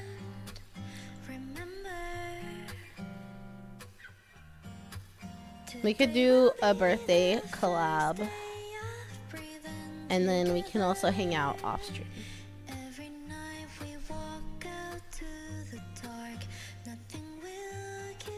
The song is so pretty. Cool. If you have time. When do you leave for your trip again? The end of the month, right? After your birthday? Okay, the 27th. Okay. Oh my god, your birthday is the weekend? Yeah. I need to put in my calendar when you're gone, because I've asked you like 4 times. 2 whole weeks without you. Guys, how am I gonna live with two weeks without my wife? I don't think I'll survive. Ayo, wait, Kana, we could do an after dark stream and get drinksies. Because you can drink again, right? I haven't gotten drunk in so long. Because I also couldn't drink for a little bit. But I'm cleared to drink now, so. Should always acknowledge and celebrate the little things. I agree, Hostel. That's why like so many people that I've known over the years are like, I don't really like to celebrate my birthday. I don't ever know what to do, etc, etc. And I'm like, no, you gotta celebrate because you made it a year. Like, we are not guaranteed to make it to the next one, dude. Even if you're healthy and life is good, like anything can happen to you. You know? Like, you have to celebrate that you made it another year. Like, and if anything, I want to celebrate you because it's another year that I got to spend with you. So, like, that's special. That's so special to me. You know, there are so many friends that you've had, like I know I've had, I'm sure you too, in the past. And I don't remember the last birthday I celebrated with them. Like people that I don't talk to anymore, you know? And it's like, people aren't in your life forever all the time, even if you think they will be.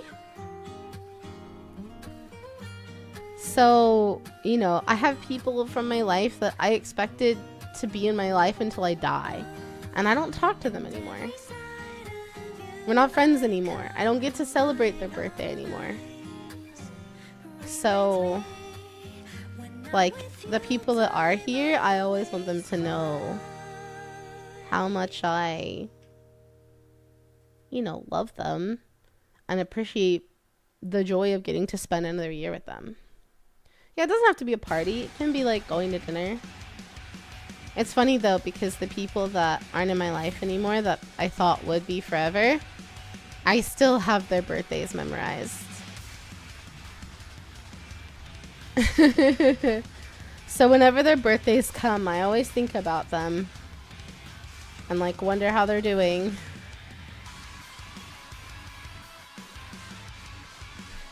Yeah. Well, Kana is different. We became friends as adults. Our frontal lobes are fully developed. You know, we're wives, we're married, like, you're stuck with me. We'd have to get a divorce and, like, all kinds of paperwork, and I'm just not here for that. I'd rather work it out. We can go to couples counseling if we have issues. The song did fit the conversation pretty well, huh? That was pretty funny. A lot of people have moved on, but we still think about them and wish they're doing okay. Yeah, I think so. I think so.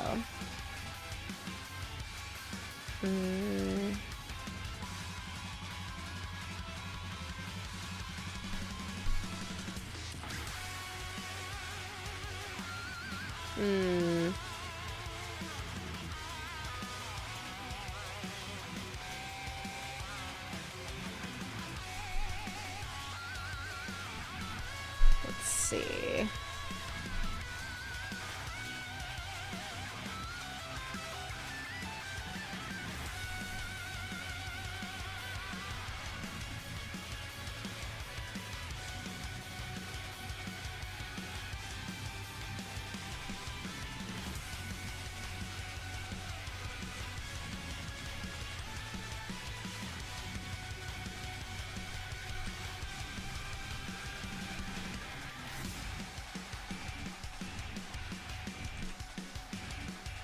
This changes things.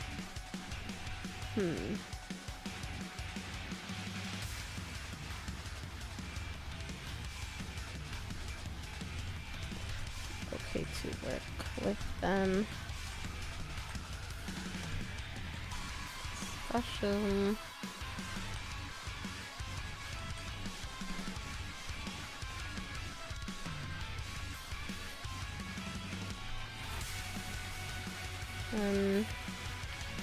And am involved here.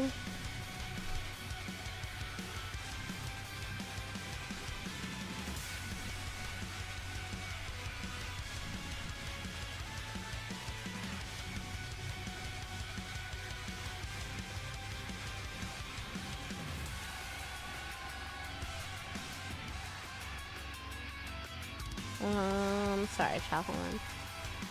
1 second.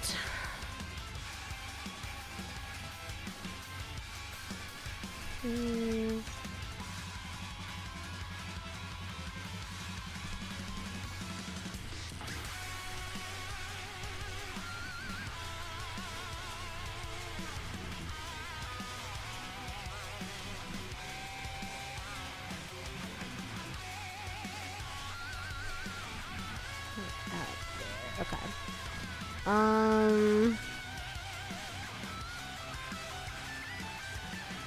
Okay. Let's see. Let me double check this actually. Let's see. Analytics. No. Analytics.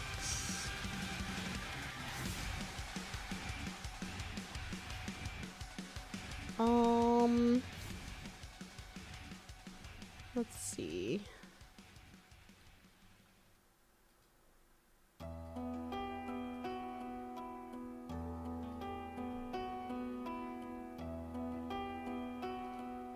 I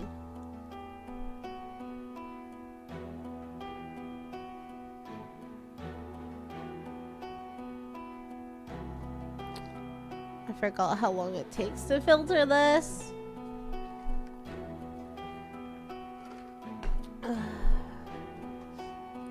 It's not winter anymore.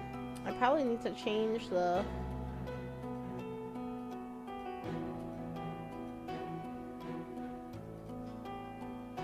weather of the fishing. There we go. Oh shit. Okay. Am I in the bourgeoisie class? I don't think so. I wouldn't consider it.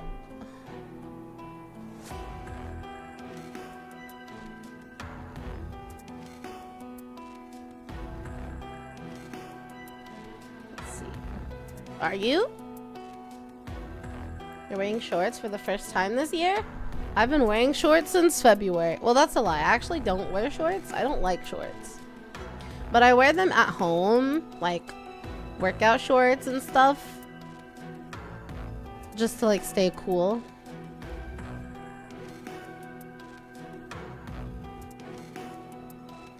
But I don't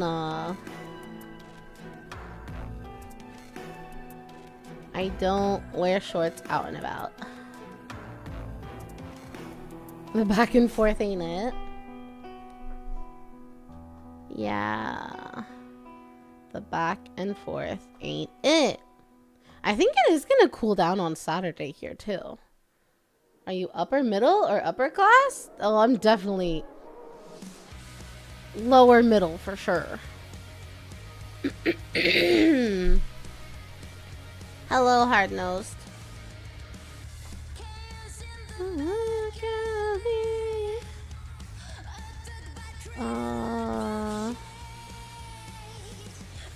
Also, not high bro. I can see you rocking one of those cargo shorts suburban dads wear. You think so? Original definition? I would say current definition though is probably not accurate. Like, cause what's the median salary? Like, I definitely don't make that. You get at least 5. What are the grilling questions for? But yeah, I get 5 hours of pretty heavy exercise a week for sure. I mean, I go to the gym 4 or 5 times a week, and I do pretty, like, I get pretty advanced workouts in. And on the days that I don't, well, the 3 days I'm in office, I also do walks, so I'm not swole, but I'm gonna get there. Okay, I don't wear jorts. I wear at home. Well, right now I'm wearing some, like, what do you call, like, sweat shorts with Hello Kitty on them. But I have, like, just like sleep shorts, I guess, like workout short type, compression short type that I wear at home.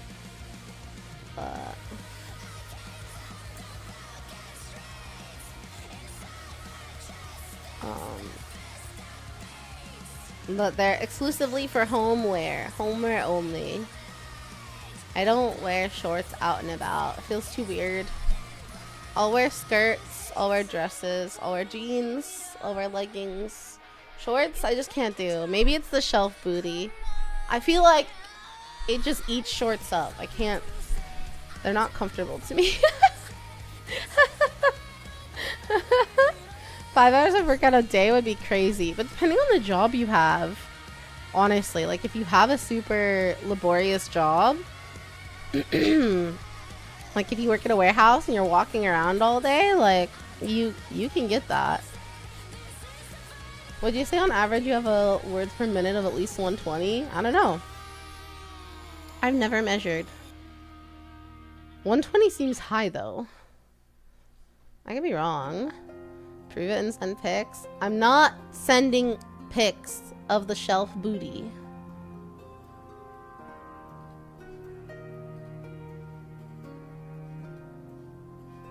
I'm not sending pics of the shelf booty.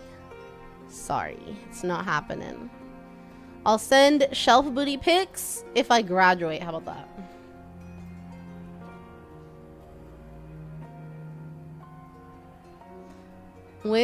If/when I ever graduate, that's the only time you'll get to see the shelf booty. So I can make you stop crying.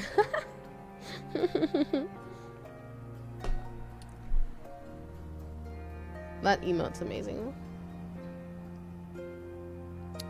Okay. I need...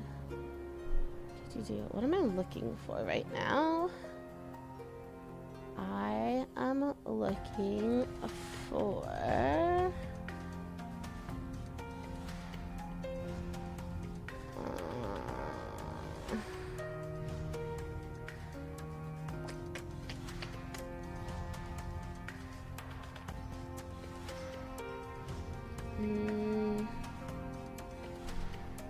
No. Coworking? Not at all, Yuki. Welcome in. Welcome in.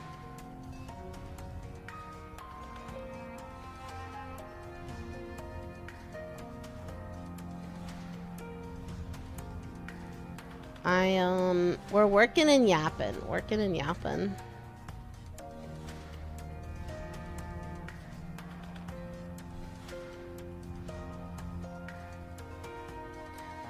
Last question is, what ethnicity do you identify with the most? I am white. I am white as they come.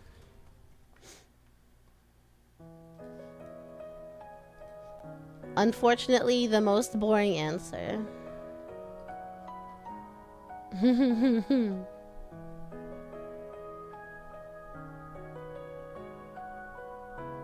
Some physical workers are insane. You had a family that had a blade dislodged from a circular saw and hit him in the arm.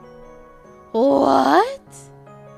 That's crazy. Oh my gosh. What the heck? And walked around with it? Ain't no way. Ain't no way. Ain't no way.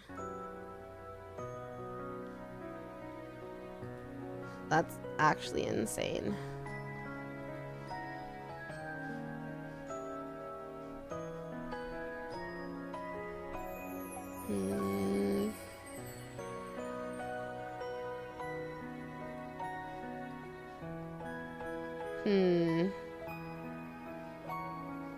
I need to... Where do I filter this? I'm trying to find... I'm pretty sure I can filter this by...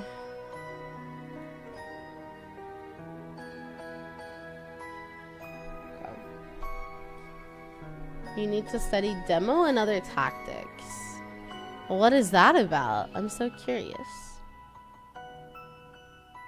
Bro might ask, what was your dog's name? And then high school mat, right? Are you filling out a job application for me? The boss needed to force him to go to the hospital? That's crazy! Oh my god.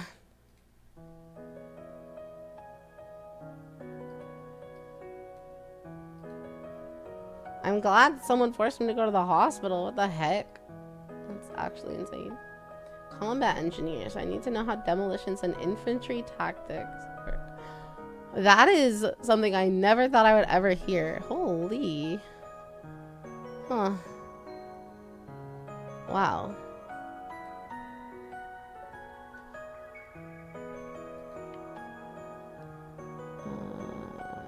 Let's do that. Okay.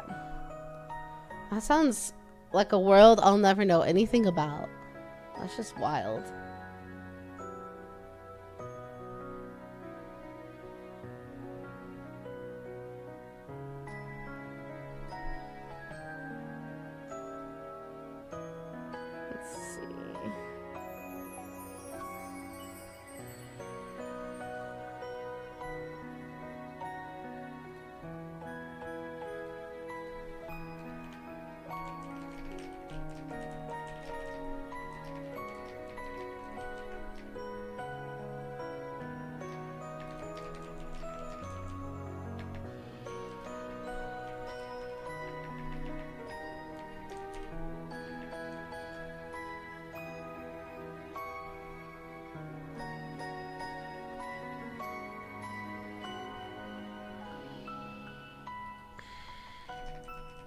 This.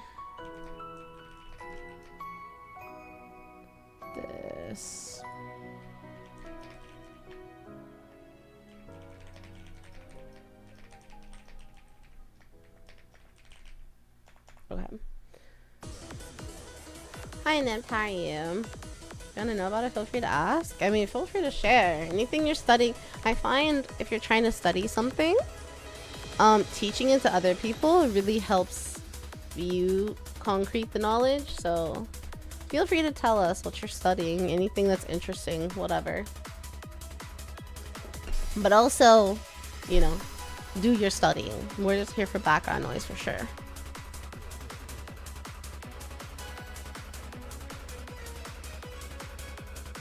Let's see.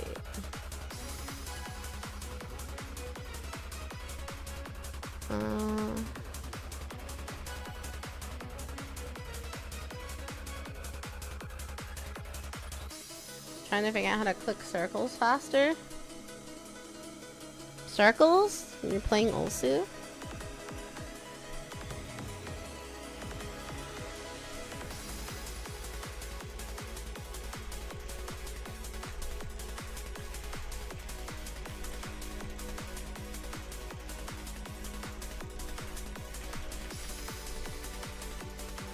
Okay. Called it. I called it.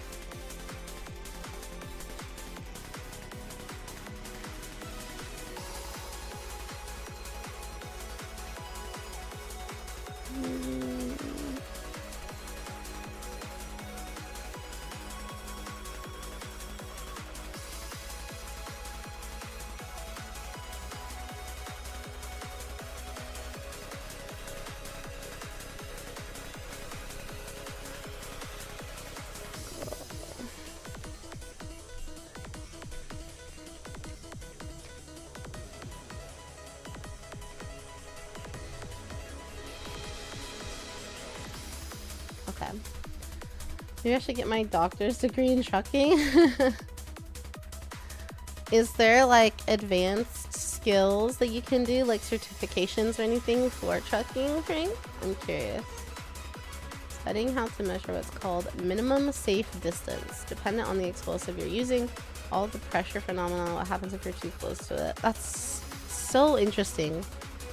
I'm not someone who's in a family with any like military background. Obviously, like all my grandparents were involved in different wars because of the time that they lived in, but no one in my family has voluntarily done anything in the military, so I'm super green when it comes to anything about that and anything related to that, such as explosives.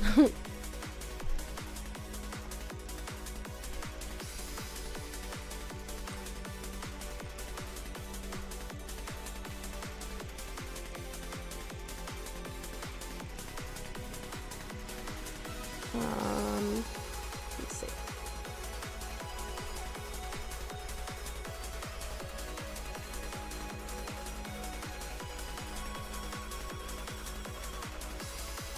Okay. I also like learning things. I feel like life is very boring if I'm not constantly learning.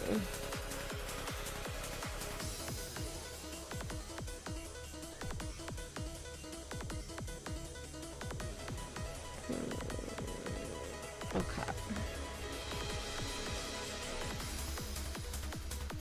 Life is very boring if I'm not learning.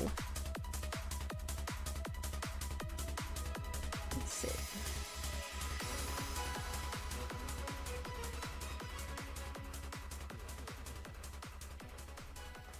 Let's see.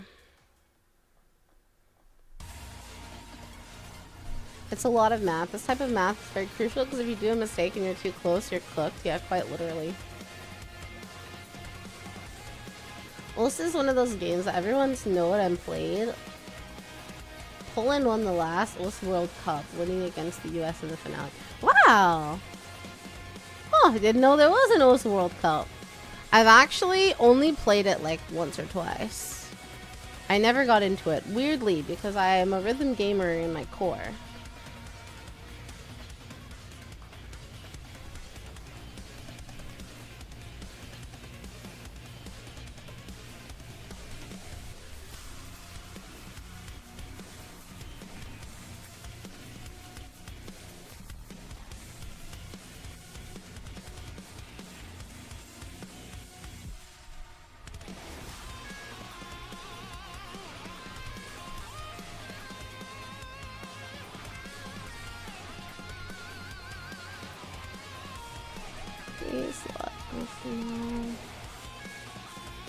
You felt it firsthand too? Oh no. Did you? We detonated 120 pounds of C4? Oh my god. A brain injury? Are all of your body parts okay? Like what the hell? A Polish immigrant to Latvia? No. Are you? I think it's only fair that you divulge. What ethnicity do you identify with, Instrel? Are you a Polish immigrant to Latvia? Yeah, you're okay. That's crazy. That's wild.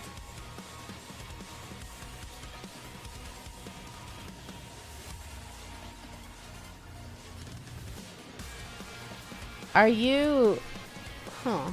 Lost a bit of hearing, have tinnitus, and potentially TBI. Comes with the job. Ugh. I would not be built for that life. Post World Cup is fun to watch. They had a reset. Wow. That's crazy. I bet it's wild to look at like the World Cup people playing that game. Probably wouldn't even be able to follow it. An American from a long line of Americans, none of which lived abroad. Yeah, my mom's side like immigrated fairly recently, all things considered. My grandpa's my grandpa's grandpa and grandma, they were Norwegian and Swedish and moved here together. So like that side of the family I can trace pretty recently, but like my dad's side, American mutts. I've been here for forever. I have no idea like ethnically where they came from. No clue.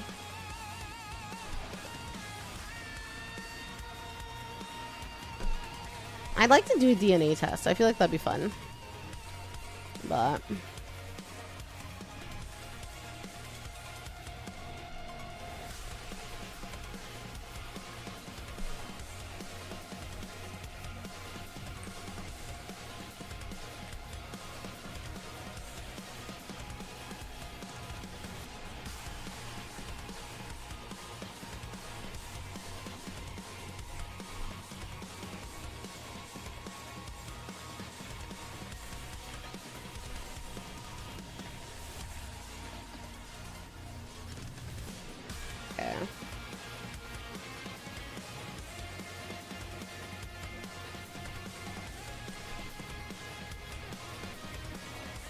okay.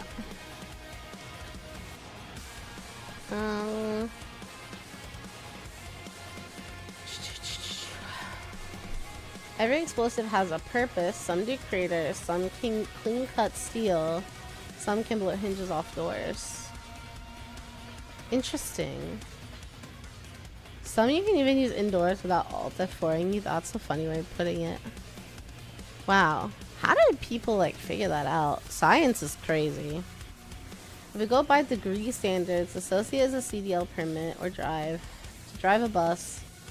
Bachelor is your CDL. A master's is getting certified in your license to drive other stuff. A doctor's would be certified to do hazmat. That makes sense. That makes sense. You have a master's? Hell yeah, Frank, let's go. You can drive hazmat? That's cool. That is really cool. What am I looking for right now? I was going somewhere. Okay.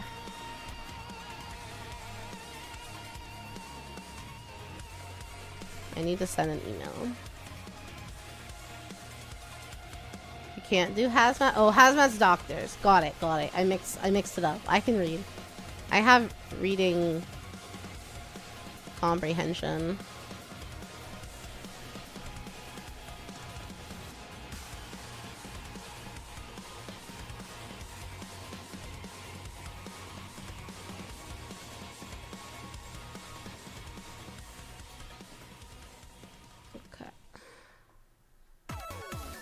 Okay, there we go. That's done.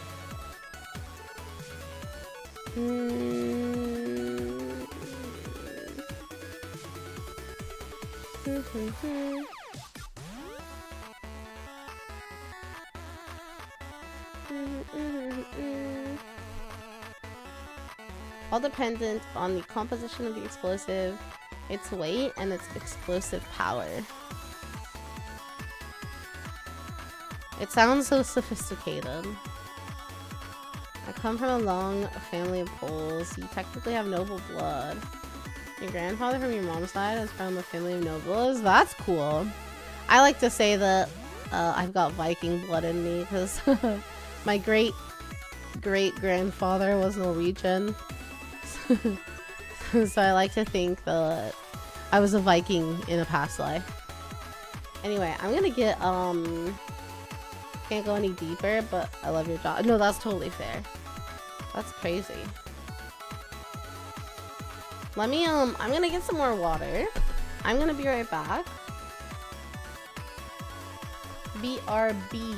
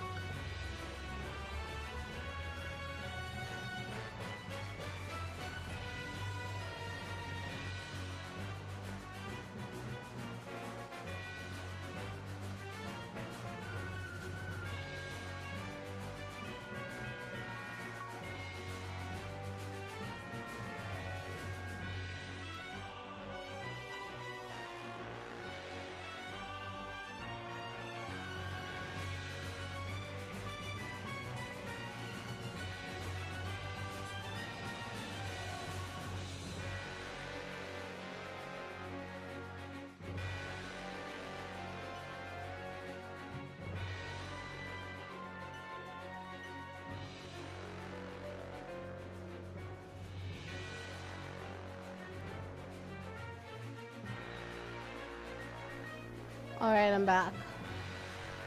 I just saw a massive fucking spider in my house. It was huge. It was like big and brown. It wasn't like the body wasn't huge. Maybe the body was as long as a fingernail, but it had really long legs and it was just splayed out. So I smushed it. It was brown and it had like stripes down the back.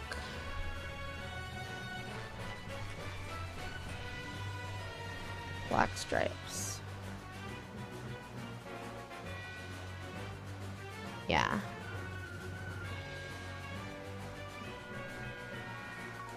Ten types of house spiders. Rip spider. I usually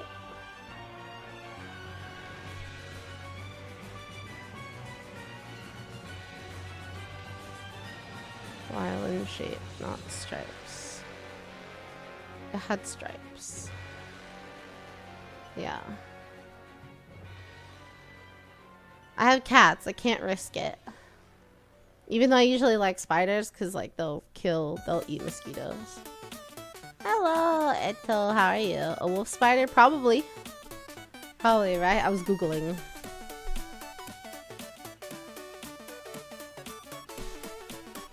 When I first got my license at the company, I did and passed all exams, including hazmat. Although I was selected to get my fingerprint scanned and signed, but the company never sent me back to do it, so I have to pay to redo the exam. Oh, that sucks. Wow. It's so weird being back home after being away on deployment. It almost feels harder reintegrating back than leaving. Yeah, that's understandable. I can understand that. So you were abroad and now you're back? Are you back so that you can study? And then depending on how long that takes and what's going on, you might get deployed again, or you don't have to answer. Like, I don't know how it works at all.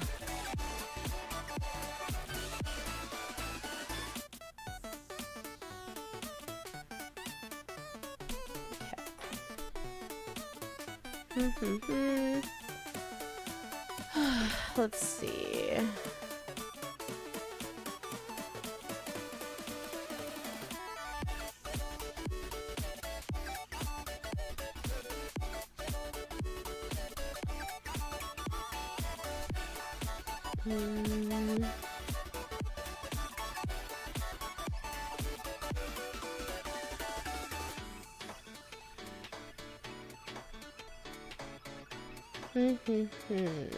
Let's see.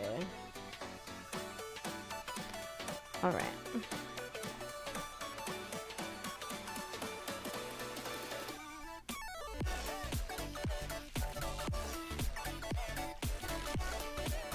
Should be done.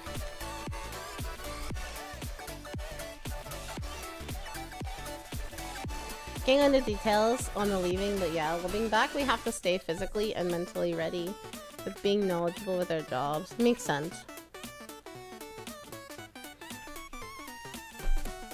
Usually how it goes regardless. Yeah. For sure. I never ever thought about military. I don't think that would be a good fit for me at all.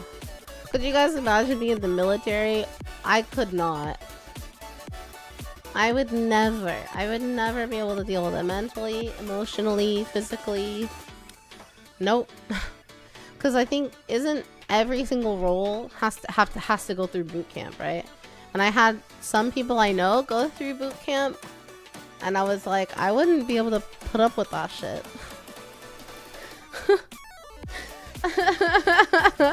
Like, I'm sorry, I just can't put up with someone treating me as anything lesser than. Like, what do you mean?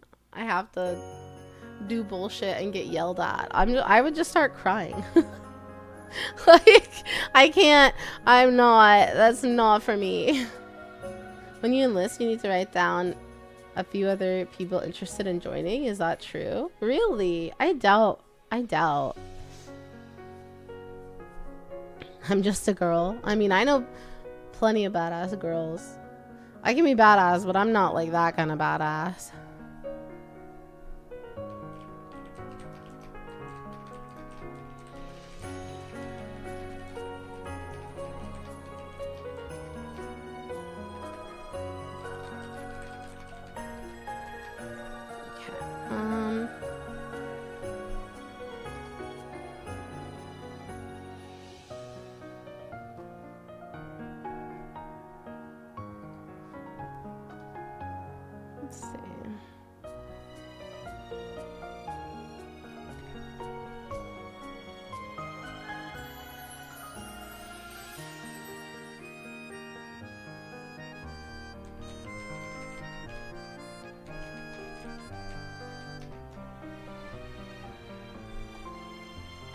read.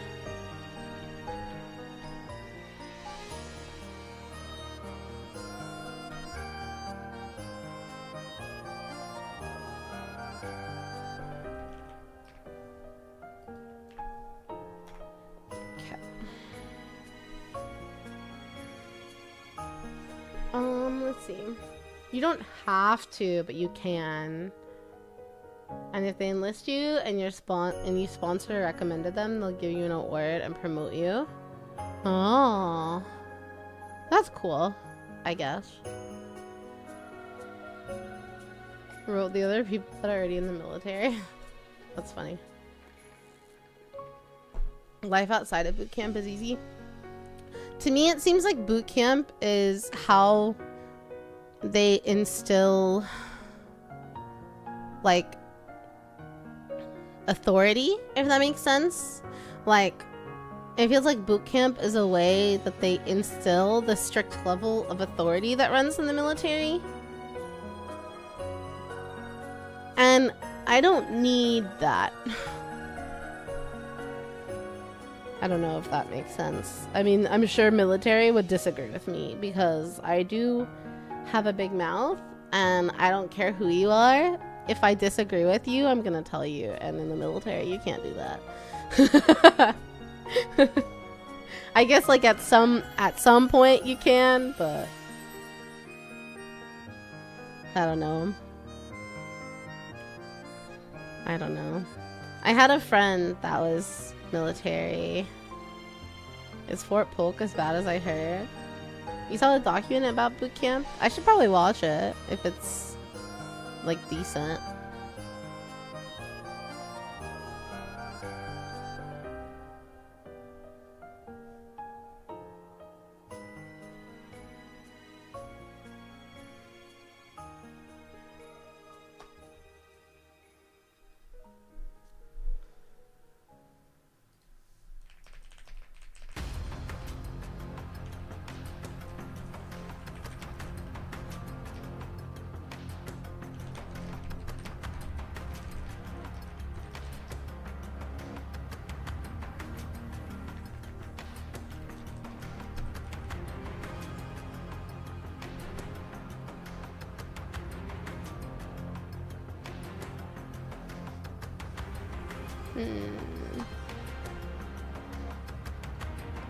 Fort Polk got renamed, but it has a notorious reputation. A big part is teaching you all the life lessons mom and dad didn't get around to. I feel like a big part of it is psychological, in the sense of, to me, as an outsider, again, I have zero military experience, and I would say I probably have a negative view of military. Not that I'm judging you, Yuki, or anyone I come across from like in the military or anything like that, but probably overall I have a negative view of military people because of some experiences. But everyone that I've met involved in the military have been like great people, and I've made friends. Like, so please don't take that as me judging you at all, because I'm definitely not. But if I think of probably my viewpoint outside, in the outside world, I know that I have biases, and will think certain ways, and I try to like not give those value, if that makes sense. And if I encounter someone with experience, I like to ask questions and get to know you and like what you do and stuff. So again, like, I'm taking all this into consideration, right? But from my perspective, what little I do know, it seems like boot camp is designed to break you down and tear you down, and then have the military build you up to form a strong sense of like respect to authority and a strong devotion to the military. To me, that seems like the purpose.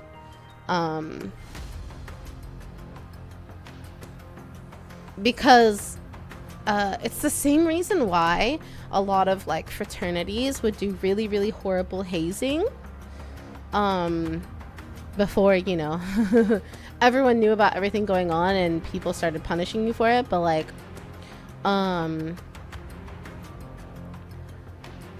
when you go through something really traumatic with people, yeah, you group trauma bond. And it's almost like it doesn't matter that those are the people that tore you down, because they come back around and lift you up and support you. It's like, it's kind of toxic. And I think that is what creates a lot of the problems that military people have, and a lot of the stigma that non-military people like me might think of military people because of those experiences and kind of what it does to your psyche. I really wish like we could change boot camp, because to me it feels outdated, and like you don't need to have something that traumatic, but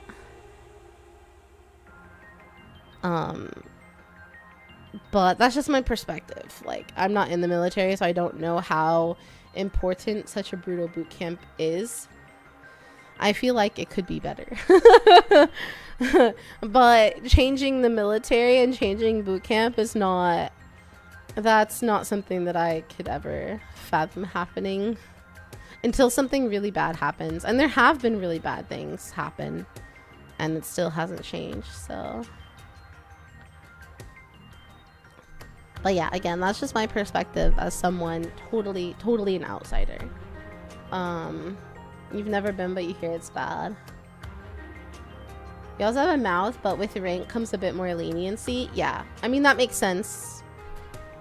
He told the sergeant first class that the way he wanted to do it was stupid. Did I push the earth? I did, but we also do it my way. Also, yes, I see. So maybe if you had said it a different way, you wouldn't have had to, what, do push-ups or something? But I guess this is how it goes. It's like, if you have some rank or a legitimately good idea and you talk back, you'll get punished for it, but like, your opinion was still taken seriously, I guess.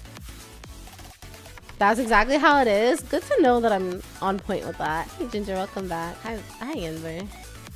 You found the video posted on Discord? What video, Frank? You kind of lose that with time and bad leadership, for sure. And just like anywhere, I assume there's good leaders and bad leaders.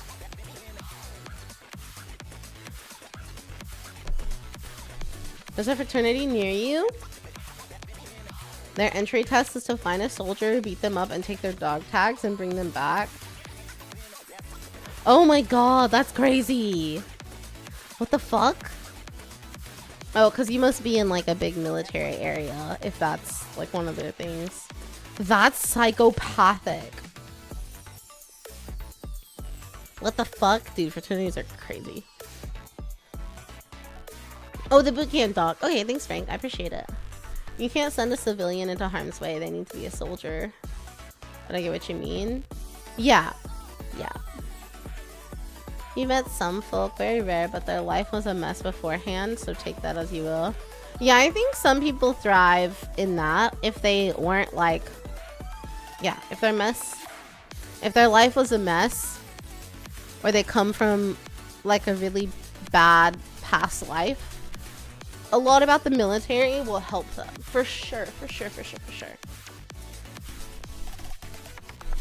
But like, while it might help those people, you'll lose out on someone like me. I mean, I'm not a good candidate because I just don't have military in my family, so it's not really something I considered.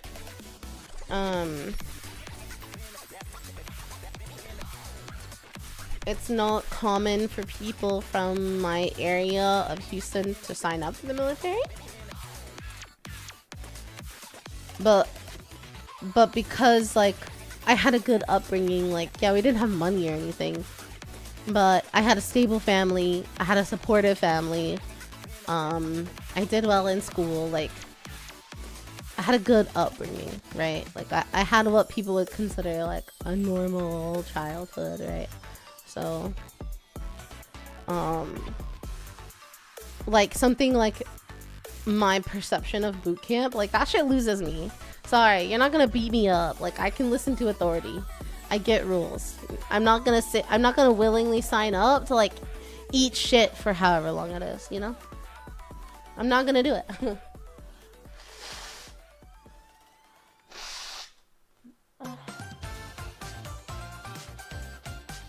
It's like some people finding Jesus. Yeah. Yeah, probably similar. They almost beat you because you accidentally slipped up. Oh, did you lie about being military or something? My old coworker was a drill sergeant, and he would joke about how he would punish people. That's crazy. Do you remember any of the stories? Wow. Some people aren't as entitled to the freedoms and liberties of what you have. Oh, for sure, for sure. I know what I have to do off post. Okay.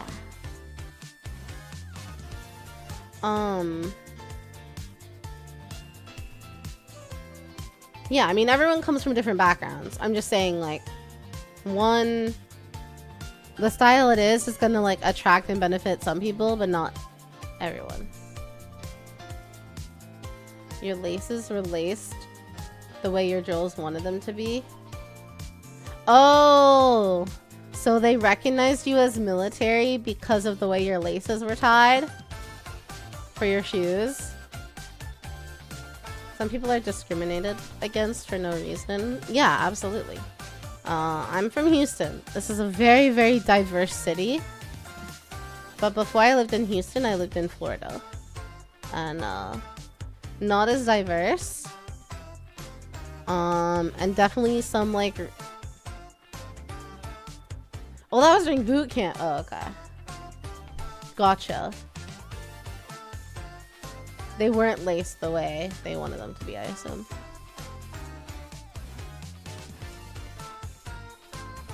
But yeah, not everyone has a very different experience. I totally agree.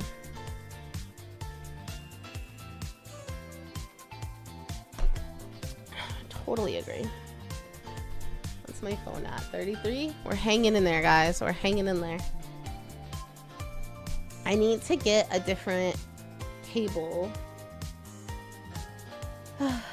Or just figure out how to connect my phone not with a cable anymore. I don't know. I need to do some troubleshooting and like take time away from stream to like try and fix some things up. But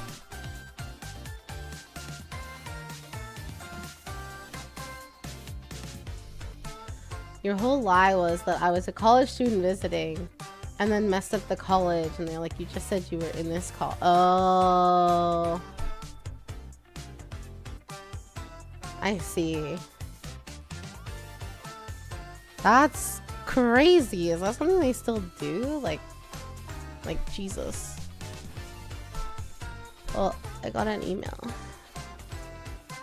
Oh. Okay.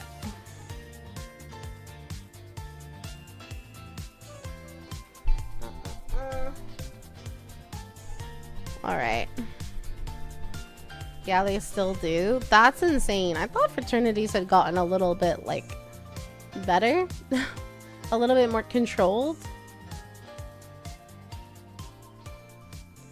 But I guess not.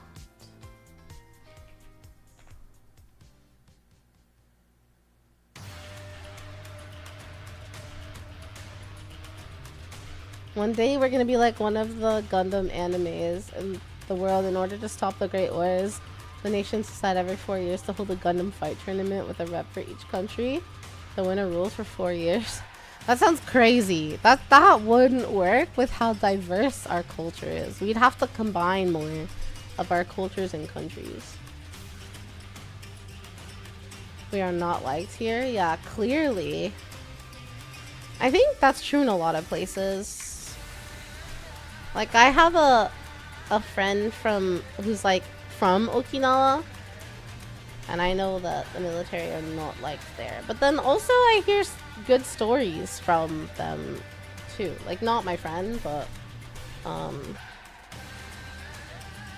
like from the military people. So I don't know.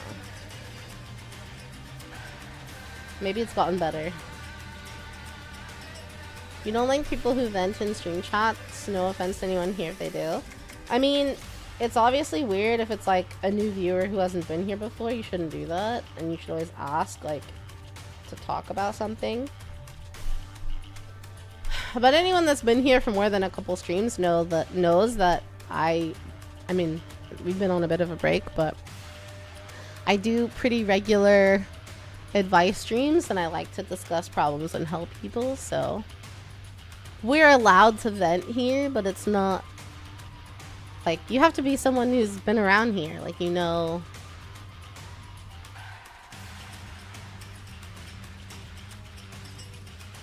I don't know. And you have to know it's like an okay topic. Like, it's, you kind of have to ask to bring it up, or be like, hey, this happened to me, like, can we talk about it or something? Like, you can't just like vent. I don't know. It's never been an issue in my stream, but the only person in my family that was military was my great-great-grandfather during World War II. Ended bad for him. Yeah.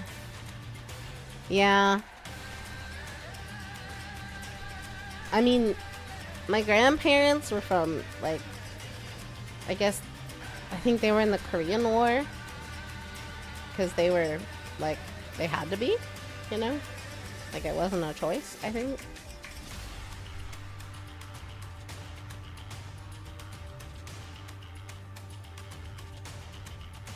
But one grandfather more than the other, and I didn't know that grandfather super well, so. Mexico's Gundam was Tequila Gundam. Your ex was from Okinawa. She told me a lot about the Marines there. Yeah. A lot of bad things, a lot of good things, or both.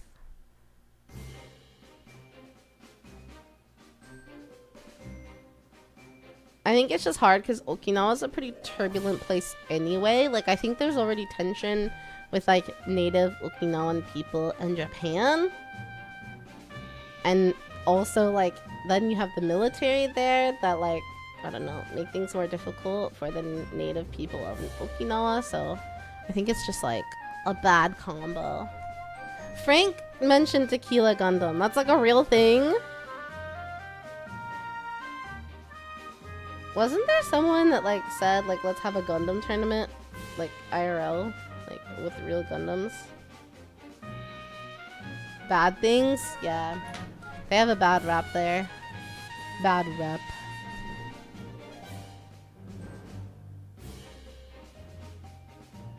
Also, like, I'll say it again. I've said it before and I'll say it again. I hope I'm not offending anybody. I don't mean ill will for any of my opinions or thoughts or anything like that. I'm just an idiot. Okay? I'm a smart idiot on the internet. And I'm a little too honest for my own good. So I have truly well wishes for everyone that comes across my stream. Our relationship with Japan is unique. Yeah. That's true. It's interesting when you think about the history.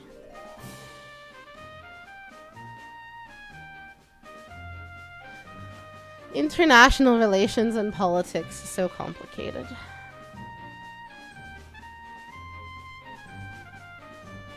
Spain was called Toro Gundam. Mexico Gundam. Yeah. Egypt had the Pharaoh Gundam. No problem, Yuki. Has a metal sombrero. Oh my god, that's so good. That's so good.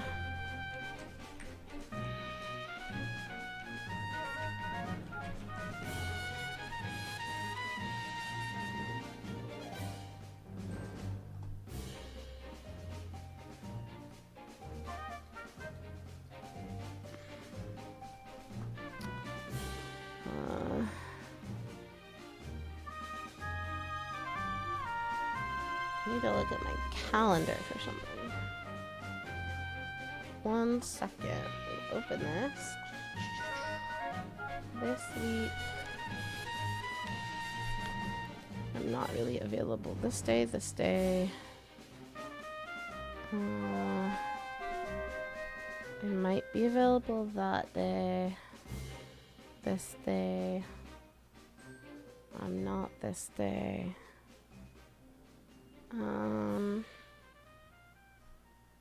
Okay.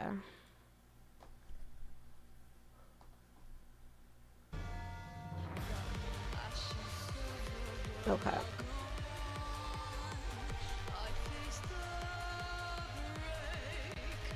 Well, oh. Available. Tough.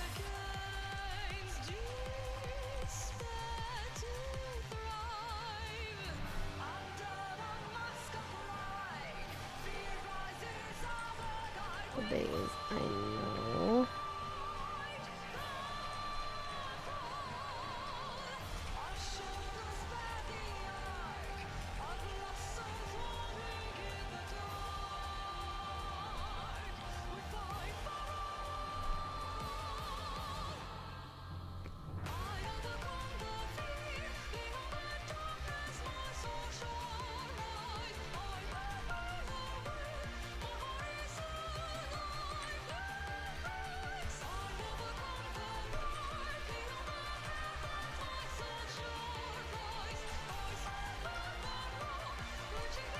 Okay. Okay. Hurricane Gundam from New Holland is a windmill. Jefferson Davis is in your family tree? That's crazy. Someone's getting evicted. Evicted is a punishment some leadership do for having dirty barracks rooms? Whoa. What happens when you get evicted from the barracks? Don't you have to live in the barracks? You get like evicted permanently? I have so many questions.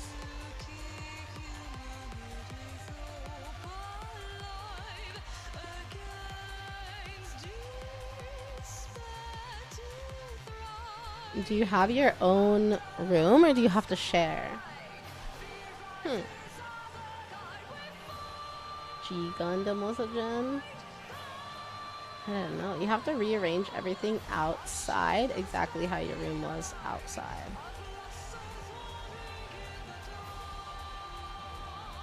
Outside?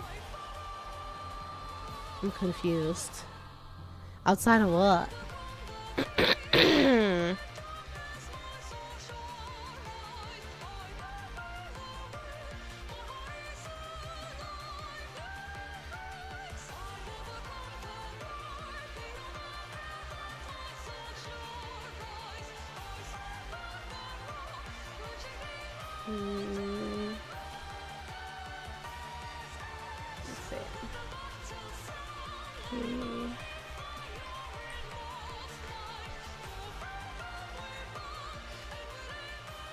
Save. Okay.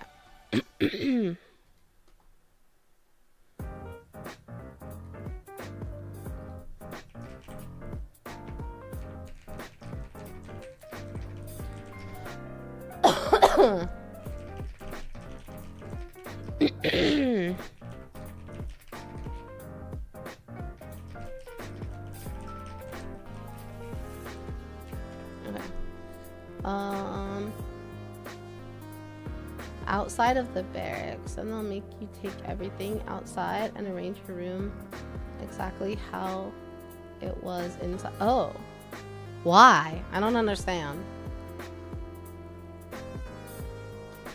I don't understand.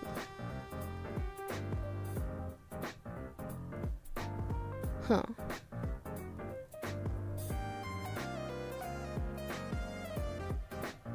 Then you go upstairs, clean your room, and bring it all inside again. So confusing. I don't understand the purpose of this.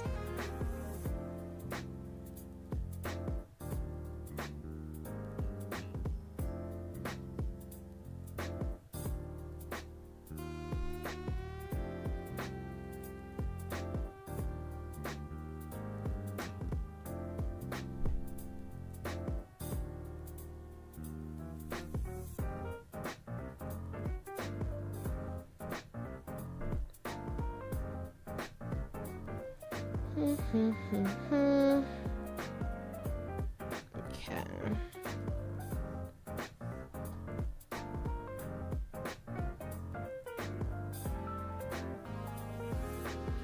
It's just the way they like to fuck people up. Oh.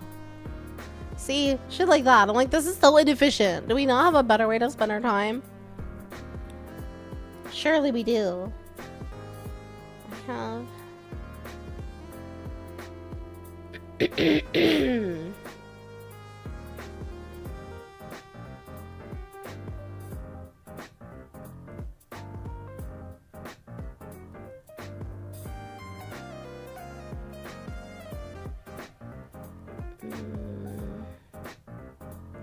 What is this, mother?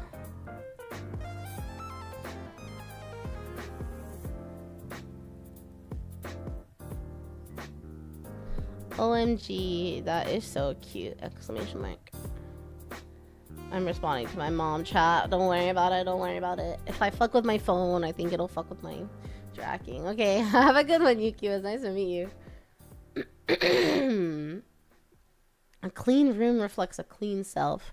What the fuck does my room say about me then? I think my room says about me that I might have ADHD. IDK high speed. Do you think you have time to do other things? Oh my god, someone would call me high speed. Good lord. Do you ever clean or want to clean? Okay, I should preface by saying I'm clean. I like to clean and I like to be organized. However, I am messy, not out of wanting to be messy, but out of time. So like, for example, I chose to stream today because I needed and wanted to stream. But if I wasn't streaming, I could have been cleaning. But then if I don't stream, you guys wouldn't have seen me since last week. So like, I had to stream. But I'm not dirty, I'm just messy. Like, I did laundry and I have not had time to put the laundry up. It's still in a clean pile. Laundry is my biggest offender for sure. Cleaning stream, but I can't do that because then I'm walking around. I'm like, my mic is right here. I could go old school with my headset mic, I suppose. But yeah, I do want to spend like an entire weekend doing nothing but organizing it and like deep cleaning, spring cleaning. So probably we'll do that Sunday morning. I think I'll spend. You are correct. Technically correct. The best kind of correct. I am usually technically correct.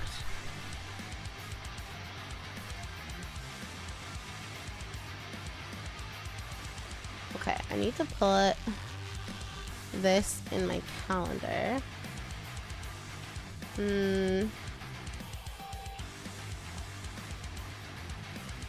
Let's see.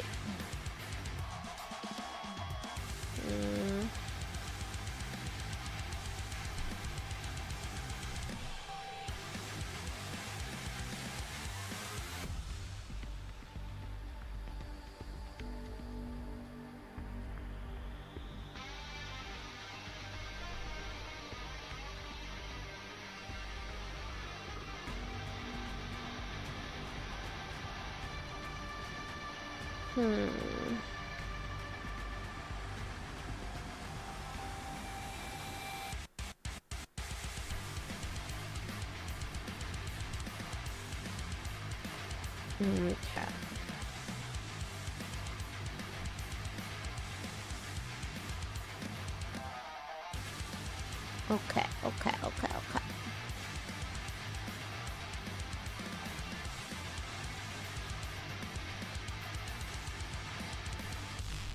You should see how technically correct she is when it comes to opinions on food. Yeah. Yeah, I am.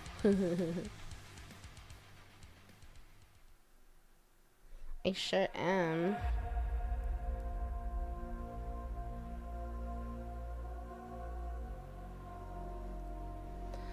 Oh my gosh, what else did my mother send me? Oh my gosh.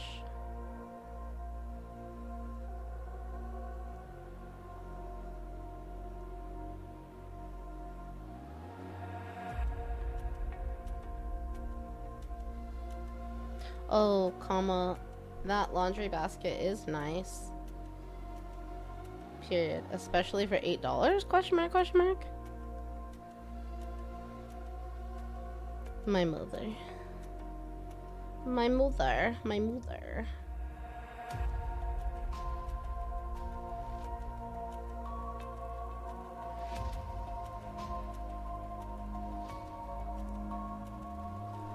Okay, so remember one time we were talking about food and you said something like, it's not that my opinion is right, it's that your opinion is wrong. Wait, did I actually say that?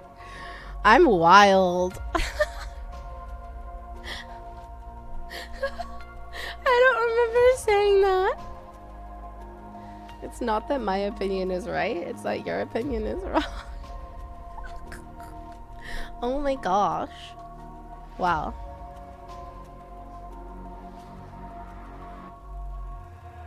Wow.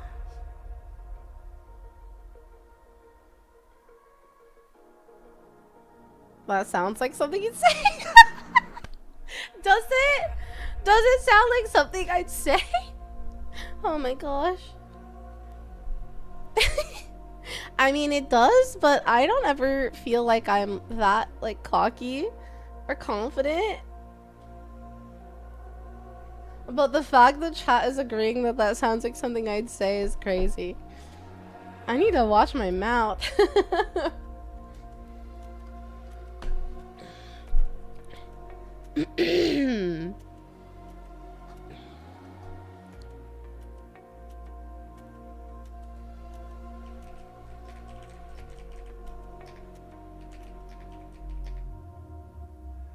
I've never seen you in a collab. Oh, really? I've done a couple recently. I used to do a bit more than I've done. There was definitely a dry spell for a bit. But I've collabed with Kana a couple times recently, and then various people before.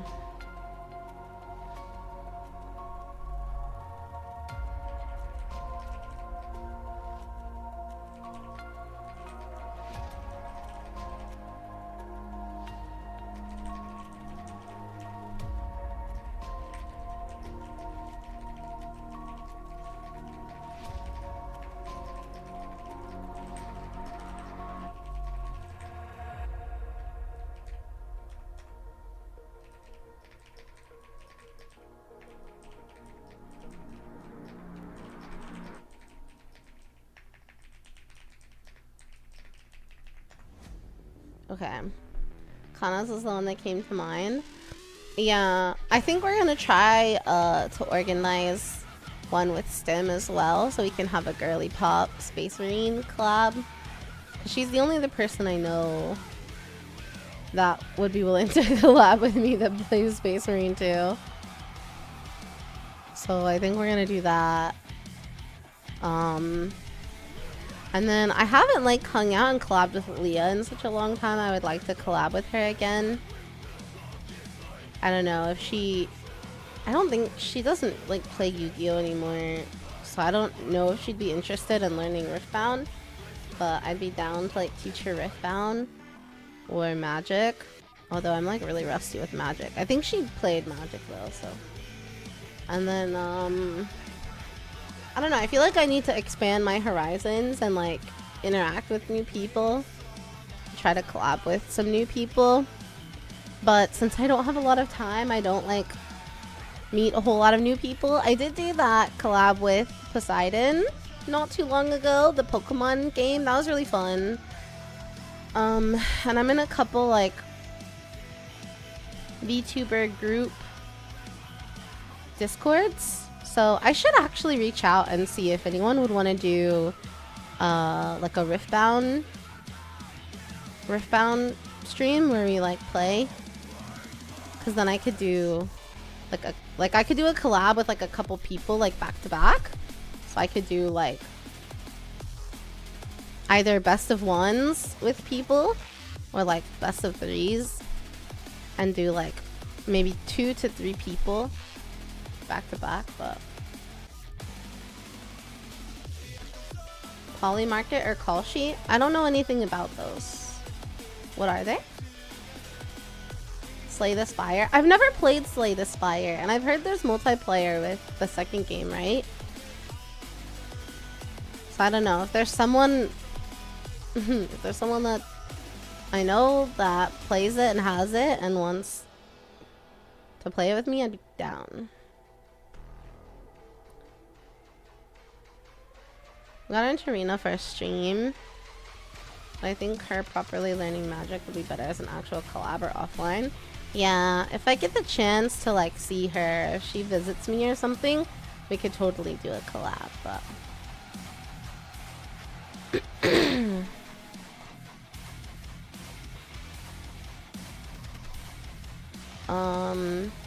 how do I spell the person's name I'm talking about? Who? Kana?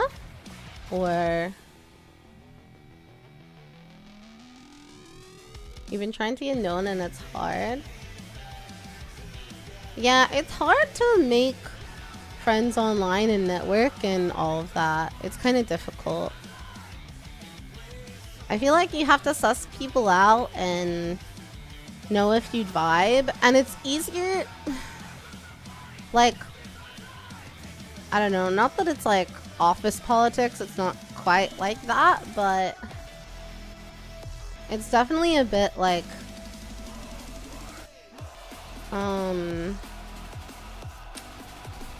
like you have to get a vibe for them and know that you're interested in the same things and that you'd like get along, you know?